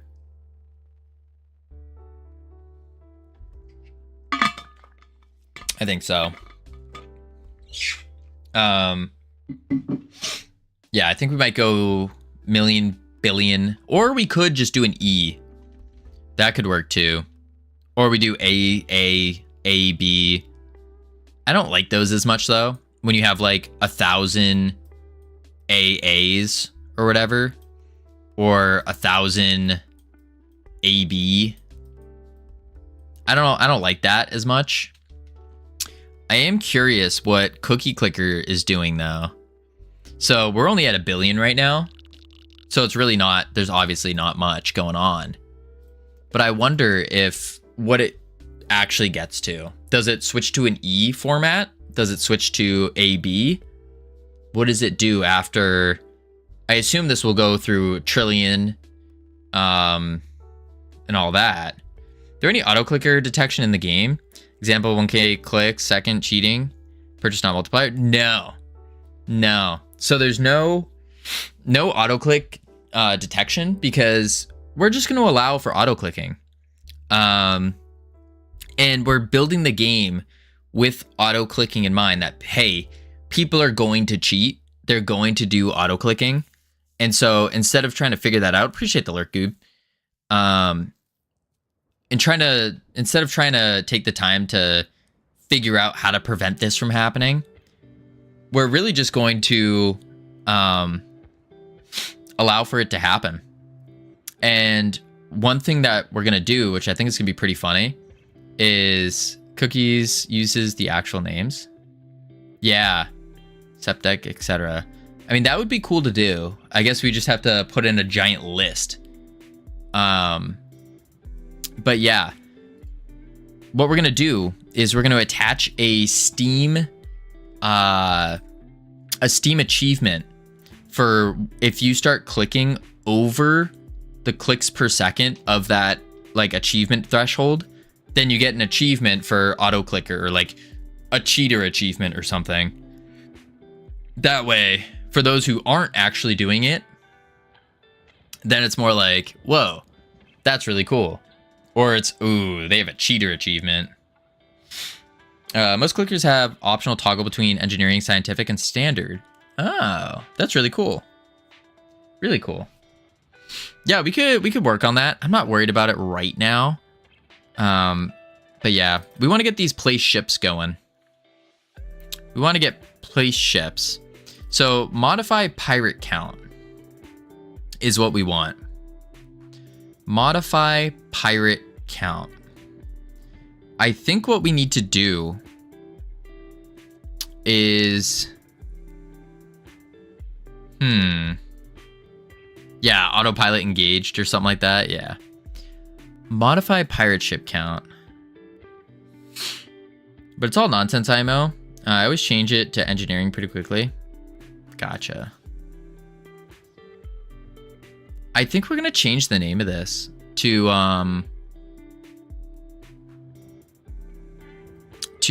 modify upgrade count. And the reason we're going to change that is because we are just going to call. No, maybe not. I'm trying to think of how to call that function. On pressed.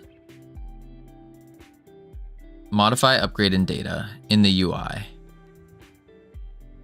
So then the UI comes over and it modifies.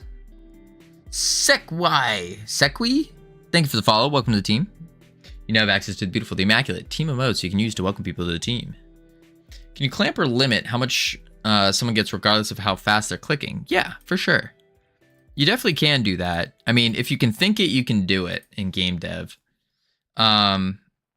Yeah. I don't know how to read engineering numbers. I have no idea. Is it like the E one?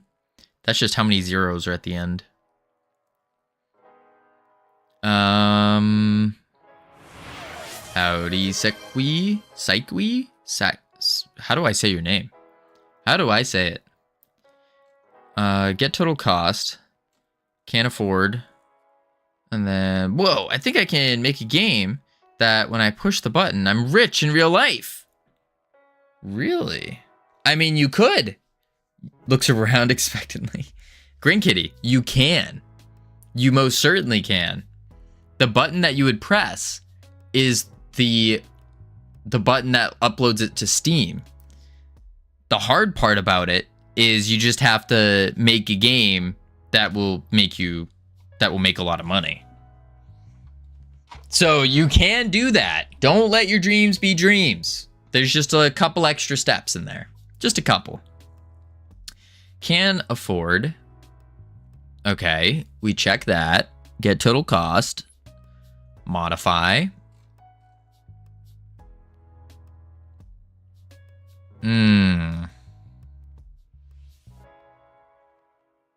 I'm not sure how to call this.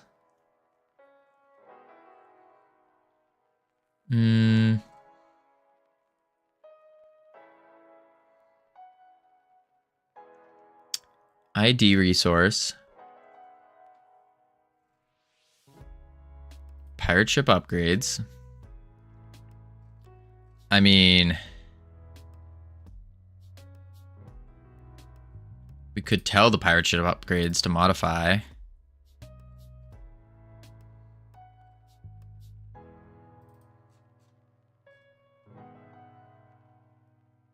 Don't need you anymore. Don't need you anymore.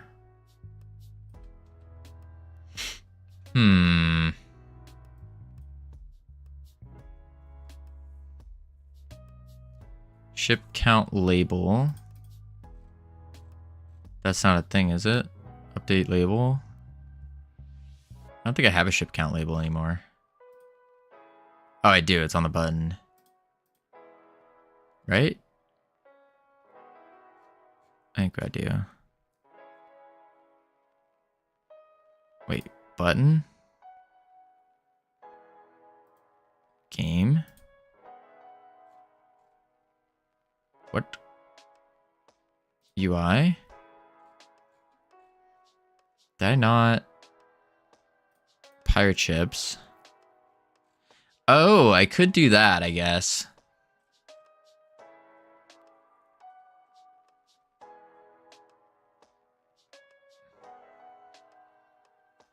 I guess I could do purchase pirate ships as a separate function. I don't really like that idea, though.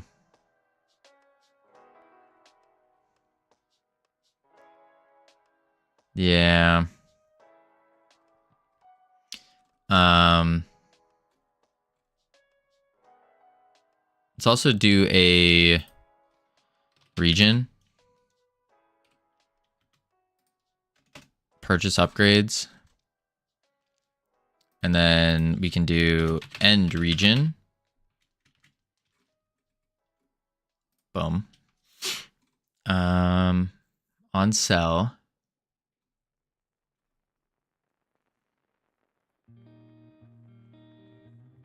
I guess we would do this as region, purchase, sell. All right, we'll say buy. Buy / sell modifiers. End region. Clean code. Boom.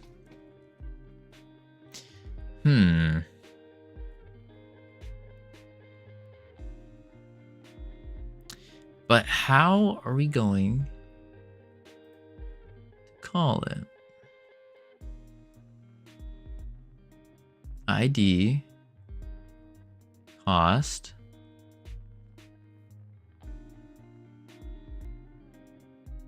Tried making a game in 5 hours last night, then 3 hours. Ended up with a plane camera, player with a pyramid hat, and spheres as eyeballs. 0 coding, 0 playability. Oof. Oof. That's rough. I mean, at least it seems like you did a pretty good job, though. A little pyramid hat. That's some good programmer art. I mean, I guess.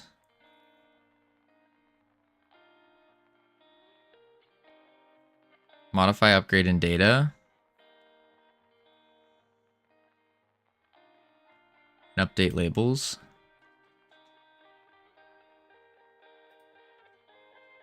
Modify, upgrade, and data. If can buy. If can sell. Can't afford. Let's change this to can buy. Because afford is just too big of a word. And buy. Save. Bulk modifier costs.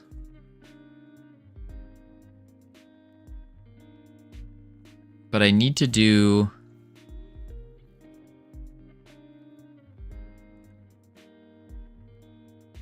I mean, this has the checks built in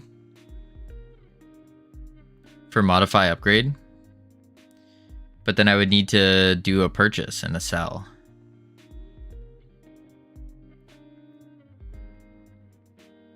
And it changes the player data here. But I need to actually change the models. I think if I can change the models here, that would be nice. Oh, I guess I could do...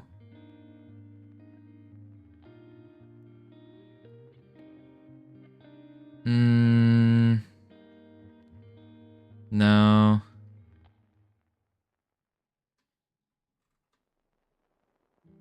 Let's say change the node name.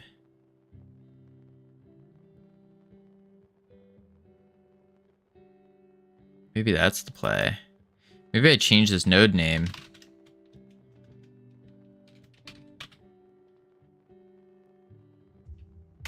Pirate ships. And then in pirate ships, I can do for here. But that's a... We need to use a multi-mesh every time then, if this is the case.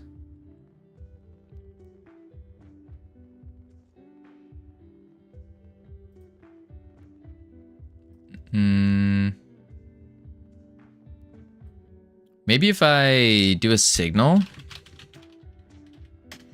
and then just attach the signals to each thing.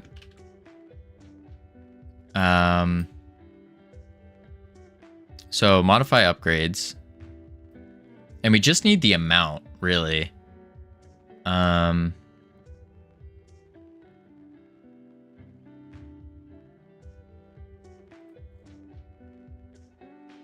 let's do a signal upgrade modified.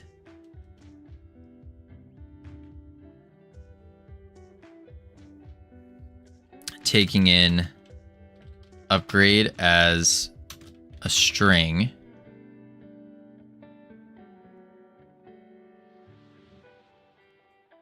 That was weird. I think I've been staring at a screen too long. I just saw a dark figure go across the hallway, but no one's here.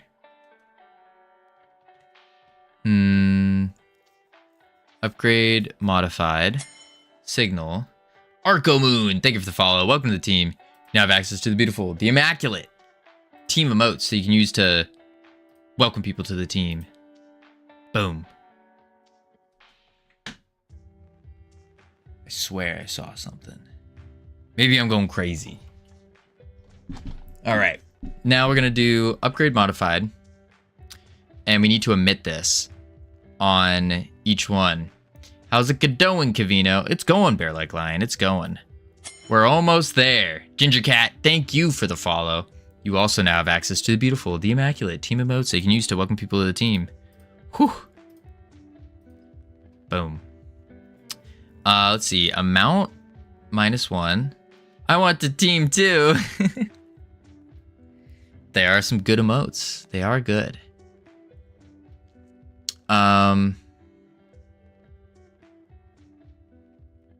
So I guess it would be after this. Oopsies. After the for loop, we just do purchase, or wait, what did I call it? Upgrade modified. Modified dot emit amount. We don't even have to emit anything, actually. Do we even need to upgrade the upgrade?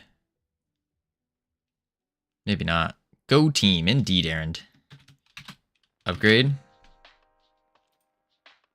And then same thing here. Outside the for loop. Upgrade modified. Dot emit. Upgrade. Save. Now within the pirate, Munglo! How are you doing, Munglo? How's the repo refactoring crazy stuff going? Wrong button. Oh. Awkward. Very awkward. Well, now that you're here, sounds like you're stuck. For those of you who don't know me, my name's Covino. We are working on we are working on the, might as well say hi, I guess, the top tier premier clicker game known to mankind. The greatest clicker game known to mankind. That's what we are working on. And right now we're just trying to get our multi-mesh to multi-mesh, basically. Get it all to spawn. Add a T, but in the team now.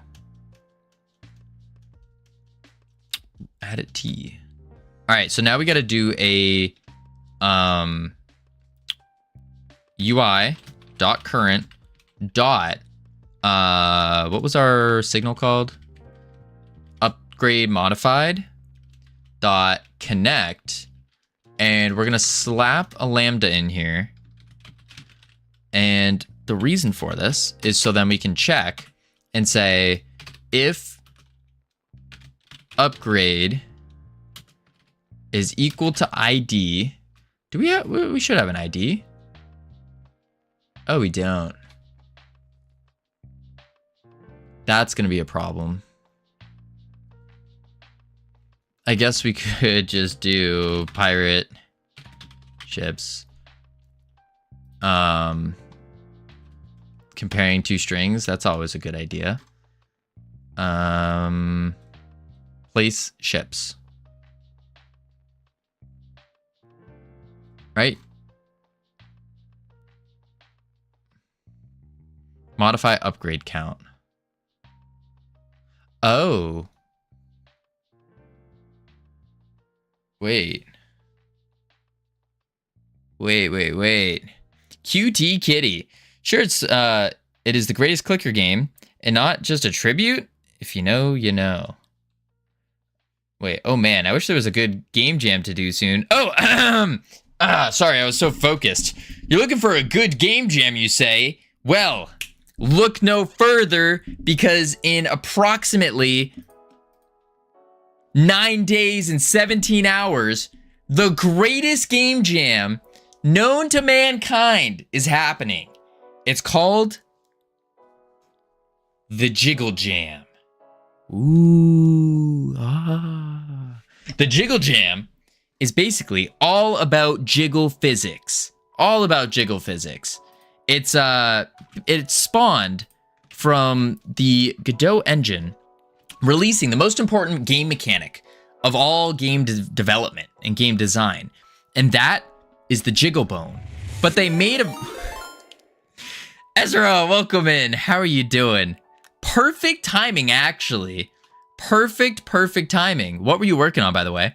We are talking about the greatest game jam known to mankind. It is called the Jiggle Jam. The Jiggle Jam. Basically, when the Godot engine in 4.4, Godot released the most important aspect of game development. That was the jiggle bone. The jiggle bone is in charge of all kind of jiggle physics when it comes to game development. But they made a very crucial error. Very crucial error. You're the most humble person ever. Thank you, JD. The very crucial error they made is they misspelled jiggle bone. They spelled it as Spring Bone Simulator 3D, or whatever the heck that means. And so in order to rectify this crucial spelling mistake, we are hosting the Jiggle Jam in 9 days, 17 hours, 42 minutes, and 10 seconds. And the Jiggle Jam is all about jiggle physics, open to all game engines, so don't you worry. Now you're probably sitting there wondering, hey Covino, what's in it for me besides having a super fun time, getting the I swear a light just went out. Getting the opportunity, I'm seeing things today. Getting the opportunity to practice jiggle physics, what is in it for me? Well, I'm glad you asked. We are giving the first place prize winner $100 US plus 50% of the prize pool. Second place gets $50 US plus 25% of the prize pool. And third place gets $25 plus 25% of the prize pool. What the heck is this prize pool, you ask? Oh, I'm glad you asked. The prize pool is 50% of all bits, of all subscriptions, of all donations are going during the length of the Jiggle Jam, the duration of the Jiggle Jam, are going into that prize pool. So there's an opportunity to get some big money. Big money. Yes, indeed. We're almost at 50 people joined. Almost at 50. We're almost there. Our goal is to get 100, but hey, you snooze, you lose. Whew. All right, Ezra was working on a video he's planning to make, making a game using free versus paid assets. He set up the GDD for it and was looking at assets and noticed the time and had to run. I got you, my Corey. I got you. Good luck with jiggle boning your stream. That's not how you word that. That's not. Oh, and progress-wise, I got a jiggly tongue. You got the jiggle tongue going, Munglow. That's huge. That's huge. The theme is stuff from Covino's nose. I should do a JD jam. No. We will be having a theme. That theme's going to be announced when the jam starts. Maybe a little bit ahead of time. Maybe a little bit. But it's going to be announced. It's going to be good. All right, so back to what we were doing. We weren't playing Cookie Clicker. I just had to hit that upgrade. So we're trying to figure out where we are going to update our ships. Yeah, I'm going to do a jam of my own. Oh, I might join, but if I don't have a strong blender skill set to take advantage of the jiggle bone and physics, that's the thing we avoid. You don't need a strong skill set in Blender to use the jiggle bone. You can use free assets, and as long as the free assets have bones, then you're set. You could use the itch. There is the Kenny assets. The K-Kit assets are really good as well. You can find so many different free assets that have skeletons, but also depending on how simplistic you want to go, you could do a very simple model, rig it up. Takes 30 minutes, and then assuming it's simple, and then you just jiggle bone it. Oh wait, there's no 2D jiggle bones? There is, my Corey. There is. The jiggle jam is also open to 2D. Yeah, it's also open to 2D. It's the in Godot, I think it's called the jiggle bone 2D, I think. I'm pretty sure there was something weird about it. It was called like Jiggle Bone or something like that. But yes, you can do 2D jiggle as well. Absolutely. Okay, so we need to admit the amount changed as well as the upgrade from the UI. Let's see. Which is in here, we have upgrade, and then we need to also do bulk mod if fire as an int. I guess I'll just do it like this. We'll just call it amount. And then signal upgrade modified upgrade, and then we want the bulk modifier. And then upgrade bulk modifier. Ooh, that's only going to work for buying. We need selling too.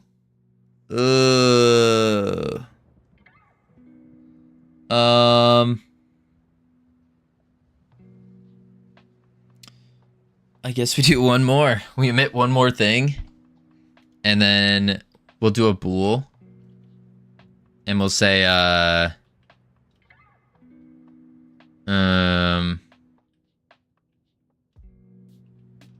guess we'll do like add as a bool. Yeah. And then we can say if can buy, this is going to be adding. So we want to emit true. Here we want to emit false. Yeah.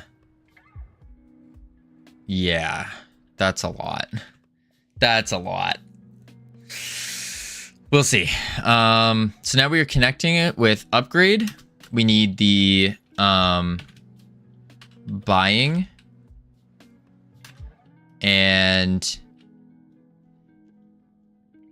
wait, is that what I called it? Upgrade, buying, add. No, we're gonna rename add to buying as a bool. False. True. Yeah. Buying. And then go here, pirate ships, upgrade, buying, and then we want to take in make sure we know. Then we want to take in the modifier, so amount. There we go. And then we can say if buying, then we do, what was our thing? Modify upgrade count by amount. And then here, else, modify upgrade count by negative amount. Boom. Howdy, Polyglot. How you doing? What's your current progress on the game? The current progress, if this works, will be, we have the, well, so we have the clicking. We have the doubloon count. We have the bulk buying and selling. And then if this ends up working, it didn't work. Okay. We also have selling. We're basically just trying to get it so the ships will spawn. Once the ships are, oh my lord, wait. Once the ships spawn, then we have all of the base things that we need to, well, basically to make it super easy to add new upgrades and whatnot. Right now, it's mostly doing the tooling to prepare for adding a bunch of different upgrades. That's the big part. Modify upgrade count, multi-mesh instance, place ships. Modify upgrade count. So I wonder if this UI upgrade modified is not firing. Let's do a print. Print. And we can say signal received. I have a feeling this is the issue. Howdy, JD. I should not be watching you make a clicker game. I've always wanted to make one. I'm in so much danger of side projecting. Oh. Yeah, you got to be careful of side projects. For sure. For sure. Pirate ships. Pirate ships. Okay, we're changing everything that says pirate ship to pirate ships. Yeah. Pirate ships. Ships. Ships. Okay. Save that. And then... boom. I will say, if you don't like math, don't do a clicker game. I don't like math. And a clicker game is mostly math. Like, that's really what it is. So, but I'm hoping in doing this, I will create a love of math. That's the hope. That's the hope. What about vibe math? Vibe math. I don't mind vibe mathing. Is the bool for buying really necessary? Couldn't you just use a negative value to indicate selling instead? Could. But how do you determine whether the value should be negative or positive? That's kind of what the bool's for. I mean about hating math all the time, but my current project is secretly a math game anyway. Oh, is it?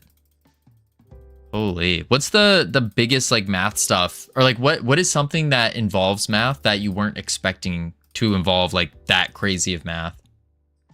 Bye-bye. There it is. There it is. Look at that. We got a pirate ship. We got a pirate ship.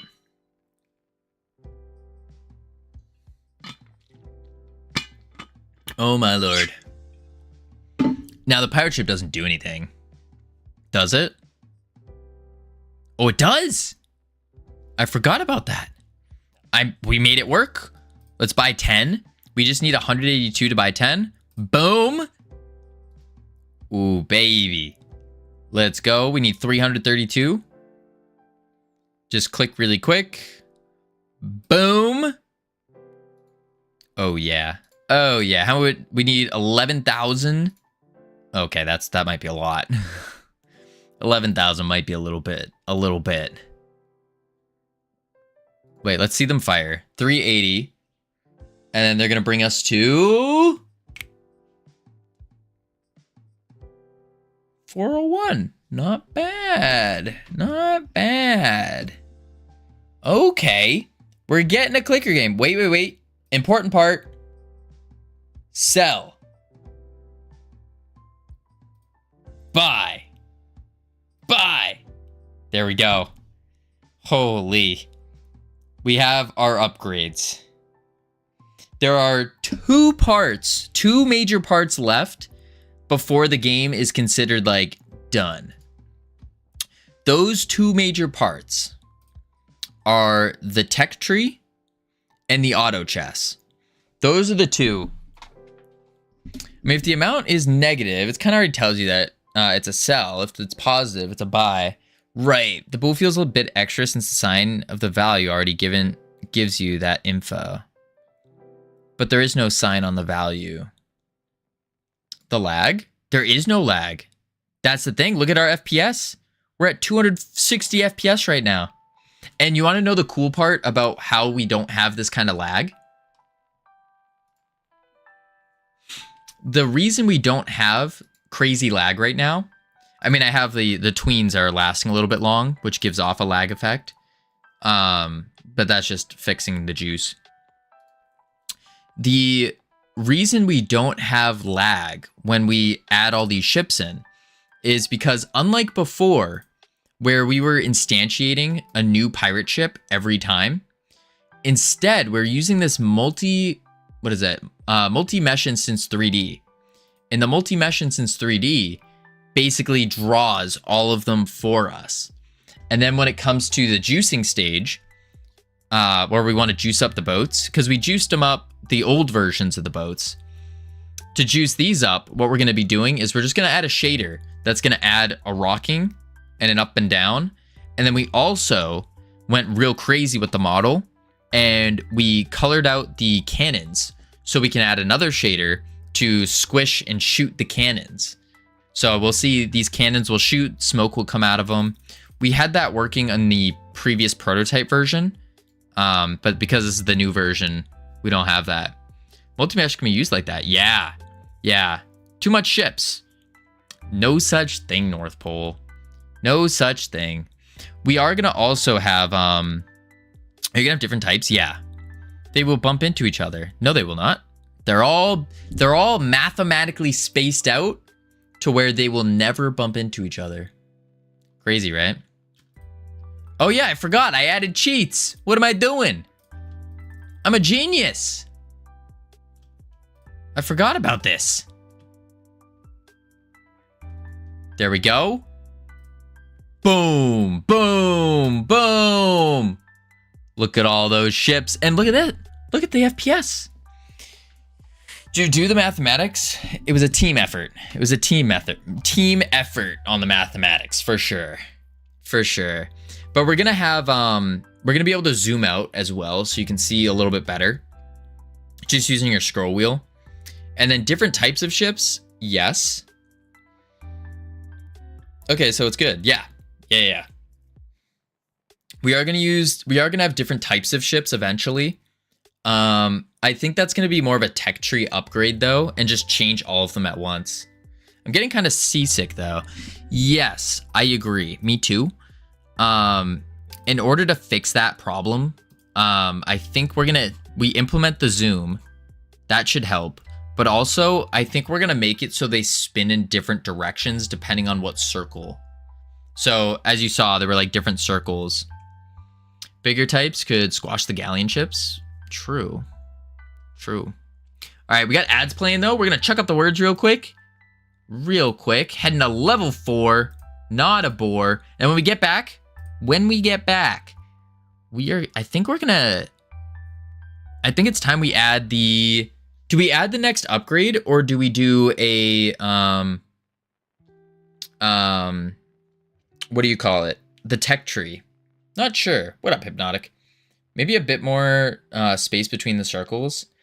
Maybe. I don't know. I'm hoping that the opposite directions will counteract the seasickness. That's going to be a tough one. And I think that's going to be like a juicing thing we have to figure out later. Yeah, that's going to be a tough one. Or maybe we just don't even have them circling. Maybe we'll do, with the zoom out function, we can have them move in a weird pattern instead. That could be something. Now, after you have a fleet of more than X, you upgrade to bigger so you don't overwhelm the ship count. That would be pretty good too. That would be pretty good. We can have up to, I mean, infinite really ships. At 1,000 is when we start losing FPS. But we lose 10 FPS out of over 200. All right, I'll be back real quick. Beep boop.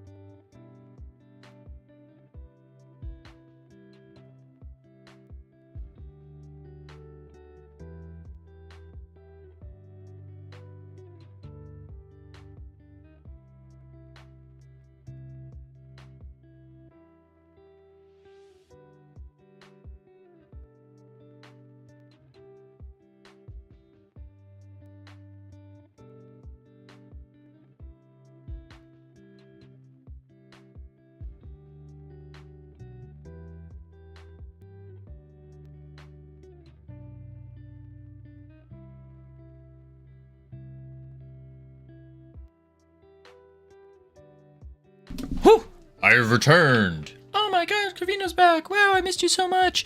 Let's turn off these words. Turn off the autopilot as well. Boom, boom, boom. Autopilot off. Words off. Yeah, so we got to figure out later on how exactly we're going to counteract the dizziness feeling, because I do agree with that. Like, I was getting a little dizzy. We could reduce the speed that they spin. We can change the ship models. Or alternatively, I was thinking, because we're going to be adding a zoom function, you're losing about 100 when you were buying rapidly, 100 FPS. Yeah. Because I was spamming my auto clicker plus a shift modifier on it. But we could alternatively also do this. Wait, what would make red would probably stand out more? We could have the ships go in like some kind of pattern as well. And that might reduce the dizziness, but yeah. It's too late already, hypnotized. No, well, that's a juicing thing we'll do later on.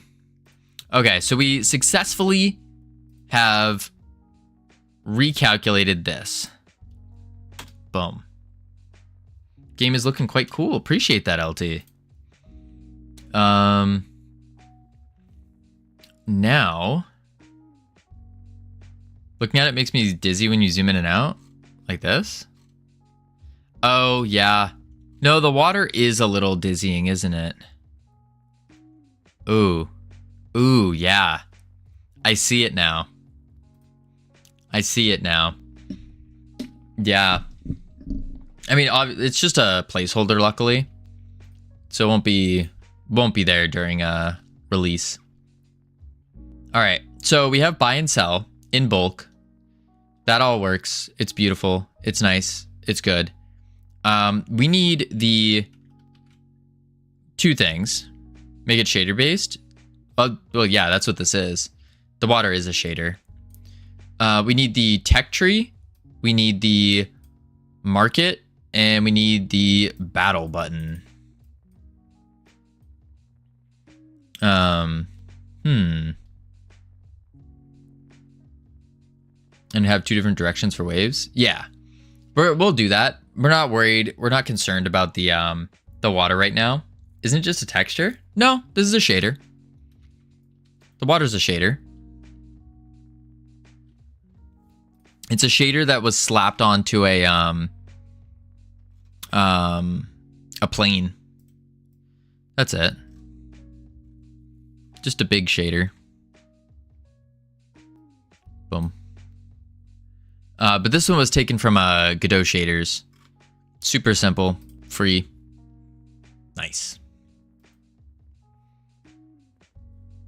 All right, so we need to figure out what makes the most sense.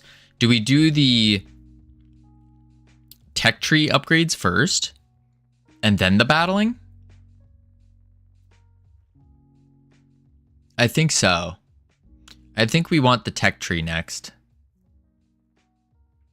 Yeah. I want to rename this Trez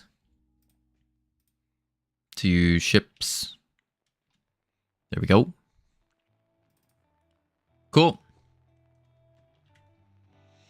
We could also dive deeper into the analytics. That's going to be some more mathematics, though, that I don't really want to do right now.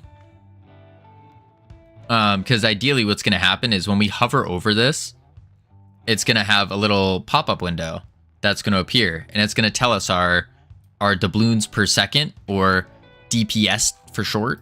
DPS. Doubloons per second. That just this is creating. And then also, we're going to need our DPS here. Damage per second? No.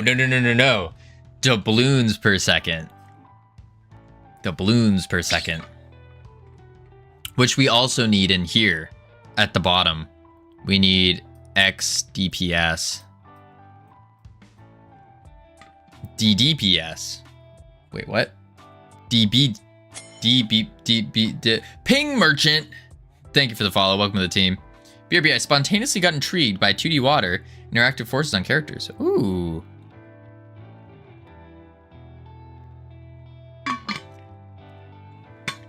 I mean, honestly, I think that's kind of good saying DPS, because most people are going to think damage per second. But it could also just be doubloons per second. So it kind of works out both ways. Both ways. All right, so we do... Yeah, let's do the tech tree next. So what we were thinking is for the tech tree, we were going to do probably just something at the bottom. Like that. And then it pops up on the screen. Now, doubloons per century. A century, that's a long time, North Pole. That's a long time. I think then, I don't think most people would be able to live to play the game. Tech tree. Let's go into our thingy. Go in our thingy. Go to the clicker part. Tech tree. So, pirate ship. That's the things we need to modify. So within the pirate ship, that's the clicker. Within the ship, you can grow the player base. This is this way, since all need to wait a century.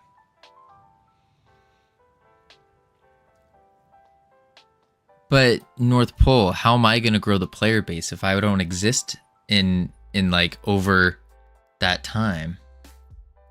Need accelerate time in the tech tree to simulate centuries. Oh, game design skills. It's a skill issue. That's what it is. Mad Chirpy, welcome in. What were you doing? What were you working on? For those who don't know Mad Chirpy, wait for it. Wait, exclamation mark. Boom, it works. Beautiful. How's the game going? What were you working on? For those who don't know me, hello, my name's Covino. And you know, it's perfect timing with those Mad Chirpy raid emotes, because we are currently working on the greatest clicker game known to mankind. It's unnamed, but it's the greatest. So basically the idea is you click a bunch, you can get your, oh, I can't afford it yet. That's awkward. You can buy some pirate ships and they will auto click for you basically, like a simple clicker game. And where this game starts to get complex is we're going to be adding a tech tree. We're going to be adding a market, and then we're going to be adding a battle button. So we're looking to combine a clicker game with auto chess. For those of you who don't know auto chess, it's kind of like TFT, Hearthstone Battlegrounds, auto battle-ish, kind of like Super Auto Pets, those kind of games. And the idea is you have two choices to make. You can use your doubloons to either buy more upgrades or to buy crew members to put into battle. That's kind of the idea. That's what we're going for. But as you notice with this, there's something super interesting about this. Don't know if it's the best. It's not even done yet. Nah, it's going to be the best, Dr. Dark. It's going to be 100%. If I keep saying it, it'll happen. Today I finished up one of the first projects I've ever made. Gonna post my first devlog on YouTube and show how I made it. Ooh, that's awesome. Absolutely awesome. I'm excited to watch. I'm excited to watch it. That'll be cool. Feel free to link your YouTube too, by the way. So as you guys can see here, notice how the island's doing something when you click it. What is the island doing? It's jiggling. That just so happens to segue me into what we're also doing in approximately 10 days. In approximately 10 days. With the introduction of Godot 4.4, they added the greatest and most important feature in all of game development. In all of game development. 9 days, 17 hours, 13 minutes, and 20 seconds away. The most important thing, the jiggle bone. This is in charge of all things jiggle physics. All jiggle physics. Now, when Godot added this, the devs made a really crucial error. They misspelled jiggle bone, and they wrote it as Spring Bone Simulator 3D. Whatever the heck that means. And so, in order to rectify this crucial spelling mistake, we are hosting the Jiggle Jam. And the Jiggle Jam, all about jiggle physics, open to all game engines. All game engines. And it's just a great time to express your creativity, try out some jiggle physics. The rules are simple. Include your own implementation of jiggle physics, both 2D and 3D are allowed. What is the Jiggle Bone in Unreal? I don't remember the name, but I know it exists. Keep it PG-13. This is a safe for work jam. We have kids that watch. We don't want to do NSFW. That's also a little too freebie for the jiggle physics. It's a little free. So we're trying to, you know, flex those creativity muscles there. So PG-13, no nudity or excessive foul language. Light humor's okay. Innuendos, thoroughly enjoyed. You can use pre-existing assets and code are allowed, but the game must be made within the time frame of the jam. Submitted game must be free to play for the duration of the jam and the voting period. Now, you're probably sitting there wondering, hey, Covino, what's in it for me besides having an amazing opportunity to flex my creativity, to try out something new, to maybe even try out some 3D that a lot of developers tend to back up on? Well, first place, $100 plus 50% of the prize pool. Second place gets $50 plus 25% of the prize pool. And third place gets $25 plus 25% of the prize pool. What the heck is this prize pool, you're asking? Well, I'm glad you asked, person who asked. The prize pool is 50% of all subscriptions, of all bits, of all donations that we receive here during the duration of the Jiggle Jam will go towards the prize pool. We're gonna have Jiggle Jam before we have GTA 6. You darn tootin'. Time to head home for the day. Sounds good, Mars. Appreciate you being here. Enjoy your travel back. That's what's going on. Be sure to spam your socials with hashtag Jiggle Jam. Sharing progress on social media, streaming it, highly encouraged. It's a fun jam. I think I haven't seen a Jiggle Jam to exist. So we are the first Jiggle Jam. Yes, starting in 9 days, 17 hours. Whew. And it only lasts one weekend. It's 4 days, 20 minutes long.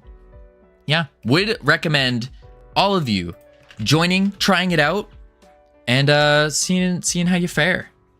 Yes, we will also have a theme. We will have a theme, but the theme is to be disclosed when the jam starts. All right, back to the game. The whole reason everyone's here. High quality, professional game development. So what we got here? We're gonna work on the tech tree. Now to work on the tech tree, what I wanna do is I wanna look at our prototype and see what we did there and kind of make it better. Not good, but better.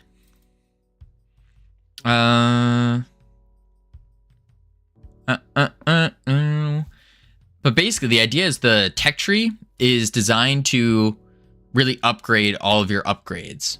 So think about it for those of you who play Cookie Clicker, it's basically kind of like the store, except you're directly affecting all of these. Yeah, directly affecting them. And so you could make a build where you are going super hard on your pirate ships or something.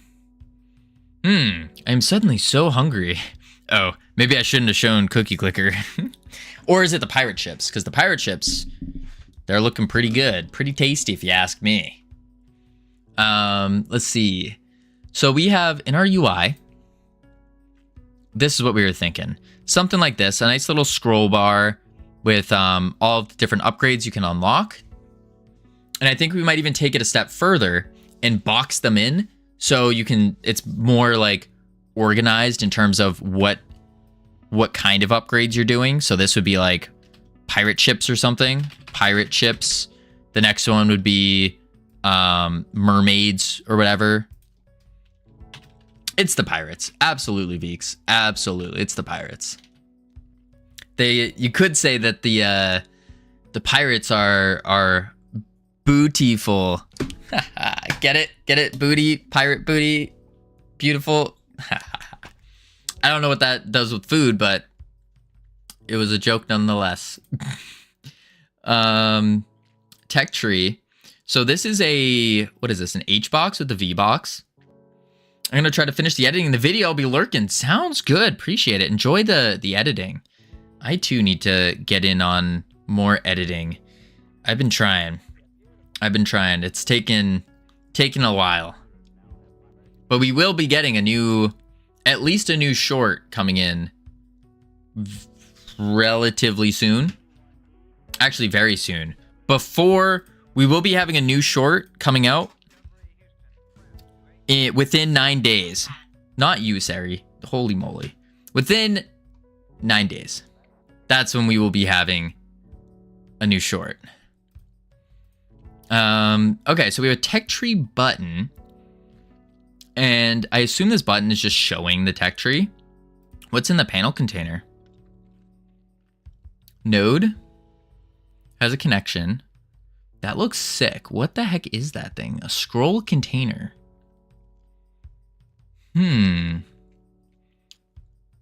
Interesting. Let's look at the code for it. So we have our... I'm back. Welcome back, Void. How you doing? Tech tree has a VBox. Tech tree button is outside the VBox, right? Yes. Okay. Is this C#? No, Henry. This is GD script. GD script. It's kind of similar to Python. I've heard there's some similarities to JavaScript as well, or TypeScript. Some other things. Tech tree cheats. So let's do a tech tree button. Oh, what is this animation player on it? Oh, because it scales. Oh, I'm trying to learn some C++. Ooh, trying to learn C++. Man, oh man. C++, that's a language that I want to learn eventually. But right now my goal is to learn GD script first and then go into something like C++ later. Ping Merchant, how did you start learning Godot and GD script? Funny story. So I started game development 10 months ago with zero programming experience, zero game dev knowledge, literally knew nothing. And I did the Brackeys tutorial for Godot. And then I was like, all right, I'm ready. So I booted up Twitch, started streaming, and then just got super, super fortunate that some of the most intelligent people in all of Twitch decided to pop in and go, hey, Covino, you're an idiot. You should do this instead of that. And it's been phenomenal. I'm studying game development in Belgium. Ooh, we do it in C++. Fancy. What engine are you guys using? I assume Unreal if you're doing C++. You can do C++ in Godot as well, from what I hear. I think it's Cakes that's doing that. Ew, Belgium. Tell me about it, North Pole. It's a custom engine for the first years. Oh, interesting. That 10 months again. Yeah, indeed, Celso. I guess you Belgian? Henry, North Pole is Belgian, indeed. And never mind. I'm not going down that route. We need a button. That's what we need. Game user interface. You're so honest. I'm super in love now. Celso. Let's see here. Wow, look at that tree. Oof. So we have our FPS label. We want this is our doubloons margin, our upgrades margin, and now we can do one more margin, I guess. Wait, what? You can do C++ and Godot? Yeah. I mean, I do enjoy GG script, but that's intriguing. Absolutely. Pardon, Covino? You're pardoned. I don't use C++ directly with the editor. Instead, you compile a GD extension, which you then load as a plugin or modify the compile engine itself. That's what you need. Yeah, there was some kind of backwards thing that you got to do. Absolutely. All right. Indeed, Vongo. Indeed. So let's add a... let's add a margin for the button. And this will go down in the bottom. And we want to extend this out, stretch it out just a bit. Transform. Let's go 100 to start. Oh no, 200. That's a little small too. 400. Oops. 400. I forgot my auto clickers on numpad 4. Well, I'm trying to find some C++ stream. I wish you the best for your streams.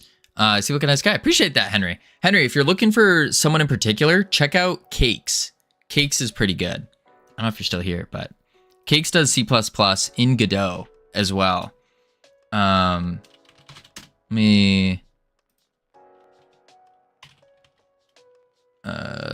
boom, boom, boom.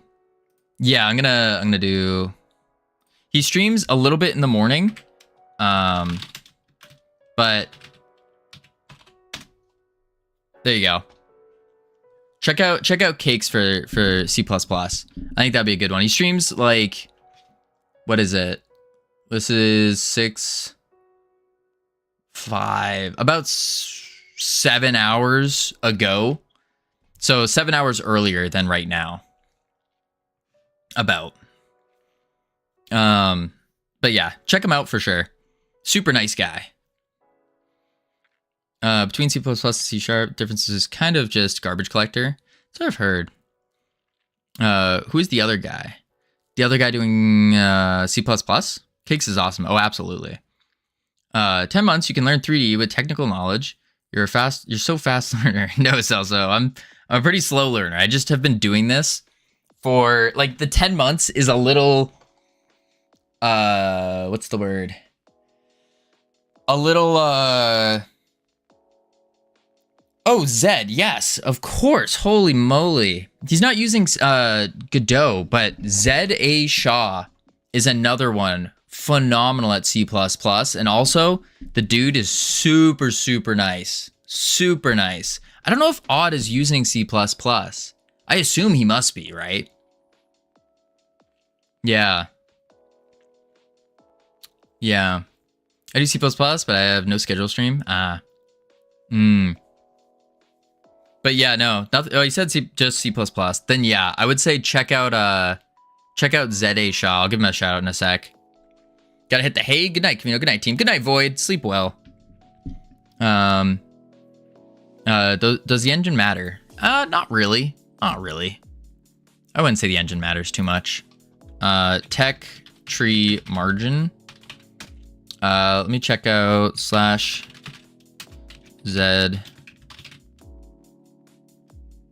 And Zed will answer all of your like very technical questions as well. The man's very, very smart. Boom. There you go. Check out Zed. Zed's gonna be, I think he streams, because he streams like twice a day. And I think he'll probably be starting stream very soon. If not already streaming right now, actually. I could see him streaming right now. No, I don't think he is. No, he's not streaming right now. But yeah, Odd Oculus is live right now. That you could check out for C++. For 90% of all game dev, the engine won't matter. Yeah, I think so. Again, thank you very much, guys. Absolutely, Henry. Good luck. Good luck. Let's add a button. Perfect. And this will be called the Tech Tree Button. Tech Tree Button. And then we can say technology tree. And let's hit it with a, what is the Y at? Y is at 40 right now. Let's hit it to 50. And then we can do a theme override and do the margins at 10, 10, 10, 10. Actually, we don't need the sides. We don't need the top either. Yeah, that should be good. It floats a little.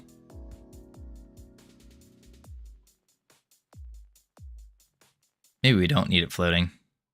Yeah, it might not. We'll leave it for now. All right. Tech tree margin. Know what? Yeah, we don't want this floating, actually. We're gonna flip-de-do it. Then we're gonna have a tech tree margin. Oh, wow. That actually keeps the margin. Interesting. Oh, because it ruins the... I see. Let's drop it. There you go. You can check out Newt Mechanic. He uses C# and Godot. More performance focused. Now I sleep. Sounds good, Void. Oh, so that's what I was gonna say. It's a little deceiving with me doing game dev for only 10 months because I stream and I do game dev every single day for about 6 hours a day. Maybe 4 of those hours is actually programming and game deving. All right, this tech tree margin now, we want this centered and we're gonna want to stretch it. This man is insane, can confirm. I don't know about insane. Insane? Nah. Not insane. I don't think I'm insane. Boom. Oh, that's too big. 1,000. That's pretty decent. That 4 hours is a bit too generous based on what I saw today. A bit too generous. Okay. Maybe we'll say 2 hours of solid game dev. Solid game development, 2 hours. I guess you don't, but I guess you don't ruin a girl's career every day to tell stories. Ruin a girl's career? Whoa, whoa, whoa, Dragonblade, what do you mean, ruin a girl's career? I do nothing like that. Nothing of the sorts. 400? That's a little, I don't like that. Let's do 50 or 500. But then it covers the doubloons.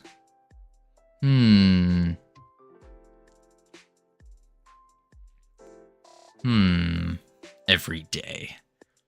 Ruin a girl's career. No, no, no. I've still yet to get the update on that, by the way. For those who don't know what Dragonblade's talking about,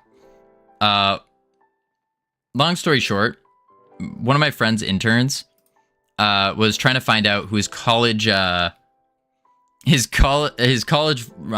freshman college roommates were. And so I get a DM on Instagram from her asking like for all this information. And I thought, let's have a little fun here. Gave her all the wrong information, gave her like some wacky random like inside joke for her to say, and then I found out she's doing a presentation on it in front of, I guess, a lot of people. So we'll see. I don't think it's ruining the career, but it's definitely something interesting. Oh wait, minimum size needs to be 450. That didn't do anything. Wow, you messed her up. That is wrong. Listen. Was I gonna mess with some rando asking me for information, or do I protect my friend?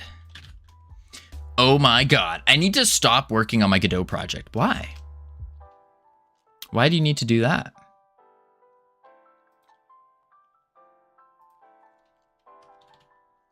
$400?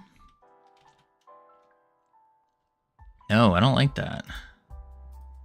There we go. That feels weird though. Let's try 800. And then recenter. I think that might be better. To focus on university. Oh, yeah, you should probably do that. You got exams coming up, don't you? And I've also just been messing around. I kind of figured out the reaction manager.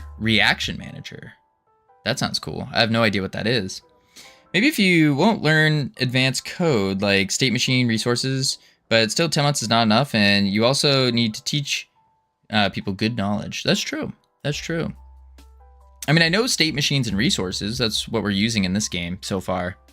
But not to an extent I really want yet. I want to learn more. Everything kind of reacts at the same time, so you blink, you miss it. Oh, interesting. Reaction manager. We want a panel container here. And then in the panel container, we're going to want a... I just blinked. Jeff, you just missed it. You missed everything. All of it. All the reactions. Flat. And let's just make it darker for now. Sure. I sent you a DM because I'm not sharing this mess on Discord for everyone. It's okay. I can pull it up on stream real quick. No, I'm kidding. I'll have to check it out in a sec. Ooh. Okay, I need to go buy a watermelon and a burger. Interesting combo. Watermelon and a burger. Very interesting combo. Enjoy your watermelon and burger, Jeff. All right, so we got the panel container. And now within the panel container, we're going to want a H box with no, V box, right? For all the buttons. Or do we want an H box?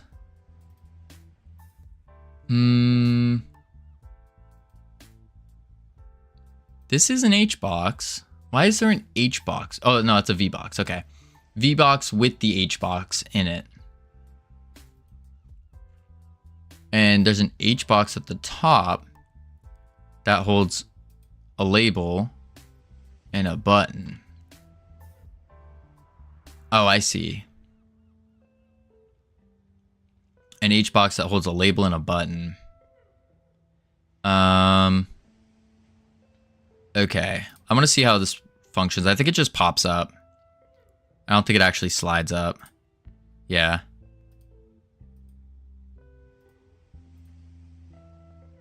That's pretty cool. And then, of course, you can scroll. We have locked. All right, so let's do a V box with an H box.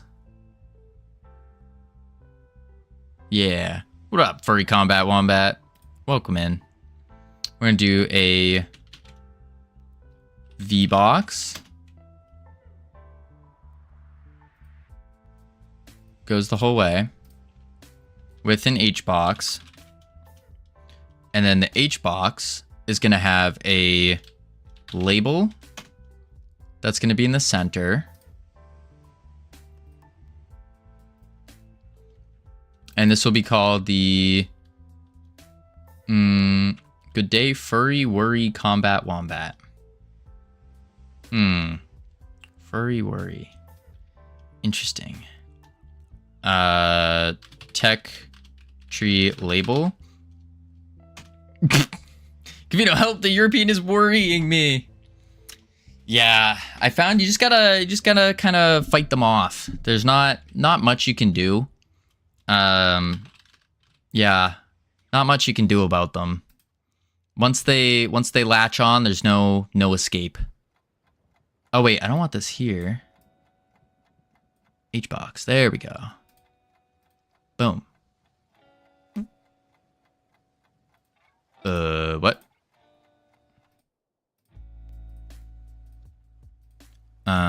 Tech.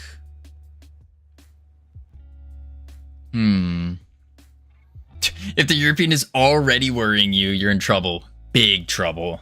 Big trouble. Wait till you catch North Pole in a mood, you're donezo.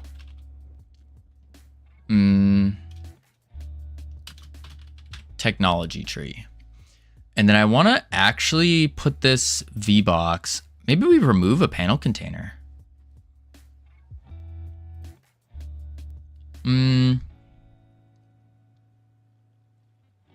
Yeah, let's remove it. Remove the panel container. Well, not remove it, but slap the panel container into the V box. There we are. Then we stretch it.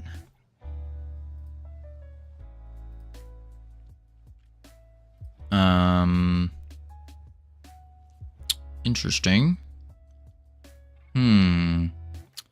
Just tell them. I have no what that means. Why are you getting him bullied? Who is getting bullied? The French. My friend is gonna be in Europe for the next few weeks. Maybe we'll run into him. Maybe. It's a small world. Who's French? I think the better question is, who isn't? 100. Okay, now it's expanding. But I thought I could just fill. Oh, there we go. All right. And then H box. Center. Hey man, what's better and more reliable? X-Pen or Huon? I have no idea what either of those are, to be honest. No clue. Covino's coming to Europe. Polyglot? Potentially. Potentially. I'm trying to save up. And hopefully... I thought you sculpt. No, not really. I mess around in Blender for game dev, but yeah. I mostly just use Blender. Yeah.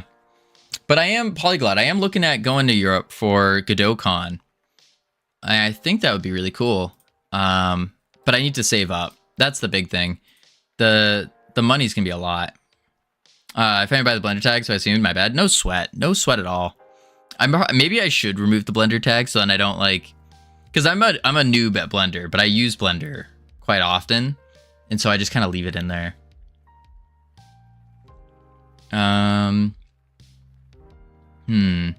Yeah. But I think it'd be really cool if we do some streams at GodotCon. Let's do an X. Better yet, have an animated blender blending your followers in the corner. That's awful. I wouldn't want to do that to anyone. Oh my lord.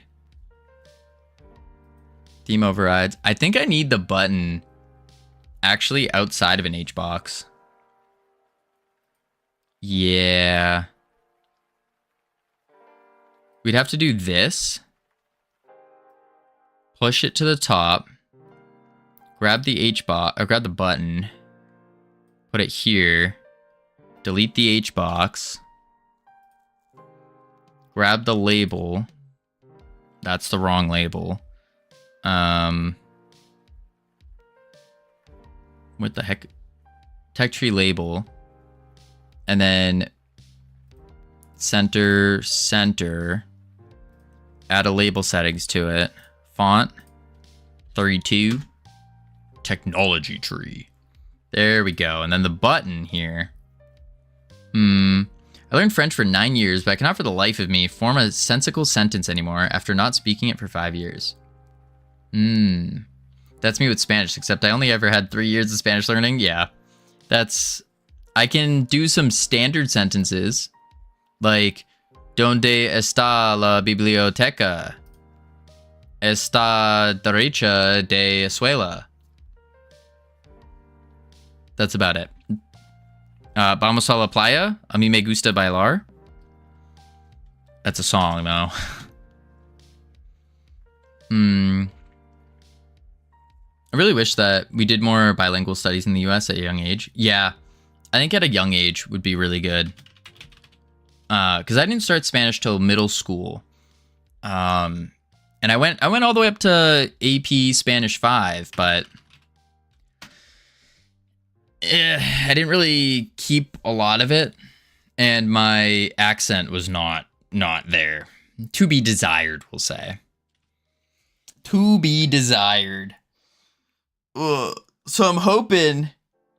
That's the other thing. That's the other reason why if I do go to Europe, I need some guides. I'm gonna need guides, or else everyone's gonna look at me and be like, ugh, a stupid American tourist. Yeah. And then I get stabbed. Something like that. Escape button, X. Maybe They'll still do that, don't worry. Man. Tech tree margin. Howdy, LT. Chaos un biblioteca, yo no Leo. You're not a lion? I can speak tiny bits of French and German. I'm pretty fluent in English and native in Dutch. Ooh, what up, Plobby? I did Spanish 1A and Spanish 1B in middle school, then proceeded to fail Spanish 2 for 4 years. Holy moly. No, I went all the way up. I went up. Je ne parle pas français. Oui, oui. Something. Filipino, soon to be part of Japanese citizen. Goodbye, America, to be friend. Oh, interesting. Filipino, going to be a Japanese citizen. That sounds cool. I did 4 years of French. Remember nothing of it. I quit Spanish when we were gonna have to read novels in Spanish. See, Furry, that's the secret. That's the secret. Is when I did Spanish AP5, I just spark noted the book in English. I tried reading it, but that was it. If I see you in Europe, I'll start screaming, "Oh my God, Covino is here!" So you got famous. Yuri, I'm expecting no less. If I'm walking around in GodotCon, I want to hear people screaming, "Oh my God, it's Covino!" Please don't do that. Do not do that.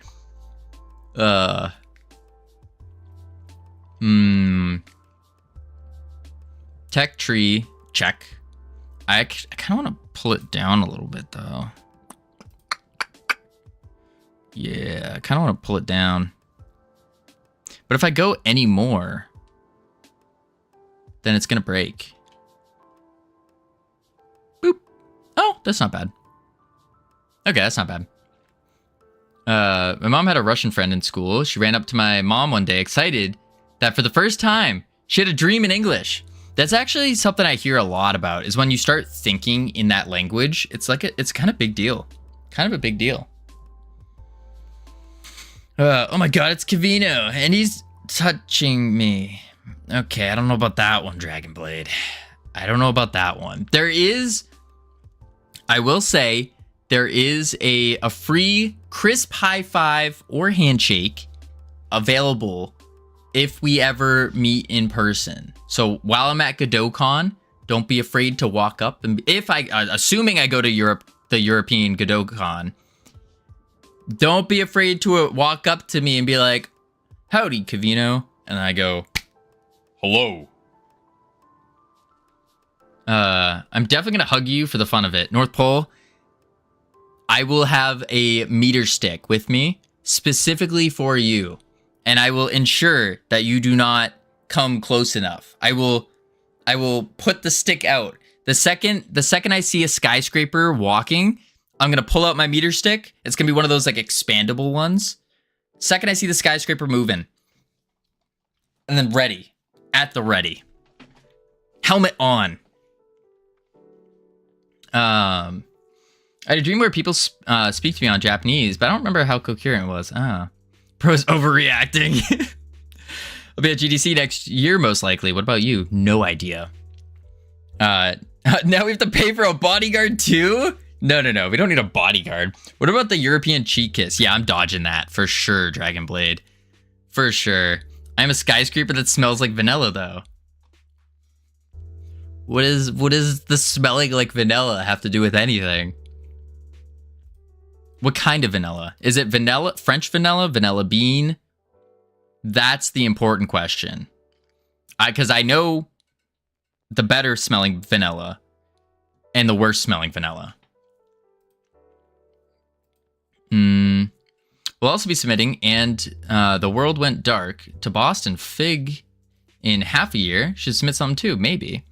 What do you think? What do I think you smell like? I would think French vanilla. You give off French vanilla vibes. I'm more of a vanilla bean kind of guy. More vanilla bean. The phrase people like to say in Japanese is, "Where is the train station?" Interesting. I'm a skyscraper that smells like vanilla. Insert reference to don't be racist, I am a building. What? Let's see. I will say, if I don't know whether that is a compliment or not. What? The French vanilla? Or vanilla bean? I will say, if I do go to GodotCon Europe, I want all the mods to also go. So then I can buy them all a round of drinks. That's what I would do. Only one round, because I don't have money. But still, it's the thought that counts. Panel container. And then we need a margin within the panel.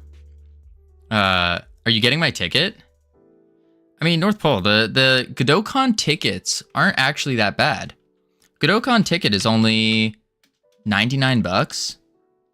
He should. If I have the extra money to get the mods all GodotCon tickets, then yes.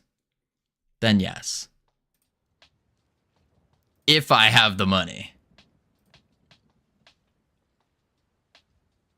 Then I have to drive to Germany. That's a hop, skip, and a jump away. A hop, skip, and a jump. And think about it. You would get the opportunity to meet all of the mods in person. That's like a dream come true. Jiggle Jam revenue. Yo, Furry, if the Jiggle Jam revenue somehow got to that amount, most certainly, that would be awesome. I don't think that's gonna happen because it's 50% of everything. So that means Jiggle Jam would have to accrue like $10,000. That's absurd. I get the opportunity to rest my elbow on all of you. I don't think you could rest your elbow on Savage or Cam. They're definitely both taller than you. And you're not that tall either. You're saying you're so tall, but you're really not that tall. Not to take you down a peg, pun intended, but you're not that tall. Scroll container. Scroll container. Scroll container used to provide scroll bars. Oh. 5 meters with my head up in the clouds. North Pole kinetically short. Canonically short. Yeah. North Pole is actually really, really short. Unless you're a potential suitor, then North Pole is model height, as they say. V box, H box. Okay. And then this will be the tech scroll container. Long blonde hair waving in the wind. Whoa, another control node. Interesting. What the heck are these things? I have no idea what these things are.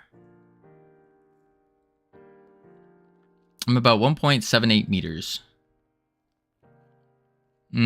What is that in freedom units? It's... Wait. How do we do it again? What was the command?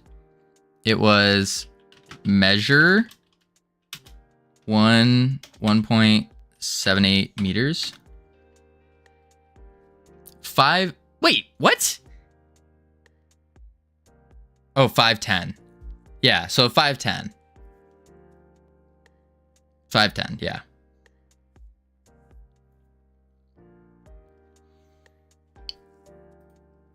Oh, so not short. Yeah, it's considered model height is what they prefer. Tech container.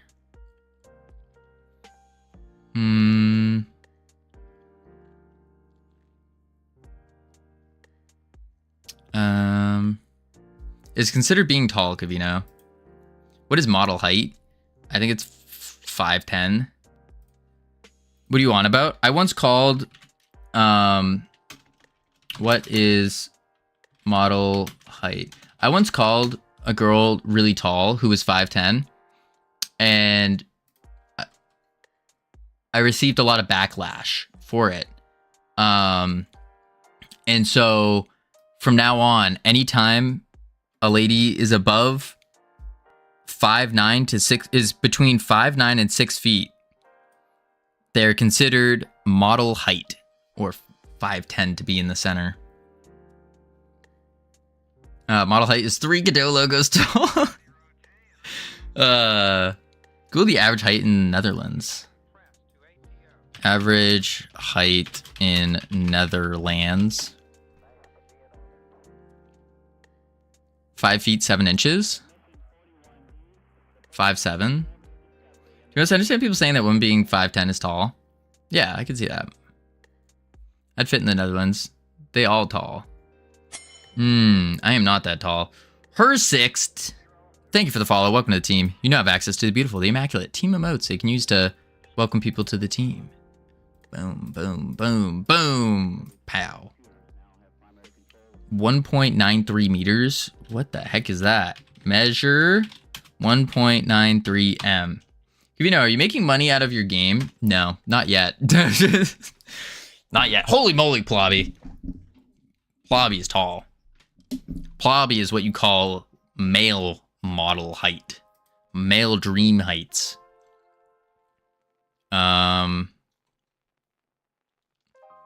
On GUI input. Wait, I'm 6'4". Google lied to me. Yes, Plobby's tall. 5'9", which is short for a dude, I think. No, that's average furry. That is average. That's a little bit above average, actually. The average is 5'7", I think. Something like that. I think the average, for US at least. Average height in the US. Oh, it's 5'9". Never mind. It's 5'9". Or 69 inches. Nice. Shoot, that means I'm below average in height. Oh no. Oh no. What am I gonna do with myself? My life's over. That's it. That's it. It's over. It's over. Poor Covino. Indeed. Poor Covino. Grow a bit. I'm trying. What are these? Oh, it's a tech container. Interesting. I can't buy shoes in a store, so it's not all sunshine and roses. I also hit my head on a lot of stuff all the time. That's fair. That's fair. Open an editor. Holy guacamole.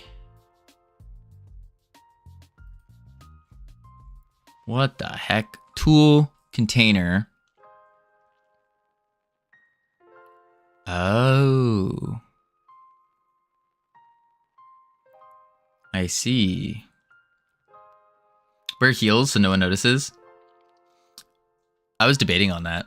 Maybe I go to GodotCon Europe wearing heels. I'll wear high heels. Or no. What are those shoes? They make shoes for dudes now that are like high heels built into the shoe. So you have a flat shoe and then it's like a high heel. I'll wear one of those. Yeah. Yeah.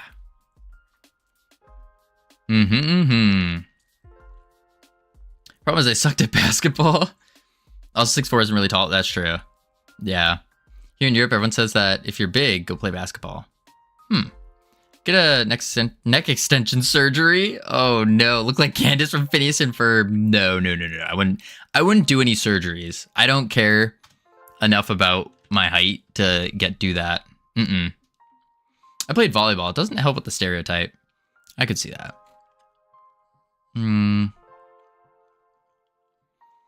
I kind of think I'm just gonna snag this container. I'm really debating on it. Technology container. Yeah, I think I'm going to. Update tech description.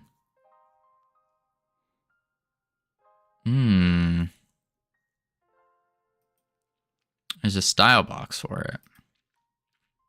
What is this project and why steel? So this is our what do you call it? Our prototype.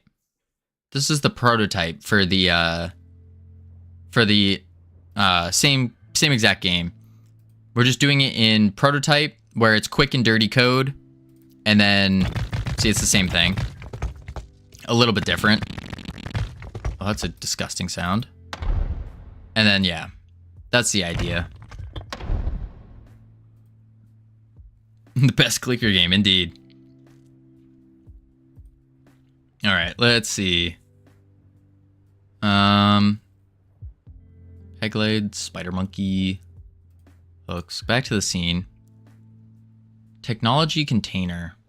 You know what? Let's do it. Let's take it. So we're gonna go desktop. We're gonna go to pillage village. Where is it? There's our pirate clicker. Here.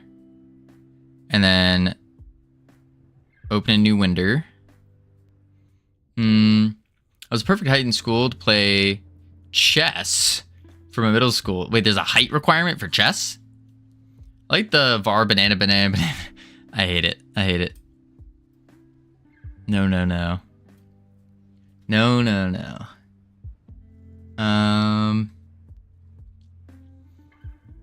And the funny part is I'm allergic to bananas. For those of you who didn't know. Then we go into... What is this under? Technologies? Items? Scenes? What? Huh. Covino is apparently allergic to phallic-shaped foods. Yeah, I like bananas a lot. I like the taste. They just close my throat. They don't like me. WTF. What up, Savage?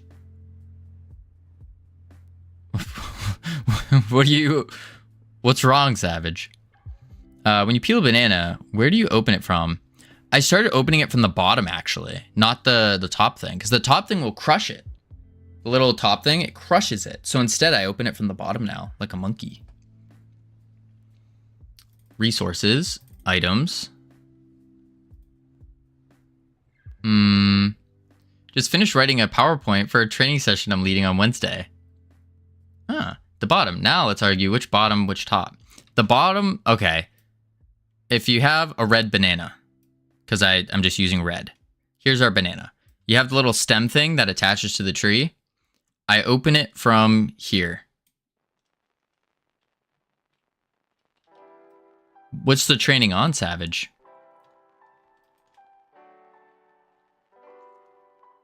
And my example was banana times 30. Oh. Are you kidding me? What do you mean, Plobby? What's wrong? I used my fingernail to cut the middle and then unzip it. What? I just open my bananas like this now. You rip it in half sometimes too? No, that's weird. Which is banana. The banana thing is from, you open a banana like a nincompoop. What do you mean, Plobby?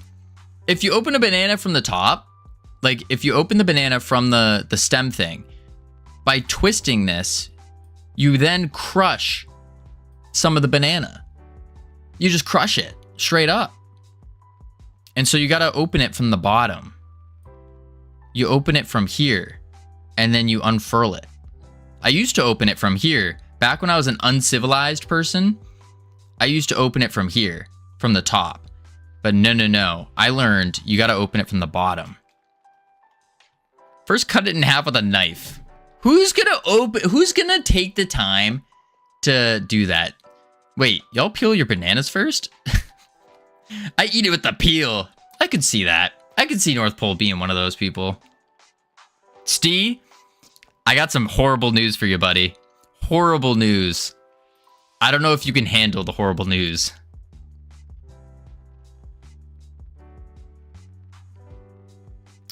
This is why you're allergic to bananas? You scorn Mother Nature? No. Have you ever tried the other way? It's insanely easy. It is. No, not again. There's only so much horrible news I can take. Steve. I'm gonna rip the Band-Aid off, okay? I'm gonna rip it off. I had a karaoke night. I went to karaoke night at a karaoke bar after GodotCon. Like when you peel it from the other side, you'll be like, why did I not always do this? Yep. That's how nature intended it, right? I'd imagine the exact same, just minus the literal perfect handle to peel it. Yeah, that's the thing though. It's a trick. You would think it's a perfect handle, but no. It's a fake. You should ask JD for evidence. JD doesn't have any video footage of me because I didn't go up and sing. That's the truth. I didn't sing. I didn't go up and sing. JD went up and sang. It was fire. Boom. L. Trust me. Try the other way. You'll be like, who calls that a handle?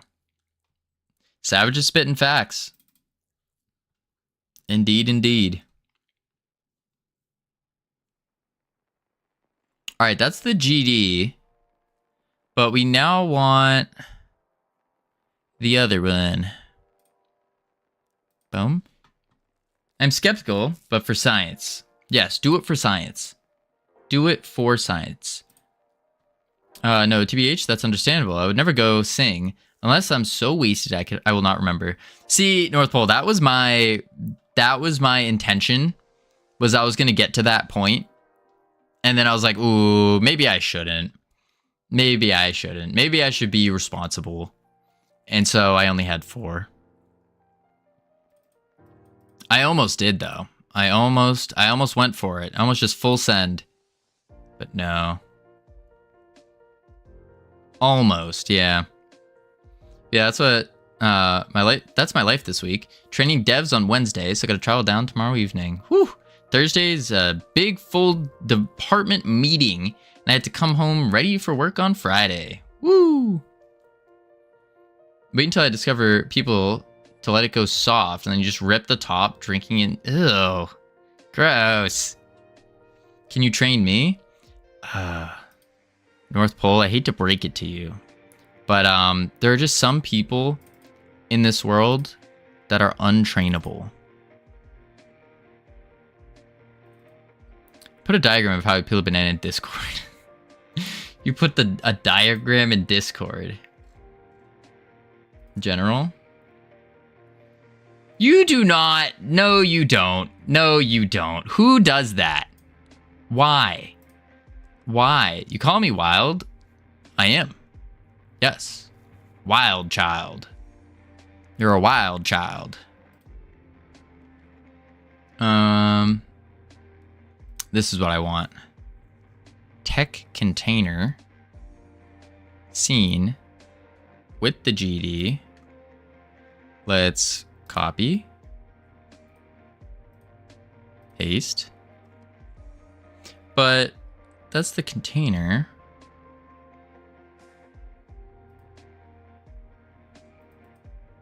Resources? No. Makes a bowl to hold the banana. Who does that? A bowl to hold your banana. That's just weird. That's just straight up weird.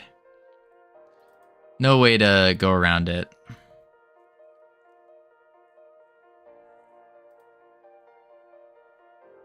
Okay, this one. Technology container GD. Fixed. Oh, I don't have the Trez.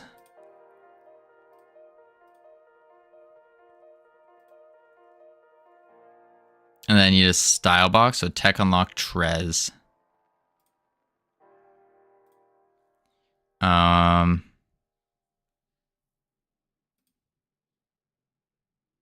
Yeah, tech unlock Trez.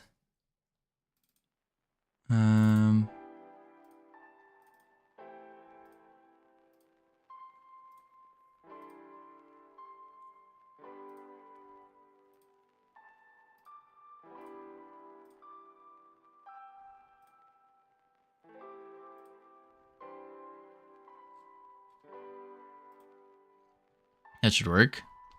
Mushy banana is a bad banana. Unless you're making banana bread. Unless you're doing banana bread. Banana bread can be good. Use some like mushier bananas. Yeah. Yeah. Also, way easier to close it back up. You just need a needle and a thread. This part is a joke. I guess so. Save the banana for later. 2D. There it is. There she blows. There she blows. Hoo-wee. Look at that beauty. Alright. Game. Tech container. And game. Scroll container. But why was it put into a control node?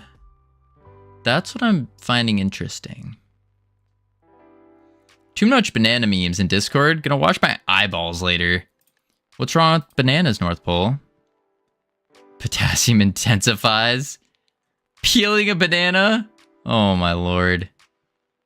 Oh, I hate that. This one just bit a... Oh. Why? Why? Just bit a banana on the side. One's using a... Oh. Oh, poor little banana. That's...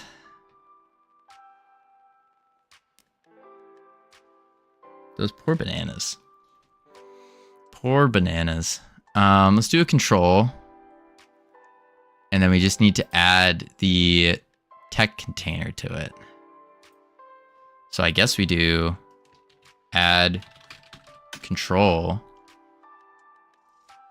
And then we add tech container. Interesting. So how is this control laid out? Like how...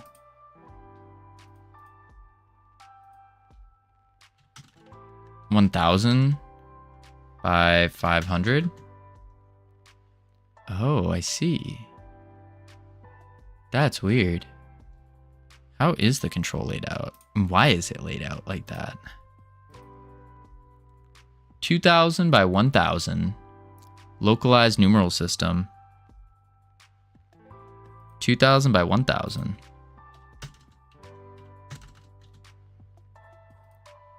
Huh. I started trying to make the bone for a simple platformer last night in Godot. It took me so long to find out that Kinematic Body 2D got a name change. Character body, yeah. Why are you so big?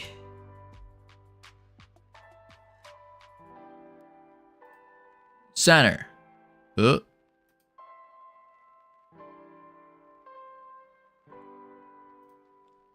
the heck?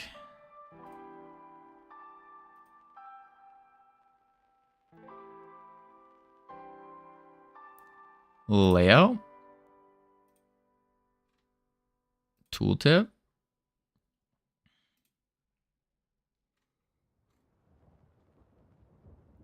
Why? Technology containers group.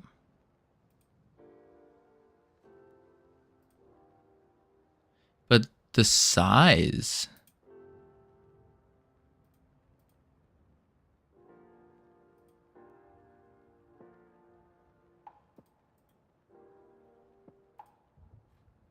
Technology container. And then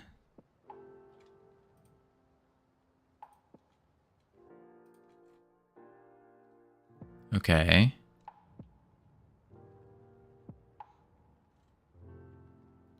GUI input event. Update.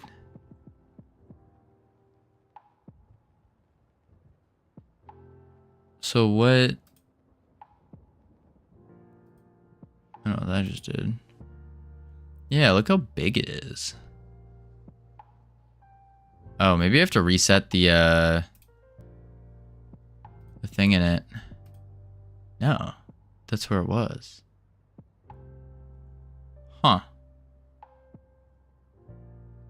It's been character body 2D for the last couple of versions, though. Yeah.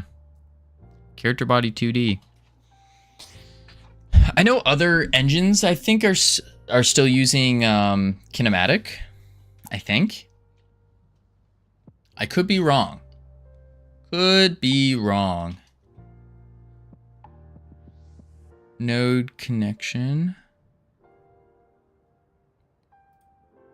There it is. Layout. Anchor preset.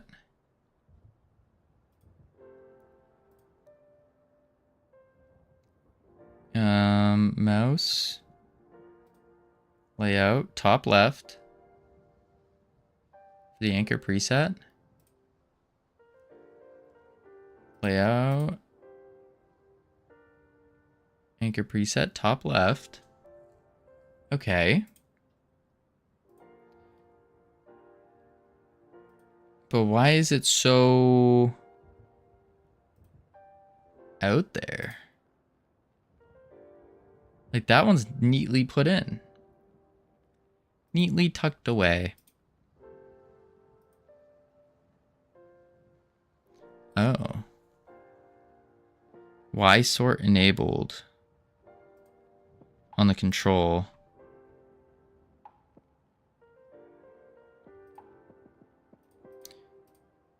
Ignore. And then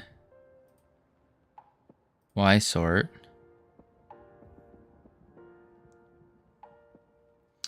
I get the change, but wasn't necessary. I think it's just a nicety.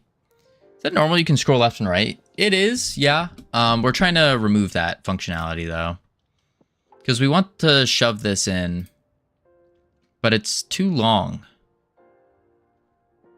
unfortunately. So we have to get our container to do better. Oh, maybe it's in the margin. So we have a panel and a margin. Make it less long. Well, obviously, yeah. Panel, margin. Container is big. It only shows this part. What's the margin at? 5.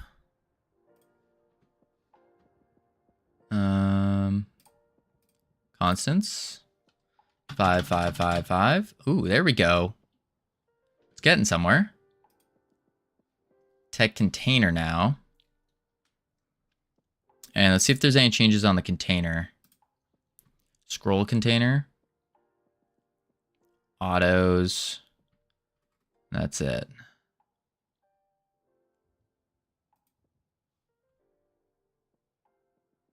Autos.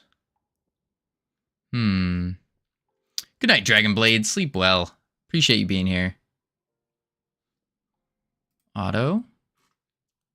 That's the control.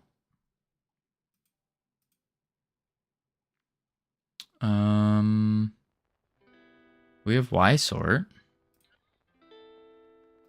Problem is with this control, I think.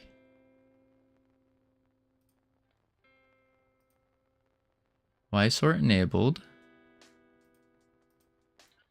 That's it.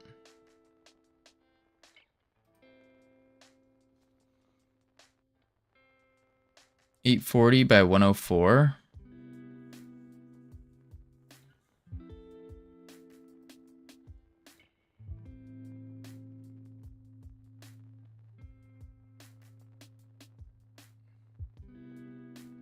What if I had another one?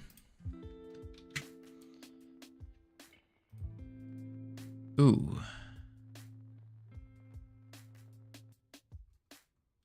That's not right.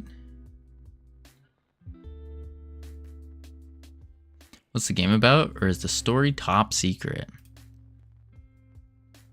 The rat world is indeed real. Tech tree with a panel container and a margin. Tech tree. Oh, because I shoved it in the V box. Tech tree. And then...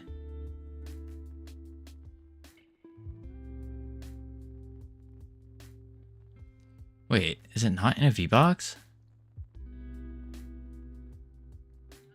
Tech tree has the H box. Panel container.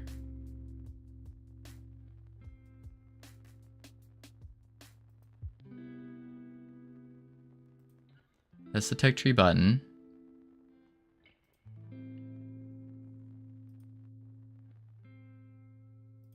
Tech tree V box. And then panel container. Tech tree V box. Panel container. Margin container. Scroll container. So this is what we're looking at. It's within the V box. Margin. V box. Panel. Margin. Scroll. V. Panel. Margin. Scroll. V box. Panel. Margin. Scroll. Control. Null. Null. So, why do you hate me?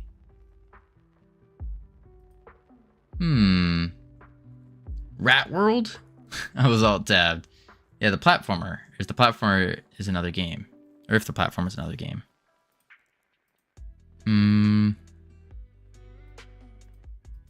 Input. Mouse ignore.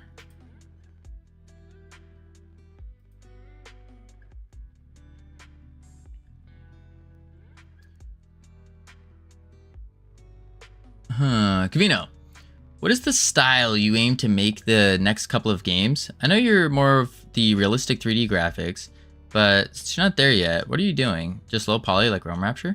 No, actually, I'm not really a fan of the realistic. I'm not really a realistic 3D graphics kind of guy.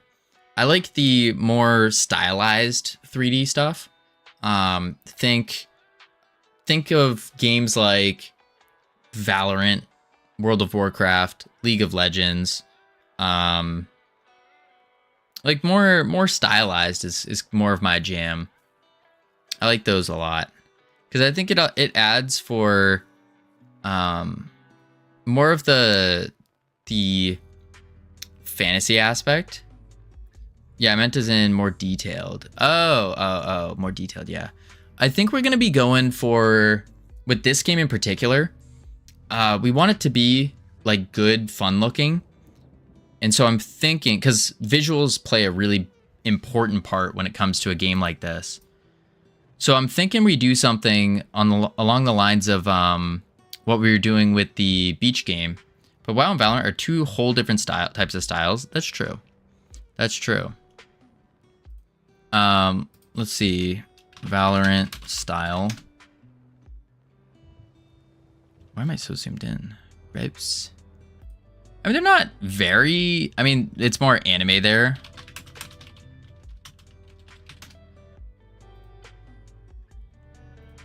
Yeah, I guess it's more anime versus more of these character type things. This, like this kind of stuff, I like a lot.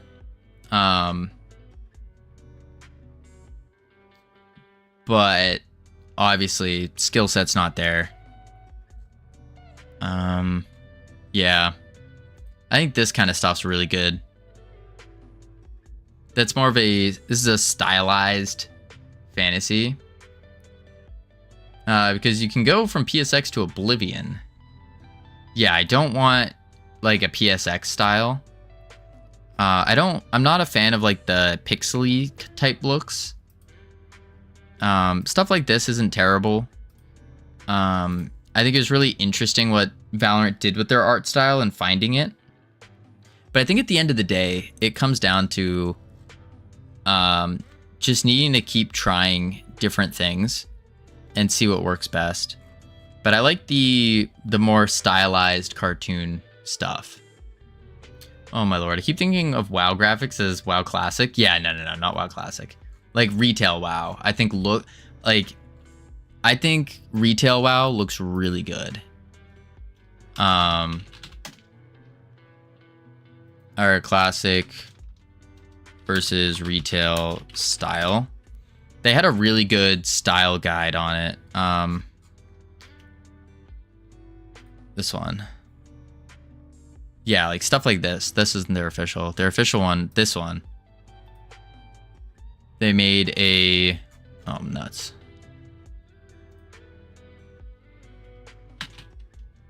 Boom. Appreciate the lurk. Boom, boom. Oh, Swashbuckling Fox. First time chat. Welcome in. This is the style. How they went from classic to a more refined look. I think the refined looks a lot better. For sure. For sure. Got back from getting my DoorDash. We're looking at WoW models. Yeah, we're looking at the art styles because North Pole was talking about what kind of style are we going for here? And I've always been very fond of like the WoW retail WoW style. I like classic, but it doesn't look nearly as good for sure. But achieving this is very difficult because what you need to do is it's actually a low poly model, and then they put high poly on top of the low poly, and that's how they're able to keep it running smoothly as well. Way more shadowy with new style, a lot more outline too. Yeah. But it's stuff like that I think I vibe with the most.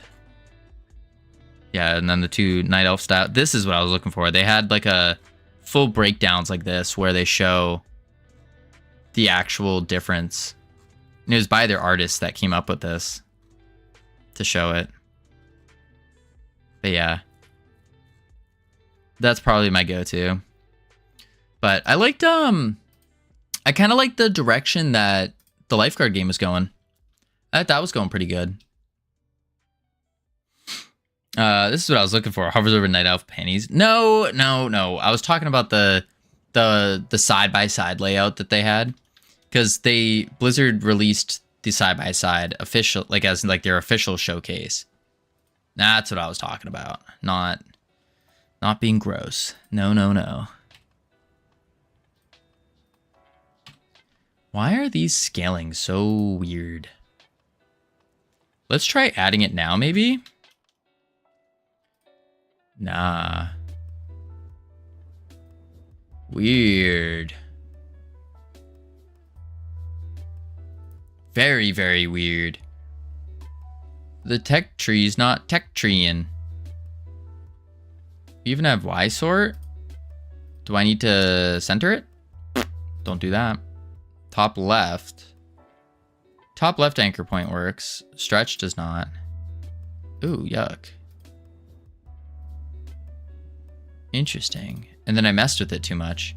All right, I'm going to go to bed. Good night, everyone. Good night, North Pole. Sleep well.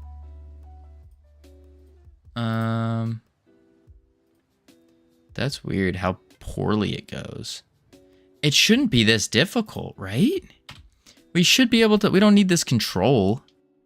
We should be able to just add in the container and it fills, right? Wow, my training material knocked you out already. That boring? Yikes. Yikes. Eating fried ice cream right now. Ooh, that sounds good. That sounds good. You wanna... Wait, where did you get it?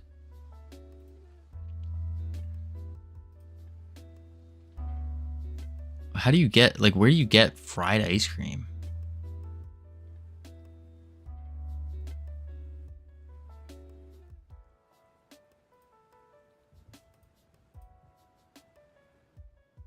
Oh, the children are locked. That's why. Let's do this. Top left. Mexican restaurant.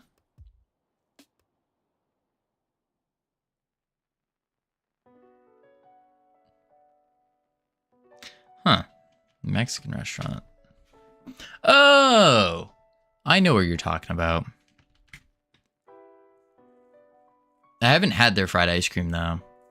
I remember I was going to, and then I didn't end up going. Covino, how old are you? Celso, I am 26 years of age. 26.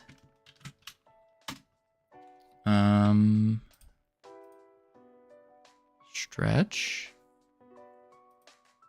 Oh, it's probably because they're locked, isn't it?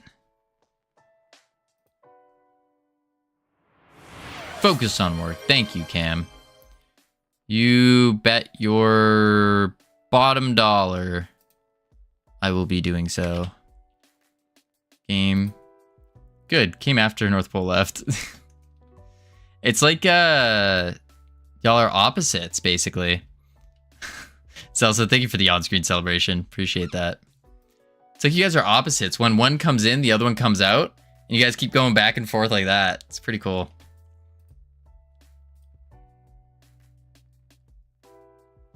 Ooh.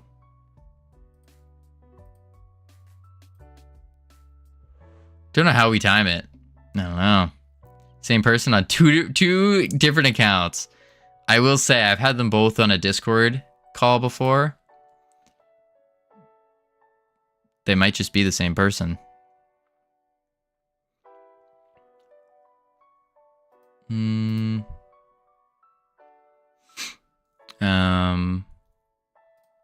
Let's relock that.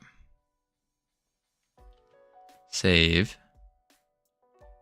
Work. Oh, lurk. Getting some sleep. Sounds good, Cam. Appreciate the lurk.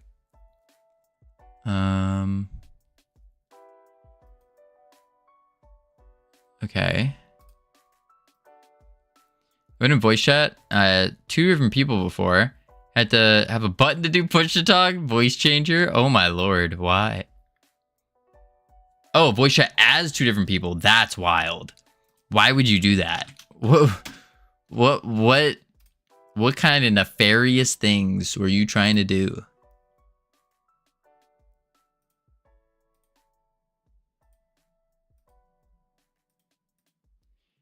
Okay. That percentage, though. Did it convince my WoW guild that I wasn't the same person? Oh my. I was, personally more of a PvPer. I did do a lot of, raiding, but, or a little bit, I should say. And then some mythic and stuff like that, but no, more of a PvPer. I was a parse guy. Then you probably would be happy to hear. I was once the highest parsing resto druid in all of Australia. Classic to Wrath only though. Stop that Kata.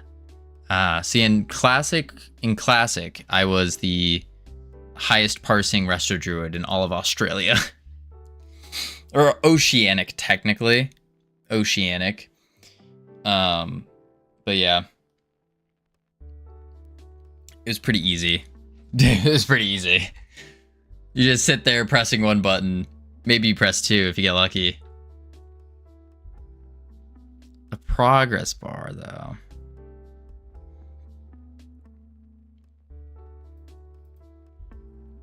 Resto Druid's so fun in SOD. You have tree form. And you get mana back when your hots tick. Oh, stop. Don't tell me anymore. I've been wanting to play SOD. And I just haven't gotten around to it.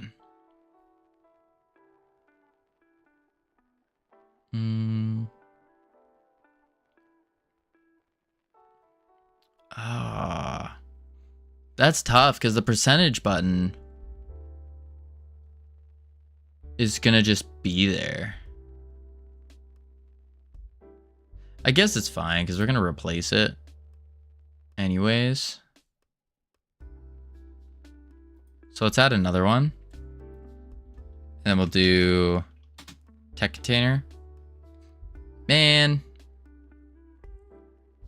Oh, because it needs an HBox or a control to set custom minimum size manually. Oh. Oh, I see where I dumb messed up. Delete that. Now we add the control back.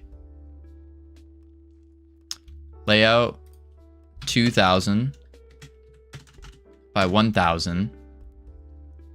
Like so. And then I really don't need it that big, but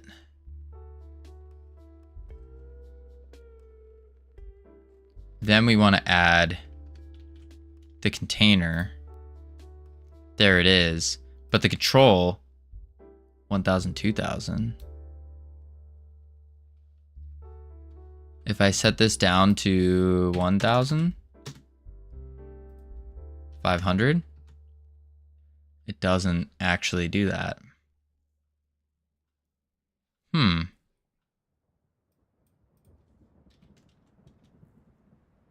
Oh, I need the Y sort, that's why. Huh.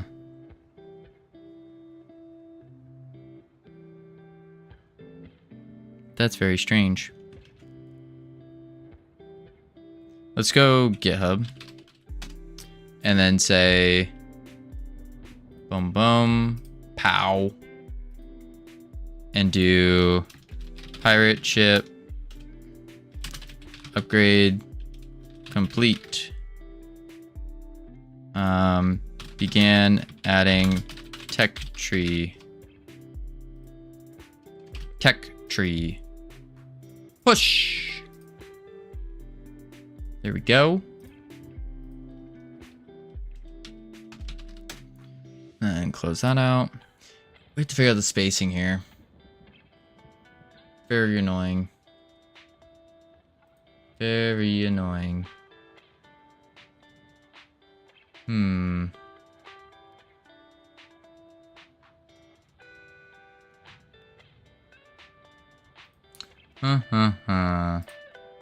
Well, players are terrible people.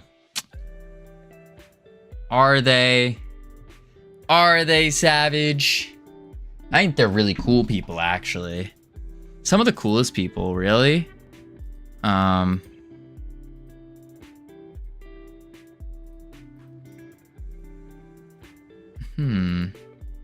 agree as a WoW player. My missus is a WoW player too. That's true. I haven't played WoW in so long though. I really want to. I might not be able to contain myself when Mist of Pandaria drops. I might not be able to contain myself. It's gonna be interesting. That's for sure. Yeah, that's for sure. All right. I think that's, yeah, but alrighty, folks. I think we are calling it here today. We got some good progress going. But what I want to do tomorrow is I want to dive into the tech tree and figure out how to get this going, how to get it moving and grooving. Heard Mappa's best for PvP. It was very good. It was very good. We're heading out to Adam Learns Live, working on Skelly Cellar. Heading over to working on Skelly Cellar. Seems like a phenomenal game. Phenomenal game. Adam's a great guy. So I'll catch you all later. For those of you who don't know, we stream every single day. Every single day. We are going to get this game done. The number one, the best, the ultimate clicker game known to mankind. I'll catch you all tomorrow. Have a great one. And let's spam the emotes if you got them. Spam with the, let's hit him with Jiggle Jam again. Jiggle Jam yeehaw. Jiggle Jam yeehaw. That's what we're gonna say. Jiggle Jam yeehaw. All right, I'll catch you all later. Adios. Boop. All right, YouTube. It's just you and I. You and I. Let me turn this on. Oh, I got, oh, it was awkward. There were ads playing right when I joined. Awkward. Ads, yeehaw. Yeah, it's possible to learn at least 10 months making concrete game, but at least I have good at storytelling. Yeah, storytelling's important for sure. All right, YouTube. I will catch y'all later. Have a great one. Thank you for being here.